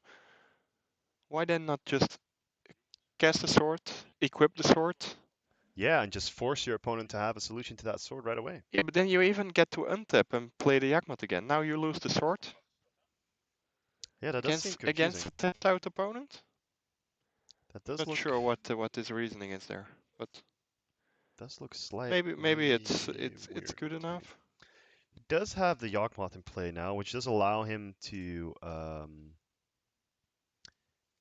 pay a life and sack a creature for a minus one counter on a creature and a card, which I guess is still good value.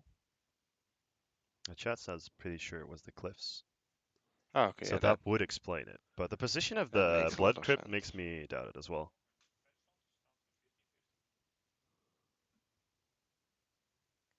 So there's a Liliana the Last Hope, like he predicted, coming in from the board from Bacht.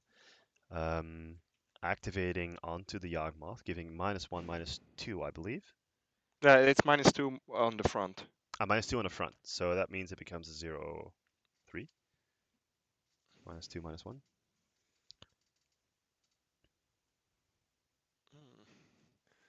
Let's assume it was the Cliffs indeed, because it does seem kind of weird to. Meanwhile, Bart's teammates managed to win a match.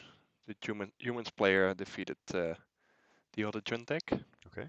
So we'll see if Bart Fanatic can win with his Jund deck to be the Jundiest of Jund players. Yeah, we'll see. Tron and Blue White Control apparently still in game one. Cool. So Blue White's winning, just not very quickly. That does seem to be the case then, yeah. Either that or it is the dullest match of Magic ever, but Maybe they just sit out and wait. It's untimed, right? So who knows? Alright, the Nurturing Peatland getting exiled there, which I guess is a valid target because of because of Renin 6, Brennan it's 6, the yeah. thing. Thijs is going for full damage, thinking he can ignore that Liliana the Last Hope.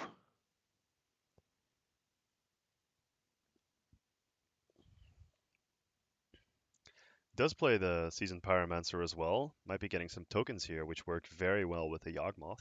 I guess discards one non-land card, so gets one token. That will die to the Liliana plus. But It's then again, interesting. if that is that plus still good enough? No, but if you plus the Liliana on the token, then you just cash it in for a card on the Yawgmoth. Oh yeah, yeah. Because I was just checking that, but the -1/-1 counter on a creature for Yawgmoth is actually up to. So you don't have to put a -1/-1 counter on one of your creatures just to get the Good card. boy. He also still seems to have a Plague Engineer, so maybe that will do something.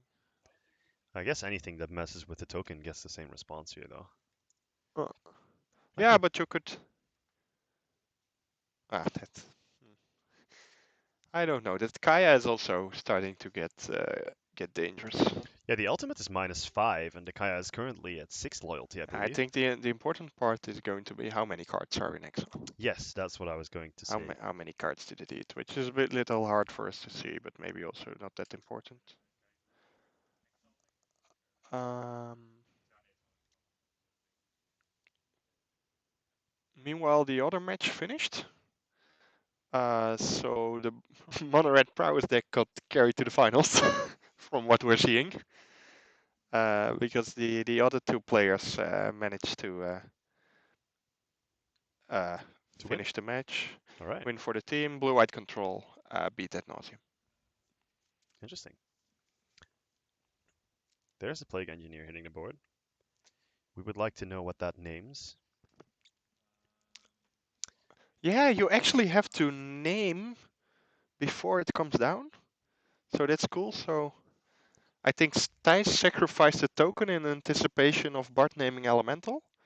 Mhm. Then Bart named probably Human, because that season's Pyromancer is something else. And then Yes, and then in combination with the plus the Liliana. Liliana on that one to kill it. So So that pretty was reasonable. actually quite interesting. And then you have a 2/2 death touch on defense and Actually, two 2/2s. Two 2/2s. 2/2. Yeah, that's actually a way to get it. What creature type is that Yakmot? Is that also a human? It is a human Uh, cleric, the Yawgmoth. Human cleric indeed. And as was the Seasoned Pyromancer. It's also So a that human, but then a shaman. it's also I believe Stoneforge Mystic is a core, right? yeah, So that's a it's not a core human. artificer Right. in the creature type bingo. Maybe the second plague engineer is actually naming elementals. That would be very good in the shape of this Chandra coming into the board.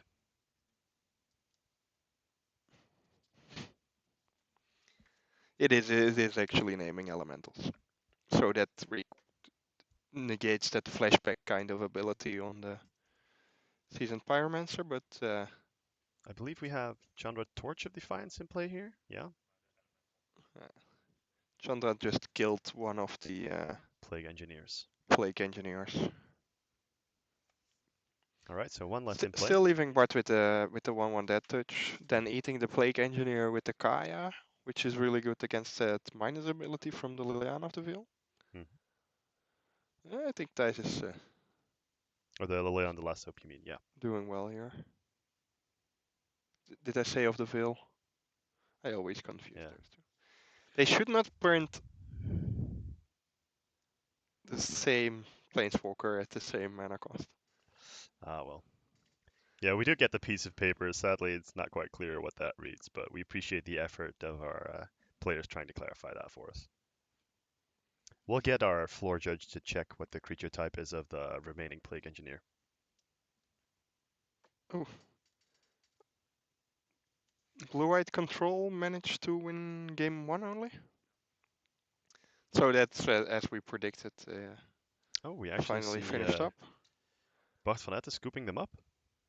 He's headed against those players. Well, probably that Kaya's close to just killing him, right? With something like 8 exiled cards. Yeah, and And then then that the plus on the Chandra Plus Chandra is does 10. another 2 And damage. whatever else is also 10. And Exactly. basically, if he draws nothing there, he's Yep.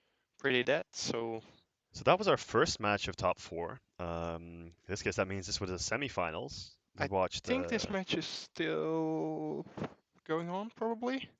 I Tron believe. against Blue White for the decider. I believe so. So we will try and get that onto the screen for you guys.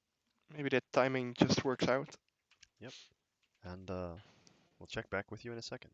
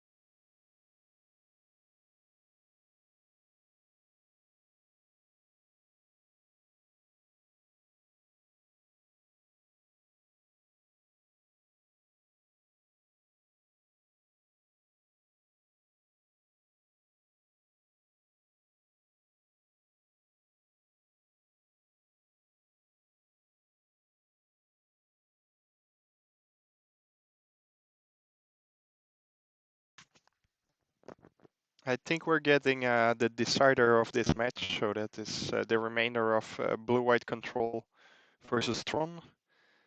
Apparently, Blue White Control won with 5 cards in deck game one, so we might see some interesting magic there to decide the semifinal. Uh, Stay with us to see what happens.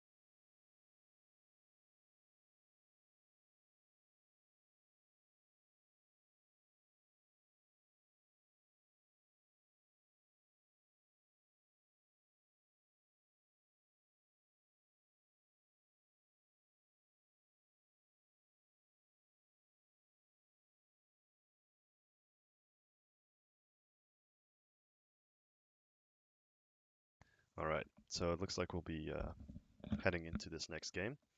I just double checked, and in the exile pile on the side of the Mario player last game, there were actually 10 cards in exile. So our his Jund opponent was just dead to the Kaya ultimate there. Now we're looking at his teammate though, Jan against Roald. We've seen Jan pretty effectively dismantle Tron once before today, with a pretty sweet crypto command bounce your Tron land and then surgicaling it, the same Tron land out of the graveyard and exile pile, or graveyard deck and his opponent's hand. We'll see if he manages to do something again. By the looks of it, So far, he's at least done something similar in round one to win. Yeah, but without the surgical, I guess. So maybe just keeping him off Tron with Field of Runes and slow Yeah, him who down knows? enough, counter some spells, make your planeswalkers work for you. I believe so. But we'll see if Roald can take a game of the Blue-Eyed Control Master, Hmm. the Yes, we Eater will. of Tronrex. Yes.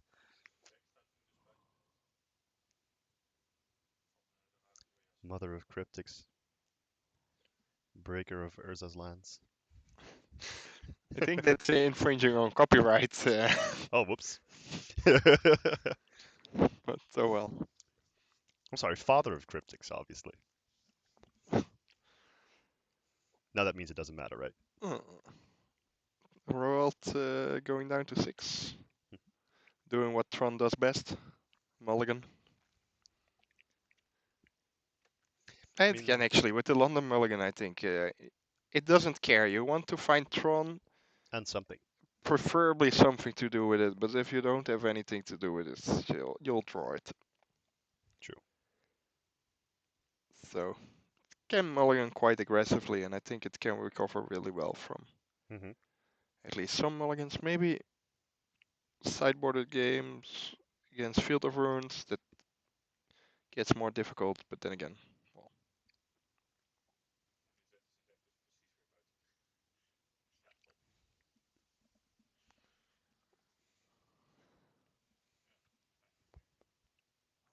no. I think Jan likes his hand or something. At least wants us to Two see it. Narset.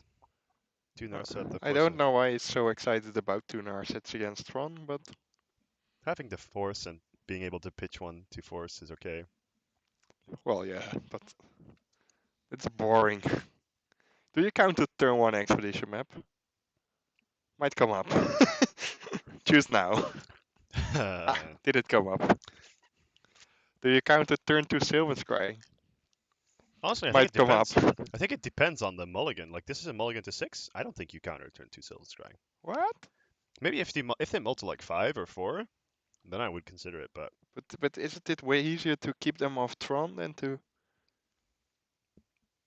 do we count as ancient stories? definitely not. It's basically Sylvan Scrying. Maybe you mana screw him. Maybe he only has one land. True. Probably wouldn't have kept on 6, I don't think so either. We'll see what he finds from this. but maybe If he it's finds a land, then probably will. At least it's the Tron plan, right? We will see how Roald executed his Ugin. there's an Ugin in game 2 still. That's quite surprising to me. Maybe just gem whatever threat is possible. True, Ugin does bolt every turn, so I guess it's not terrible. But there's the map Do you we were counter that talking map? about. No.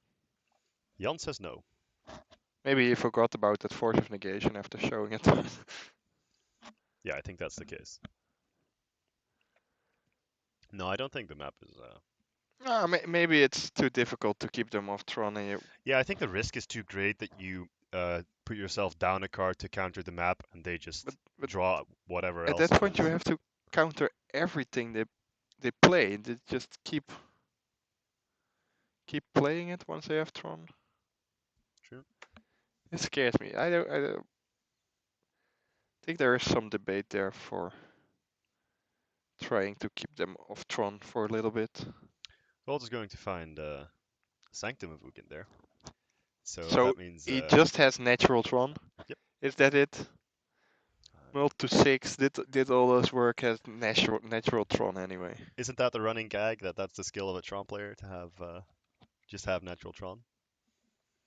Well, I think Tron's a fairly interesting deck though when it comes to the way people play it. Like it's often regarded as one of the easier decks because your threats are so impressive or scary.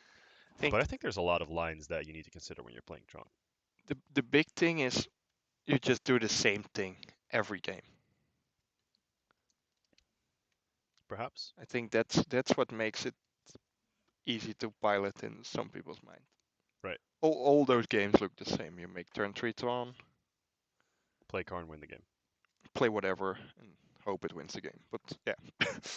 Yeah, I don't know. When the games that we've seen today is Tron trying to put up a fight in various different ways, where it's certainly not always that straightforward. Oh, Stony There's a Stony Silence. Silence though, which is a great answer right in time for this expedition map. Ah, but probably If Roald does have the it natural Tron as we discussed though, predicted. Yes. then that does not really matter. And then there's that Ugin, but you can force of negation that one. Yeah, But but he there's a gets to trigger, search so you can for still force, something else. which I'd assume is Karn Yeah, well, or an I like Ulamog. Ulamog, Yeah. but you need to be able to cast that. But probably has another Earth Tower, right? Yeah, well, it might be that this is Or you he's just, expecting to resolve the Ulamog or the Ugin and to get rid of the well, Stony Silence, but I don't think you can. Jan did basically show his hand to the camera, then did nothing, nothing, nothing. Play a Stony Silence. He's gonna have an answer for your threat, right? perhaps. But even then, that Ulamog is just the most powerful thing you can doing. And even if you don't have a tower, if you just play 2 more lands, one of which a Tron piece. Jan has something to say about this whole ordeal though. Yeah, Says, hey, here's my field of ruin, I would which would advise him surprise to me. activate Yes, it at some point. I was going to say it would surprise me if Roald gets to his first main phase. If you have the surgical, I like targeting the tower because I have a feeling, well, there's a tower. If you don't Interesting. have the surgical, I like targeting anything but the tower Hmm. because I Yeah, feel well, there's a tower. I feel like the if you're maybe new to this format, this is a very like small thing that you can do, but the fact that you um, activate the field of ruin end of draw step there gives your opponent just that one extra draw step to draw the basic land that could be in their deck, and it's only a small chance that he does, but It's in a competitive game in a top four, I will expect you to do that sort of stuff it's to good push your practice edge. to do it. So we'll see what Royal does here. Do you expect him to have some sort of nature's claims in the deck post board? Ooh, see this targeting of the power plant paying off with that other mine, Hmm. and this Stony Silence doing some work. Yeah. Do you get the nature's claims in if you're rolled here, or Well, how many Stony Silences can you reasonably expect? We still have the deck list from the other match. Maybe how many Stony Silences can there be? yeah, I think you expect like two Yeah, but to be in the deck. And then the other kind of artifacts or enchantments you're worried about are not that present in the blue-white control deck, so I guess. hmm. Robolt is actually playing with 4 Karn the Great Creator. So then maybe you're more reliant on artifacts, so you want the nature's claims more than even a regular old just big Karn Tron deck. Right. Meanwhile, Narset is collecting some cards. The backup Narset, the first one, got pitched valiantly to a Force of Negation. Hmm. This one's picking up a Jace, so maybe Jan looking to slam the door on this game quickly. Yeah, get that Jace down and start fate sealing your opponent, I guess. Nah, never Fate Seal, just Brainstorm, it wins games quicker. Really? I Yes, would be inclined to fate seal here, but I oh, guess I could be wrong. I haven't played with Jace the Mind Sculptor that much. if you don't have complete information, it's quite hard to know what not to give your opponent. Hmm. Also, I'm not sure he has a land, but I know he has that Dovin's Veto, so I'm really looking to make another land drop this turn. Right. To have that Dovin's Veto up. And basically, just it's hard to know what your opponent is looking for exactly. And then if it's just like a way to find the missing Tron piece, Hmm. they have quite a lot of them That's true. from this setup even. So then, what if you need to bottom and they still have a big chance Yeah, that makes sense. to rip it anyway? There's the land. And just brainstorming, you just get to put yourself in such a commanding position that Yeah, no fetch land for Jan this time though. So no, but it's a little bit worse than this card, if you don't want it to resolve, you probably don't just counter it.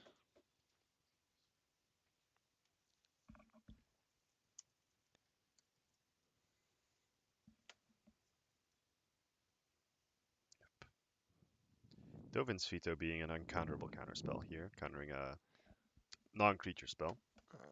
Uncounterable negate.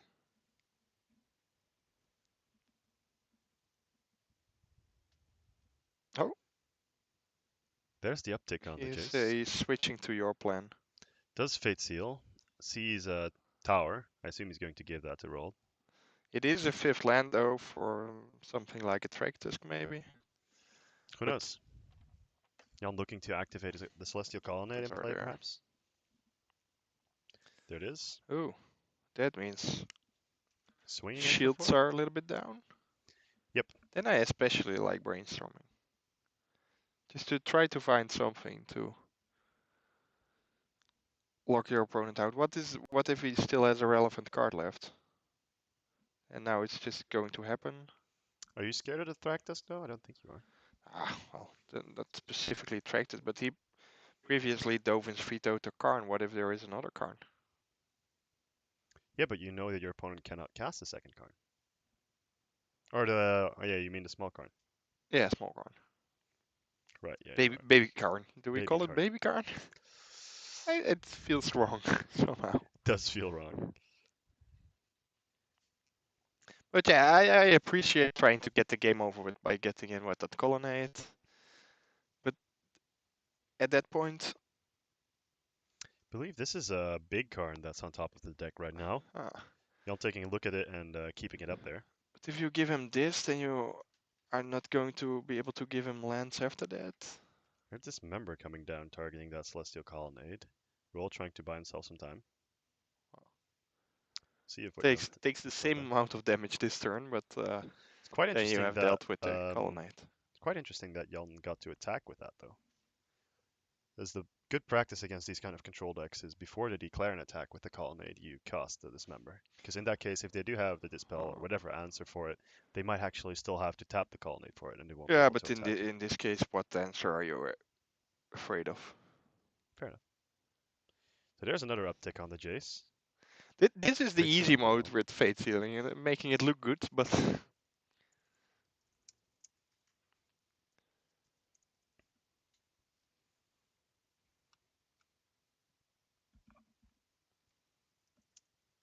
it's just such a long way up. That's my main concern.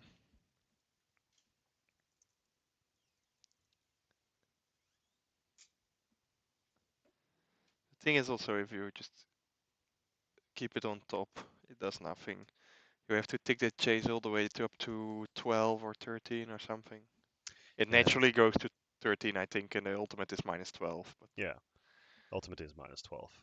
Jace the Mind Sculptor's ultimate, if you're unaware, allows you to exile all cards from target player's yeah, but library and this then is let them shuffle their hand into the library. that was a power plant going to the bottom. So Roald also knows it's a power plant. Hmm. Or something to find the But power then plant with. now he gets a draw step, and if it's second power plant, see, then you did all this Fate Sealing for nothing, and you're gonna lose to the Tolemok if it's still in hand. He did get that with the Sanctum earlier this game. Yes, I believe so. So I think he's considering with his teammate, like, what do I pick here? Pointing at the Stony Silence and the Jace the Mind Sculptor. I think those are fair targets for Yeah, well, the Ulmo. Narset basically does nothing. Yeah, no. That Snapcaster is a joke Yeah, in the 10-10 against face a of an 2-2. Ulamog. I'll take that every time. So here's the cast trigger from Ulamog. And now you lost that chase with it basically doing nothing at all for you. Of course, you're unlucky that your opponent top decks the land, but ooh, Path to Exile dealing with Ulamog. Well, Hmm. it already did its damage. Yeah, nevertheless, you need to answer it though, because if it swings, then you basically lost the game. Oh yeah, that is worse. Guess you can take one hit maybe, Yeah, maybe. but well, just bet it now. It's better than taking one hit, but Exactly. and now that expedition map is also on to still find some. Oh, he has a click. That's an interesting timing for the Vendilion click, unless he's targeting himself, perhaps. Then but in that case, I Actually, with the Narset in play, this just allows you to take a card out of your opponent's hand. yeah, But this looks like but Karn but then Ugin. cast it draw step if you Yeah, I would think the same thing. You cast it and if you draw a step. especially the one turn that you fade seal to the bottom might be a good time to have a little look. Perhaps. Might have been that he didn't have it. But where would he have gotten it from? Yeah, maybe the this draw step he could have gotten. Not sure. Oh, I thought it was end step. It's end step click. So he should have had it in his draw step and main phase. That that 10 mana from Oh the yeah, you are Ulamog is correct. still tapped. You are correct. So then getting rid of that But oh well. Ulamog and playing the Vendilion click, making sure to get a threat back on the board with roll looking at 5 life, but you've just... Conveniently putting him on a 2-turn clock, so Oh yeah, this is click plus Snapcaster is 5, so... still fine. Roald gets to find a land that maybe does something, But but I don't think he has one.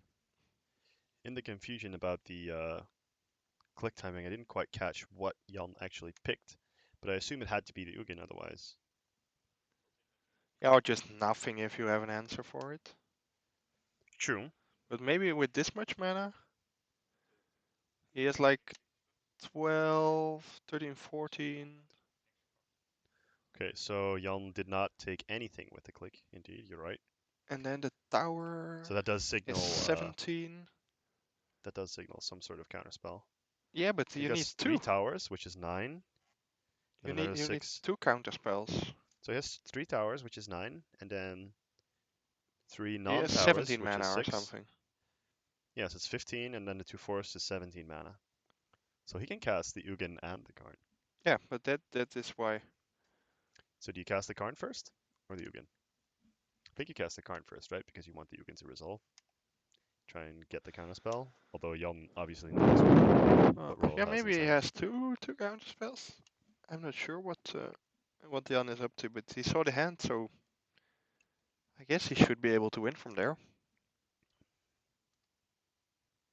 All is dust.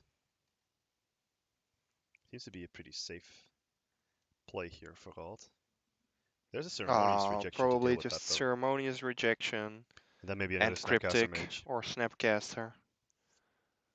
Yeah, that if you have two answers, then life is easy. Then it's better to keep. Yeah, to make I sure that was you kind of keep your opponent. expecting that one. If you let them keep everything, then Yeah, then you you have should the be winning, answers. right? Against what they have, and maybe that all is dust is new. I'm not sure.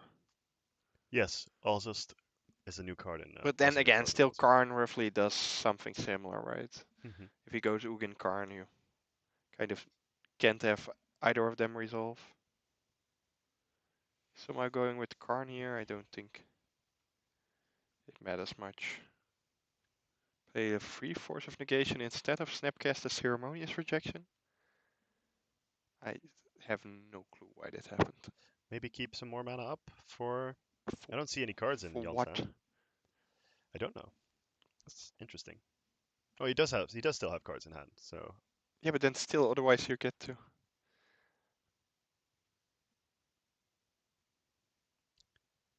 Force doesn't counter creatures, Which but it does. creatures, though? Well, you're right, but that is game. Jan the Tronbeater today. Who said blue-white control was bad against Tron? Yeah, I don't know. Who was that? Clearly, it is great against Tron. obviously. But yeah, nice display to how you win that matchup, right? Yeah, I think this was just fine actually. Field of Ruin is really big part of that puzzle. True. It used to be a little sad, I think, without Field of Ruin. Yeah, well, the fact that you can buy yourself the time to recover from the Ulamog that is undoubtedly going to come at some point makes a very big difference. And the fact that you can get back into the game with cards like Jace the Mind Sculptor and the Narset, which is like you call it half a what you call it again? Half a treasure cruise, No, it's half it, a dig through it's time. it's dig through time with half on suspend or something. Right. So I Annoying. mean, those cards give you a lot of fuel to fight back against the Tron deck. So yeah, it's quite an interesting match though. Oh, we saw some cool games there. Yeah, first we saw Jund versus Mardu, and I believe Mardu won that match. And now we see Jon on the same team, taking the win for his team, which means that Jon's team will be playing in the finals. And Yeah, against the Monored Prowess team, right? exactly, this looks like we're going to get another chance to see Mono Red Prowess shine. And Maybe it's better against the Mardu deck. we'll see. I believe he beat it in a Swiss, so we'll see. Right, we will.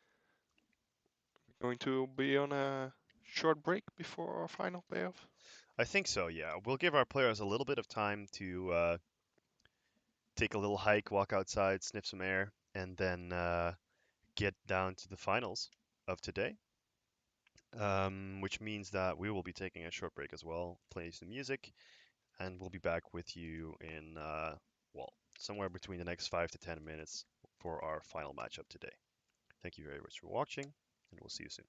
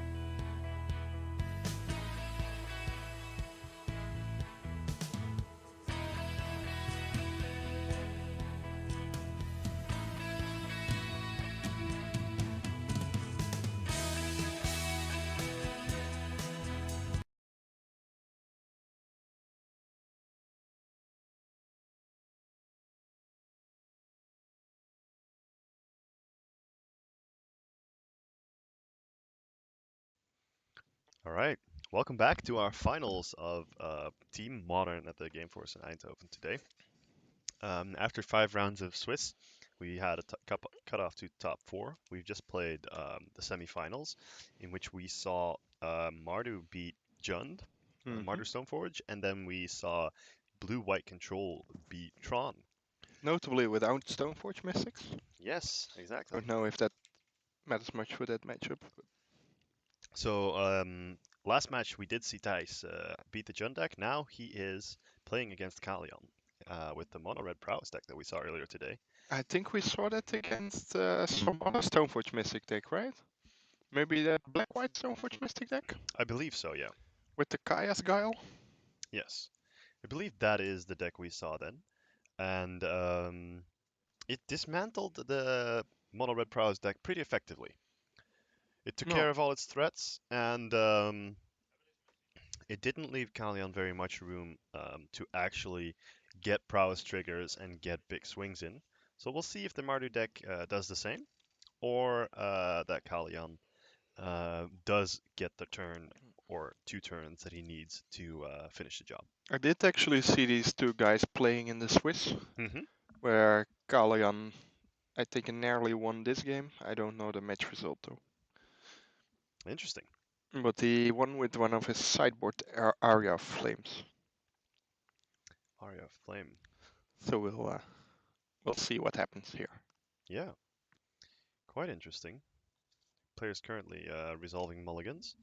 Dice, by the looks of it, has placed his cards on the table, indicating that he's keeping that hand. I'm not quite sure.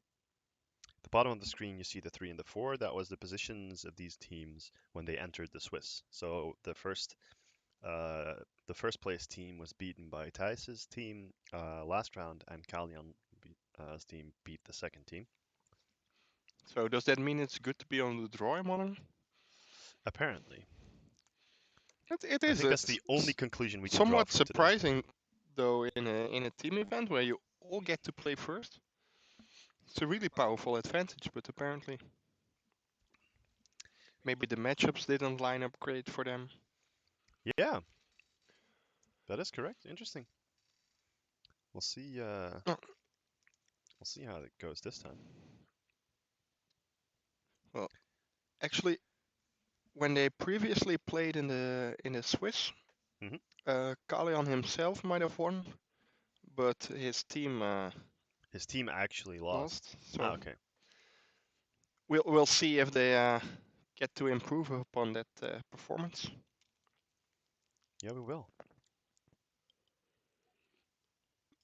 I think Galleon's looking at his hand, trying to. Because this match is the This. Prowess deck versus the Mardu deck. Did we discuss what the other two matches were? No, I don't think we did. Currently, Kalyan plays a Swift Spear and hits dice with it. It's Valakut versus Junt, Okay, and then the blue-white Stoneforge deck versus blue-white Control deck. interesting. So settling the debate whether or not Stoneforge Mystic is a good card. Yeah, I think we'll finally Maybe. get the answer after today. The answer we've all been looking for. After Tice gets his first turn, though, he manages to pick up the Monastery Swift Spear. Kalyan's turn 2 consists of no land drop, notably, Ooh, and a Soulscar Mage. that seems rough, but at least another threat that might be okay. I think that's another land. Notably, another Sunbaked Canyon. So, 2 more damage. Racing his own deck, but Metamorphose is quite a card. Let's see how many spells Kalyan can chain this turn. And if the Soulscar Mage actually collects after that, because if Tice has another Fatal Push in hand and he's just They patiently somehow waiting to made fire a that off. point of.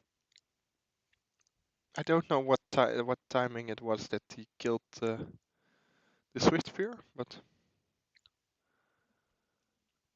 Yeah, it was during his own turn.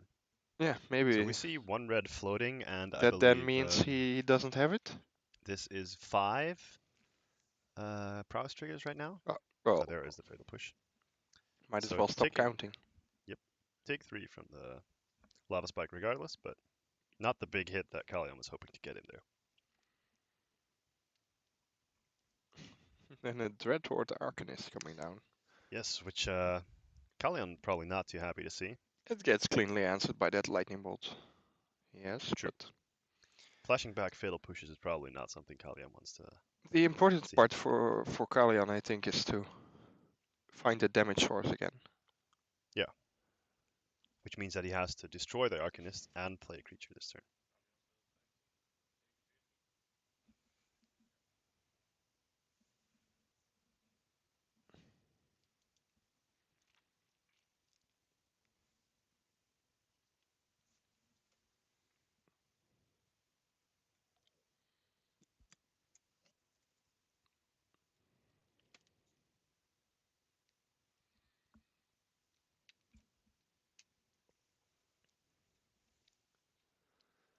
We haven't seen those crash throughs do anything yet, right? I think we've seen them give trample to Yeah, have you seen one cast with a creature in play? yeah, to the 8 mana prowess guy. Oh, I thought it was just to maximize velocity on the. Might very well be. I'm blanking on the name of that Bedlam Reveler. That's the one, Bedlam Reverie. So Thijs hitting with the Arcanist here. Huh. That's only 1 point of damage, but see, those Sunbaked Canyons together with this anemic beatdown plan putting a real dent in Feels Kalian's like it. knife total. Yep. Do you see the Lingering Souls coming in? Kalyan still looking for a threat, I think. Being on double Sunbaked Canyon is also pretty awkward for Lava Dart. Yeah, it's not the greatest. You don't want to sacrifice those lands in particular. Well, you You can't can't do. sacrifice them for Lava Dart. That's true. You have to sacrifice a mountain. But I thought I saw a new Swift Spear. Something Kalyan would be happy to see, I think. Well, yeah, it's difficult to get a big hit in this turn, though. Yes, unless he has another land, amount of foes, and a way to deal with the tokens, either trample or. Oof. Is he So playing any other lands? I wonder. we talked about this. His list only has 16 lands, Huh. but 4 of them are Sunbaked Canyons. There's the Swift Spear. Let's see if he has the Metamorphose. Are you blocking? Think. I don't think I would be blocking here, but that might be very greedy. I like blocking. Blocking is nice. What is your 1/1 flyer really going to do? See, now you get to, if you get to attack with that Dreadwood Arcanist, you get to kill the thing without it dealing damage. Kalyan's going to take another point of damage though to Lightning Bolt the Arcanist. But it's still okay. Then he responds, you can try to kill it. Yeah, in response Then to you the prowess force your trigger. opponent to have 2 spells. One of them needs to be free. So that's not happening. So you lose your creature again. Maybe flashback that Lingering Souls. Or even have good Or cards. even better, play Stoneforge Mystic, find Batterskull. I like attacking with the 1/1 flyer first. But maybe he's keeping that back. Oh, that's the sort of. Why does that sort of Sinew and Steel keep coming out to play?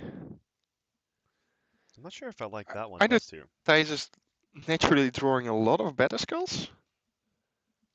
Or I read this card incorrectly. I'm going to double check this card because it surprises me that he's finding it as well. It eats a, an artifact or a planeswalker, right? Neither of which are in Yes, it Kalian's deck. destroys up to one artifact, or up to one target planeswalker, and up to one target artifact. And it gives 2/2 and protection from black and from red. I So think the Sword of Fire and Ice would still be better to get yeah, here but he if you want doesn't have that protection in the from red. deck. No, it makes sense. I think the Batterskull just wins you the game though. Yeah, well, it's proven correct because the Stoneforge is dying. That makes sense. And there's finally a mountain. The one mismatching mountain in his deck though. Or one of the. And he definitely drew a Bedlam Reveler because he's now looking at it again. Double checking how much he needs to pay perhaps. You should. I think you just order your graveyard in a way that you can at least see it for a little bit, maybe, so that Yeah. you don't completely give away. Giving it away doesn't matter when you can actually cast it, but when you cannot No, but cast it. if you're one off, it's like, well, maybe I should anticipate what's coming next turn, Yeah, that makes which sense. is it's just good practice, right? To know what's going on. Maybe you know, Is it just just me, count it to make or is it sure. like an unwritten rule in Magic that you tap your lands all to the same direction? Because I don't like what Kalyan's doing here. Ah, that's just you. I would never make a point of. Oh, okay. Would you make a point of just tapping them wrong, like in different directions on purpose? I especially hate this is not at all game related, but the not quite 90 degrees step, like Ah, right. the 45 to 45-degree tap, right. that is There's worse. an unearth, Oh, I we're believe, coming in unearthing again. for the Stoneforge Mystic, and then that will find The other Sword of sword. Feast and Famine, which I guess doesn't protect his creatures, which is why he tries to go for the Sinew Steel first. Guess that makes sense. It's probably still not what I would do, but does make Yeah, I sense. don't know if I like that. Uh, it seems to me that that sort of sinew and steel sword is geared to beat Stoneforge mirrors, but main deck, I feel it's a little bit too techy. Yeah, perhaps, but I think that if you If want that something to beat Stoneforge Mystic, then this is probably the best day to be running these.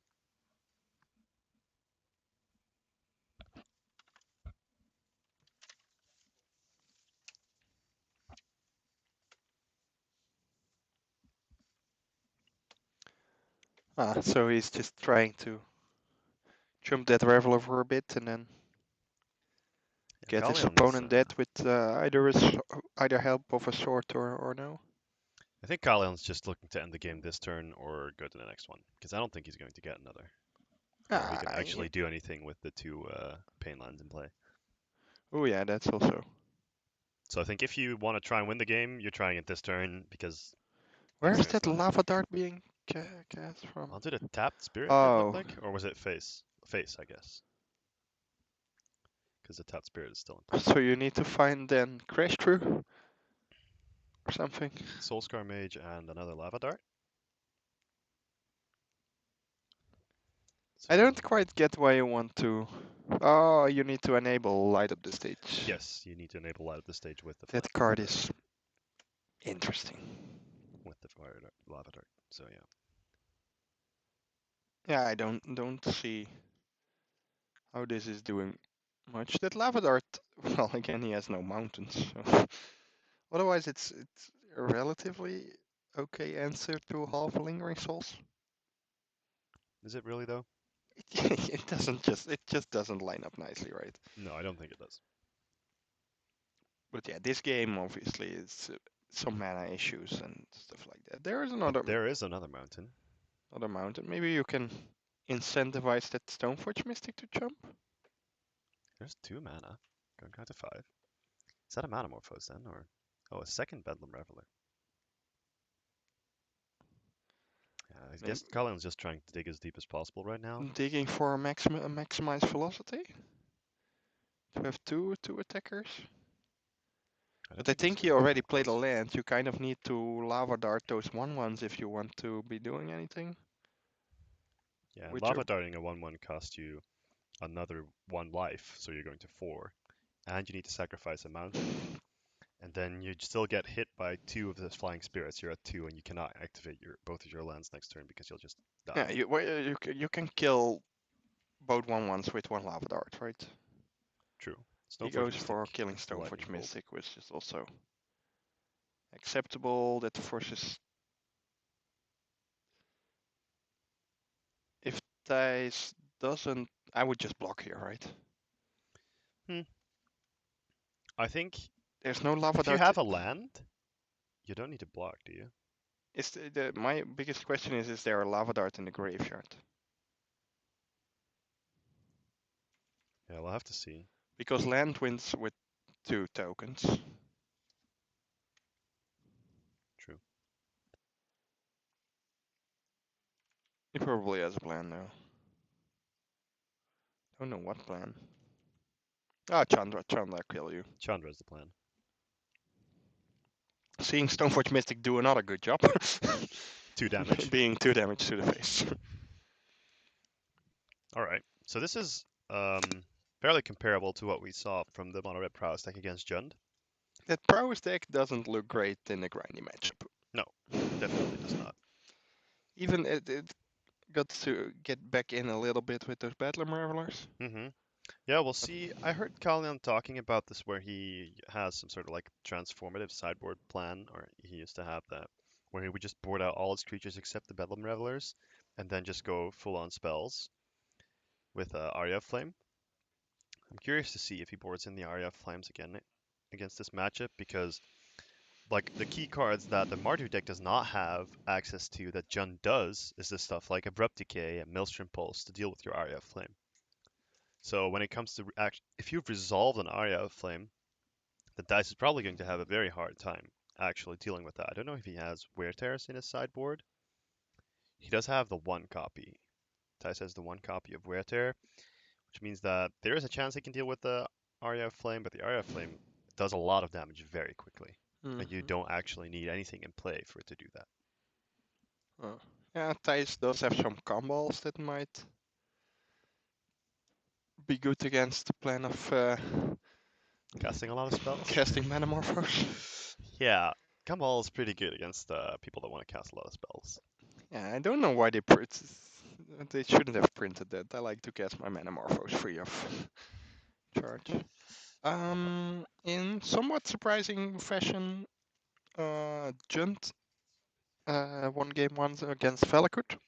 Interesting.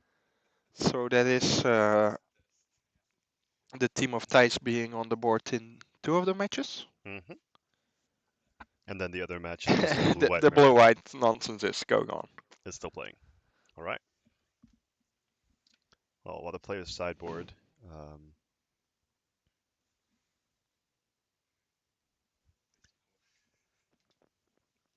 I'm sure we'll get to see what they board in their next match. So when I looked in the Swiss, I saw Kalian had a lot of wear and tears in his deck, as well as the RES and Yeah. the Abrades. So he's And we maybe talked about this preparing a bit earlier. heavy for. Yeah, we talked about this earlier today when if you board in the wear and tears in this sort of deck and you don't have, like you're giving up a proactive kind of game plan for them, combined with stuff like the Abrades and the RF Flames, we were wondering like, is it worth to sideboard that certain amount of cards while you're giving up a certain kind of aggression that you have in this kind of deck and that you need because that's what your deck is, right? You're Hmm. an aggressive kind of combo-ish deck. Yeah, maybe if you go for the Aria, it doesn't really help to like hit your opponent a bunch with the Swift Spear and then say, here, gain 10. No, that makes Let's sense. try again from there, right? So that doesn't quite work.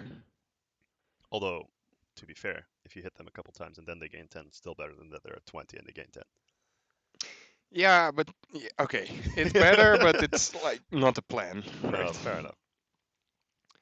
But we'll see. Yeah, I think those combos are gonna annoy Kalion for a little bit, as well as collective brutality. That still seems good Yeah, to Collective me. Brutality is a notoriously good card in like the burn matchups when And you're then playing black, and although the prowess deck is not quite the same, it does have some similarities. depending on what Thijs saw in the Swiss and what Kalyan's plan is, he also has Pyromancer Ascension. Hmm. If he has that alongside Bedlam Reveler, at that point I kind of like the Leyline of the Voids. Right. But we'll need to. Yeah, we have decklets, but the players do not. So No, that is true. it all depends on what who saw what and who thinks what it plays like. Yep. All right, But looks we're like we are currently resolving mulligans. Galil and Tice both looking at their hands. There is a pre-game effect from Thijs, which results in Leyline of the Void being in play. We'll see how Kalian feels about that.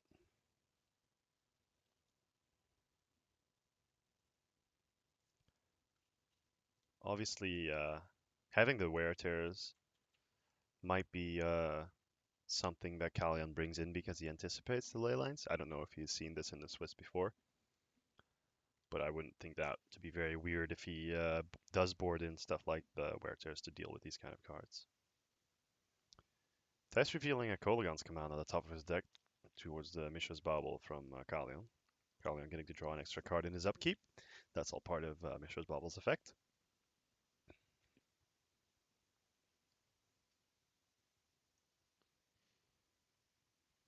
And there's a We will see if that Swift Spear gets to live through this turn. yeah. I think he dealt very little damage with creatures last time, so Yeah, not as much as he would have hoped, I think. Currently looking at a Manamorphose and a trigger for the Swift Spear, of course. Making 2 red mana indicated by the dice. in the meantime, the it's a full clean sweep in game ones. So the blue-white control deck Okay, ate the theoretically blue-white Stoneforge, so all of Thijs and his teammates all beat, all won game 1. which is a nice position to be in, right?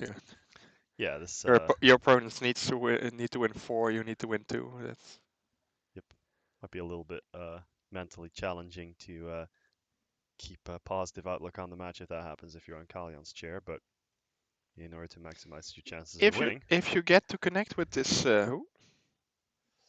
why, yeah, that's a lot of creatures. If you Yeah, get which to is pretty connect good. with this one, then that might be nice. Yeah, I think Kalyan likes to be in a position against these kind of decks where he does have a bunch of creatures in play. Making that ley line look silly.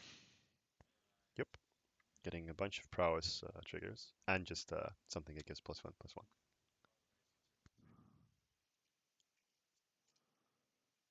Yeah, that Stoneforge is not going to cut it. I think this is a prowess draw you're looking for. I think Yeah, I think so as well. Question, this is how you win game. and this is a draw where the cantrip that gives trample can also shine greatly. Ah, well, your opponent is not gonna have blockers, right? I Of mean, course, it's fine. It's cantrips, but you have to cast 5 spells or 4 spells to make lethal. So it yeah, is perfectly okay. doable. At that point, your opponent obviously has to block. That maybe even if you're not winning this turn, you're just putting on so much pressure, especially if you can deal with that Stoneforge. What's your opponent going to do? There's a lightning bolt, giving everything +1/+1. Lava Dart. So that is 2 spells, 2 more to go for lethal, I believe. 9, putting him down to 2 already. Huh? So then, don't you just lava dart your own creature? It's not a Lava Dart, it's a Lava Spike. Oh, my bad. My bad. But yeah, that is. Try to come back from that. Going to 1. Off the fetch land and taking a look. Maybe Kaya's Guile could be decent here. What does that do? The sacrifice and game 4. I think that's the Yeah, best card you're looking for here, but but you can't cast it with that mana. Maybe this is better. This is multiple blockers. yeah, except it loses to the trample cantrip. But we'll see. Perhaps you can't answer every threat at this point. Yeah, I think you're in a I will lose to everything Yeah, situation already. you're just hoping your opponent bricks. But that trample cantrip would be a sad way to die. So any sort of burn spell or the trample cantrip kills dice here. Even has redraws with Yeah, there's a Swiss spear. That's enough. Yeah, basically, spell kills you. Yeah. All right. So that was a great game too. At least we've seen the Prowess deck do what it wants to do on camera today. Now that's That relieving. was a beating. It's relieving to see that they didn't get to the finals just by. But he drew none of his sideboard cards. Maybe that's the key. Don't Oh, he did sideboard. have a ley line. I mean, Kalian, the mono Ah, red power deck didn't draw right. any sideboard cards. Maybe that's the key to victory. Don't sideboard, just try to Yeah. kill your opponent. But I feel it's a very different game if Thijs casts a turn 1 removal spell. Yep. Most certainly it is. Because Obviously, getting the that Swift Spear dealt at least 6 damage or something. yes, and getting the light up the stage into 2 creatures is also, you know, very good. Was it light up the stage? This was Metamorphose. So Oh yeah, Metamorphose, Metamorphose. then 2 creatures, I guess. But still. That's the plan, right? You put 11 1-drops in your deck to cast 3 on turn, to have 3 in play on turn 2. Yep. So.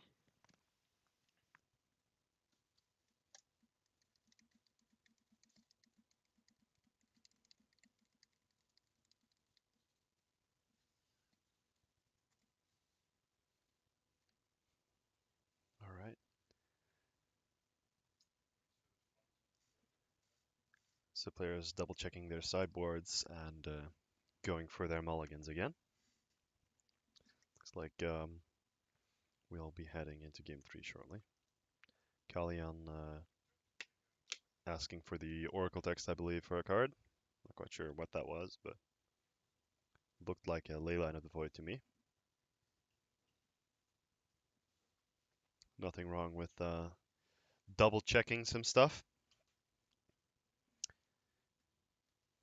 no matter what time, be it in between games or before or afterwards or during. There's judges around these kind of tournaments to help you with all that stuff. In the meantime, Redging Valakut also took back a game against Junt, so the team on the left is swinging back. Kalian's dream, What? Kalian's team keeping the dream alive. It 1-1, and 1 game down looks a lot better than. Than everybody being down a game. Yes, that is true. So let's see. Of course, that means they both get have will be on the draw for game 3, but Yes. things can happen there. Well, especially with a deck that is as explosive as this kind of mono red prowess deck is where if your opponent stumbles in one of the early turns, the game might just be over. Like if you don't have that key removal spell at the right time. It's very good at punishing people. I feel that's I think also most of the appeal of the deck, Mm-hmm. because basically you're a less resilient burn kind of deck. Mm-hmm. Just comparing it because both of them have lava spike. Yes, that makes sense. But yeah, you're playing Blistical weird. The burn deck will basically always kill you. If you're on 3 life and you give them Mm-hmm. 2 turns, you're dead. And this deck you can just draw some embarrassing creature. True. True. So that's a bit different, but I think you have more options too. What turn did he kill him on? Maybe it was 4, I think so, yeah. but it was quite convincing against real opposition. So. Yeah, I think it was turn 3 Seasoned Pyromancer from Thijs, and then turn 4 Kalian killed him. So that's pretty powerful. Yes, that is pretty strong. And that without Basically, you frustrating. put him down to 1 on turn 3. Yeah, So that's not gonna happen as often, but with the burn deck. no, true. So this might be a little bit more explosive, but a little bit less resilient. Which is, of course, a decision to make if you want to play either sort of deck.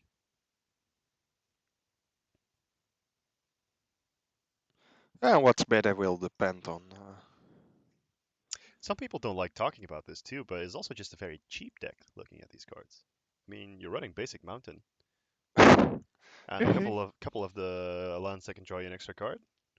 Like compared to the deck that has Stoneforge Mystics and all the swords and stuff, especially if you're new to the format, this might be a deck that, It is gets you into a modern. it is a good deck to get into. I feel like there are some other options for that as well, maybe. I don't think that's the reason Kalian plays it, by the way. I don't think I he just think when likes it those had decks. Arclight Phoenixes though, that was Yeah, that was like a tier 1 deck. less true maybe that. Yeah. The previous iteration with Arclight Phoenix and Faithless Looting was probably a little bit more expensive. Mostly because of the Arclight Phoenix, I guess. Yeah, but then again, for a modern deck, of course, if you don't have to pay for an entire mana base, that already helps. Even though Hmm. I guess by now most of those cards are somewhat cheaper, but fetches are probably expensive. I think you're still paying 10 to 20 euros for the cheapest kind of fetch. So, Yeah, for the fetch, but the and duels then might and then running like 8 to 10 be in less. your average modern deck and buying shocks, you know. Things get a whole lot easier if you just have Yeah, none 40 of this. fetch lands lying around. True. But even just looking at everything besides the fetch land, the rest of the deck is also powerful cards, but not necessarily very expensive. Cards like Lightning Bolt, Lava Dart, Lava Spike, Hmm. you know. Yeah, I don't know the price tag on a Goblin Guide these days, but It's not in the deck though. no, but I'm comparing it to Yeah, Burn, you're comparing it to Burn. No, that makes sense. because that's I think the poster child of getting into Modern. But that you probably want to splash white, Yeah, then you need the then fetch you land and the need the shocks. fetches. Although you do have the check lands now as well. Yeah, but you play more. The fetches are also quite good with Grim Lava Mon. Guys like Grim Lava Monster, Yeah, and which we didn't see today, but I think can be quite okay. yeah, it sounds pretty good against Stoneforge Mystic, Grim Lava Monster. Oh, no ley line this time, and it immediate. Oh yeah, see oh, I didn't see the mountain from Kalian. It was kind of hiding on that playmat. I thought, what Mm-hmm. terrible hand is this? I still don't. That's I a think he kept it on the back of that Ascension, could be. doing some work I because think the hand still does stuff, but it's definitely not as powerful yeah, with but the Ascension taken out of that. you have a bunch of reactive cards Yeah, true. You're not like the and burn deck where you're just playing 6 or 7 spells to the no reason opponent's face. you're not going to kill them that way. I feel There's a mountain and the pass for Kalian. keeping the lava spike for a trigger later. Yep.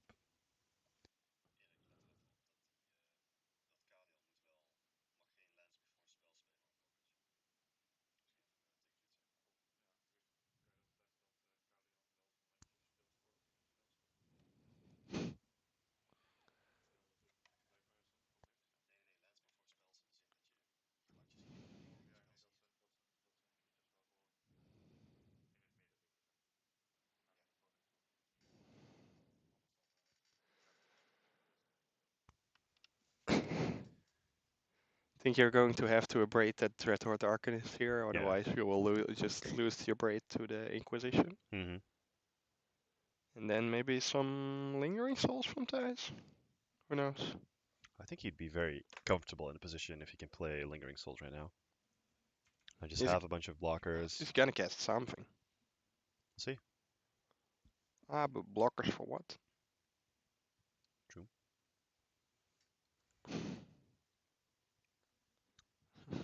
What would be the worst case scenario for Kalian here? Stoneforge Mystic and a discard spell? Yeah, I'm not sure. Thais looked to be pretty sure, and now he's back in. In the tank. Yes. He did get to see Kalian's hand, which is that. Uh, Not a shatter, but the thing that looks like a shatter. What Wear did and he have tear. to raid? Oh yeah, the wear and tear. Right. It's a lava dart, I believe. Yeah, Lava Dart and Lava Spike. Oh, the lava spike, yeah, that's the one. But that doesn't interact, and you're on 18, so Yeah, so it's not that big a deal. don't care about that. They seem to be discussing something with his teammates, maybe. Yeah, potentially about a choice they have to make, or a choice he has to make, which he's not completely certain. Um, he does decide to tap all three of his mana and play a Ooh, combo, the combo. which is pretty good, I would Yeah, say. that is gonna be fun if Kalian doesn't have an answer for it. Then he's gonna feel the pain from that thing, or not do anything, which is also fine by. Oh, yeah, good time to read it. Just double check maybe. That probably means it's not dying. He also drew the Mesmet Mountain again, I believe. Sadly.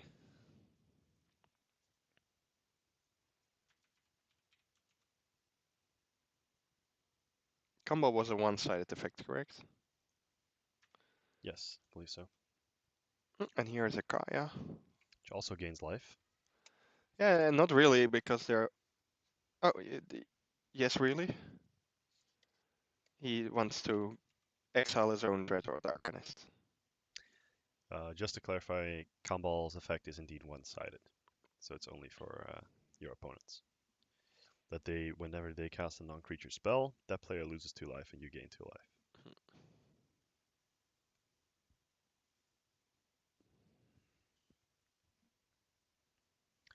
So Kalion facing down a pretty scary board here with a Kambal and Kaya in play.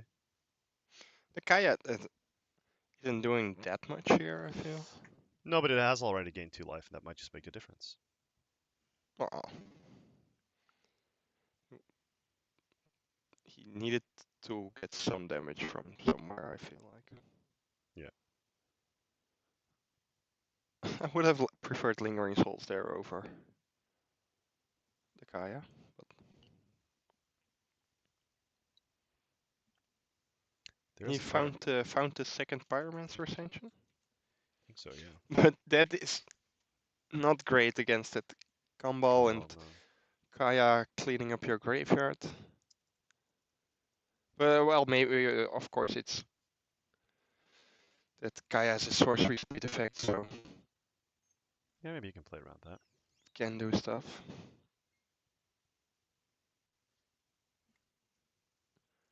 I think basically what Kalian needs is to start with an answer for that Kambal. Yes. And Seems like the first thing that you need to do here. If you're unfamiliar with Pyromancer's Ascension, this is a card from the, I think a little bit older Storm decks used to play it. I don't think it's in modern Storm decks anymore. it's like it is here. It's a sideboard option. Right. So what it does, if you cast an instant or sorcery spell that has the same name as a card in your graveyard, you get a quest counter. And then when you get 2 quest counters, that changes to you when you cast an instant or sorcery that has the same name. You may copy it and choose new targets for the copy. So in this case, is that the second Abrade? Yeah, he found the second abrade. Oof. Kalion feeling hurt by the fact that that first Abrade was exiled by the Kaya there, stealing him out of a token on his Pyromancer's Ascension. He's going for bold face, Looks like it, yeah. aggressive line. Aggressive move, and then Then, then he unearths the yeah, Tomball, which is pretty rough. good luck dealing with that again. Clean up your graveyard, even though it has irrelevant cards. Yeah, but we know that Kalion only has 2 Abrades. Yeah, okay. Dice doesn't, so.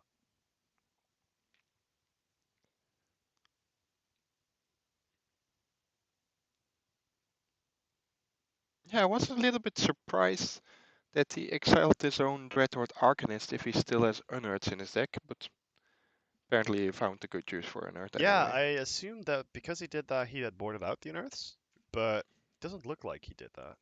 Oh well, definitely didn't port out all of them. Yeah, this is a bad crash through again. In the face of a Kambal, is not good. But now four-ish cards in exile, and that's And the handshake. Kaleon says, I can't win this game. And What immediately regrets that decision after looking at the top card of his deck. was another lightning bolt to deal with the combo? Yeah, I think it's too late though. I think so You too. I think go you're to losing that five. game. You take two from the combo, going to five. Then you take two again from the bolt, and Yeah, then and you're in just dead to the Kaya. yeah, in the meantime, the Kaya is ticking up. So I think that was a reasonable decision to scoop there. Yeah. Got dismantled. Looks like it, yeah. So that means we will need to. We're going to try and bring you one of the other matches in the finals. Um, Last time we checked, the was it the blue white mirror? No, the Valakut versus Jund was 1-1, and blue white mirror was 1-0 in favor of Thijs' team. So I Yes. assume that the Valakut Jund matchup has already started the third game, but perhaps we can still catch the third game from the blue white mirror. Yeah, we'll get updates on that shortly, probably. But at least Thijs' team up a match now. Yeah, they must be feeling good about these So, finals.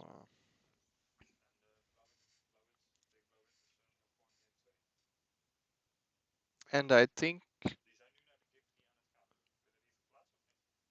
Junt also won, so that means Are we? that is match over, Looks like it. Yeah. if our information is correct.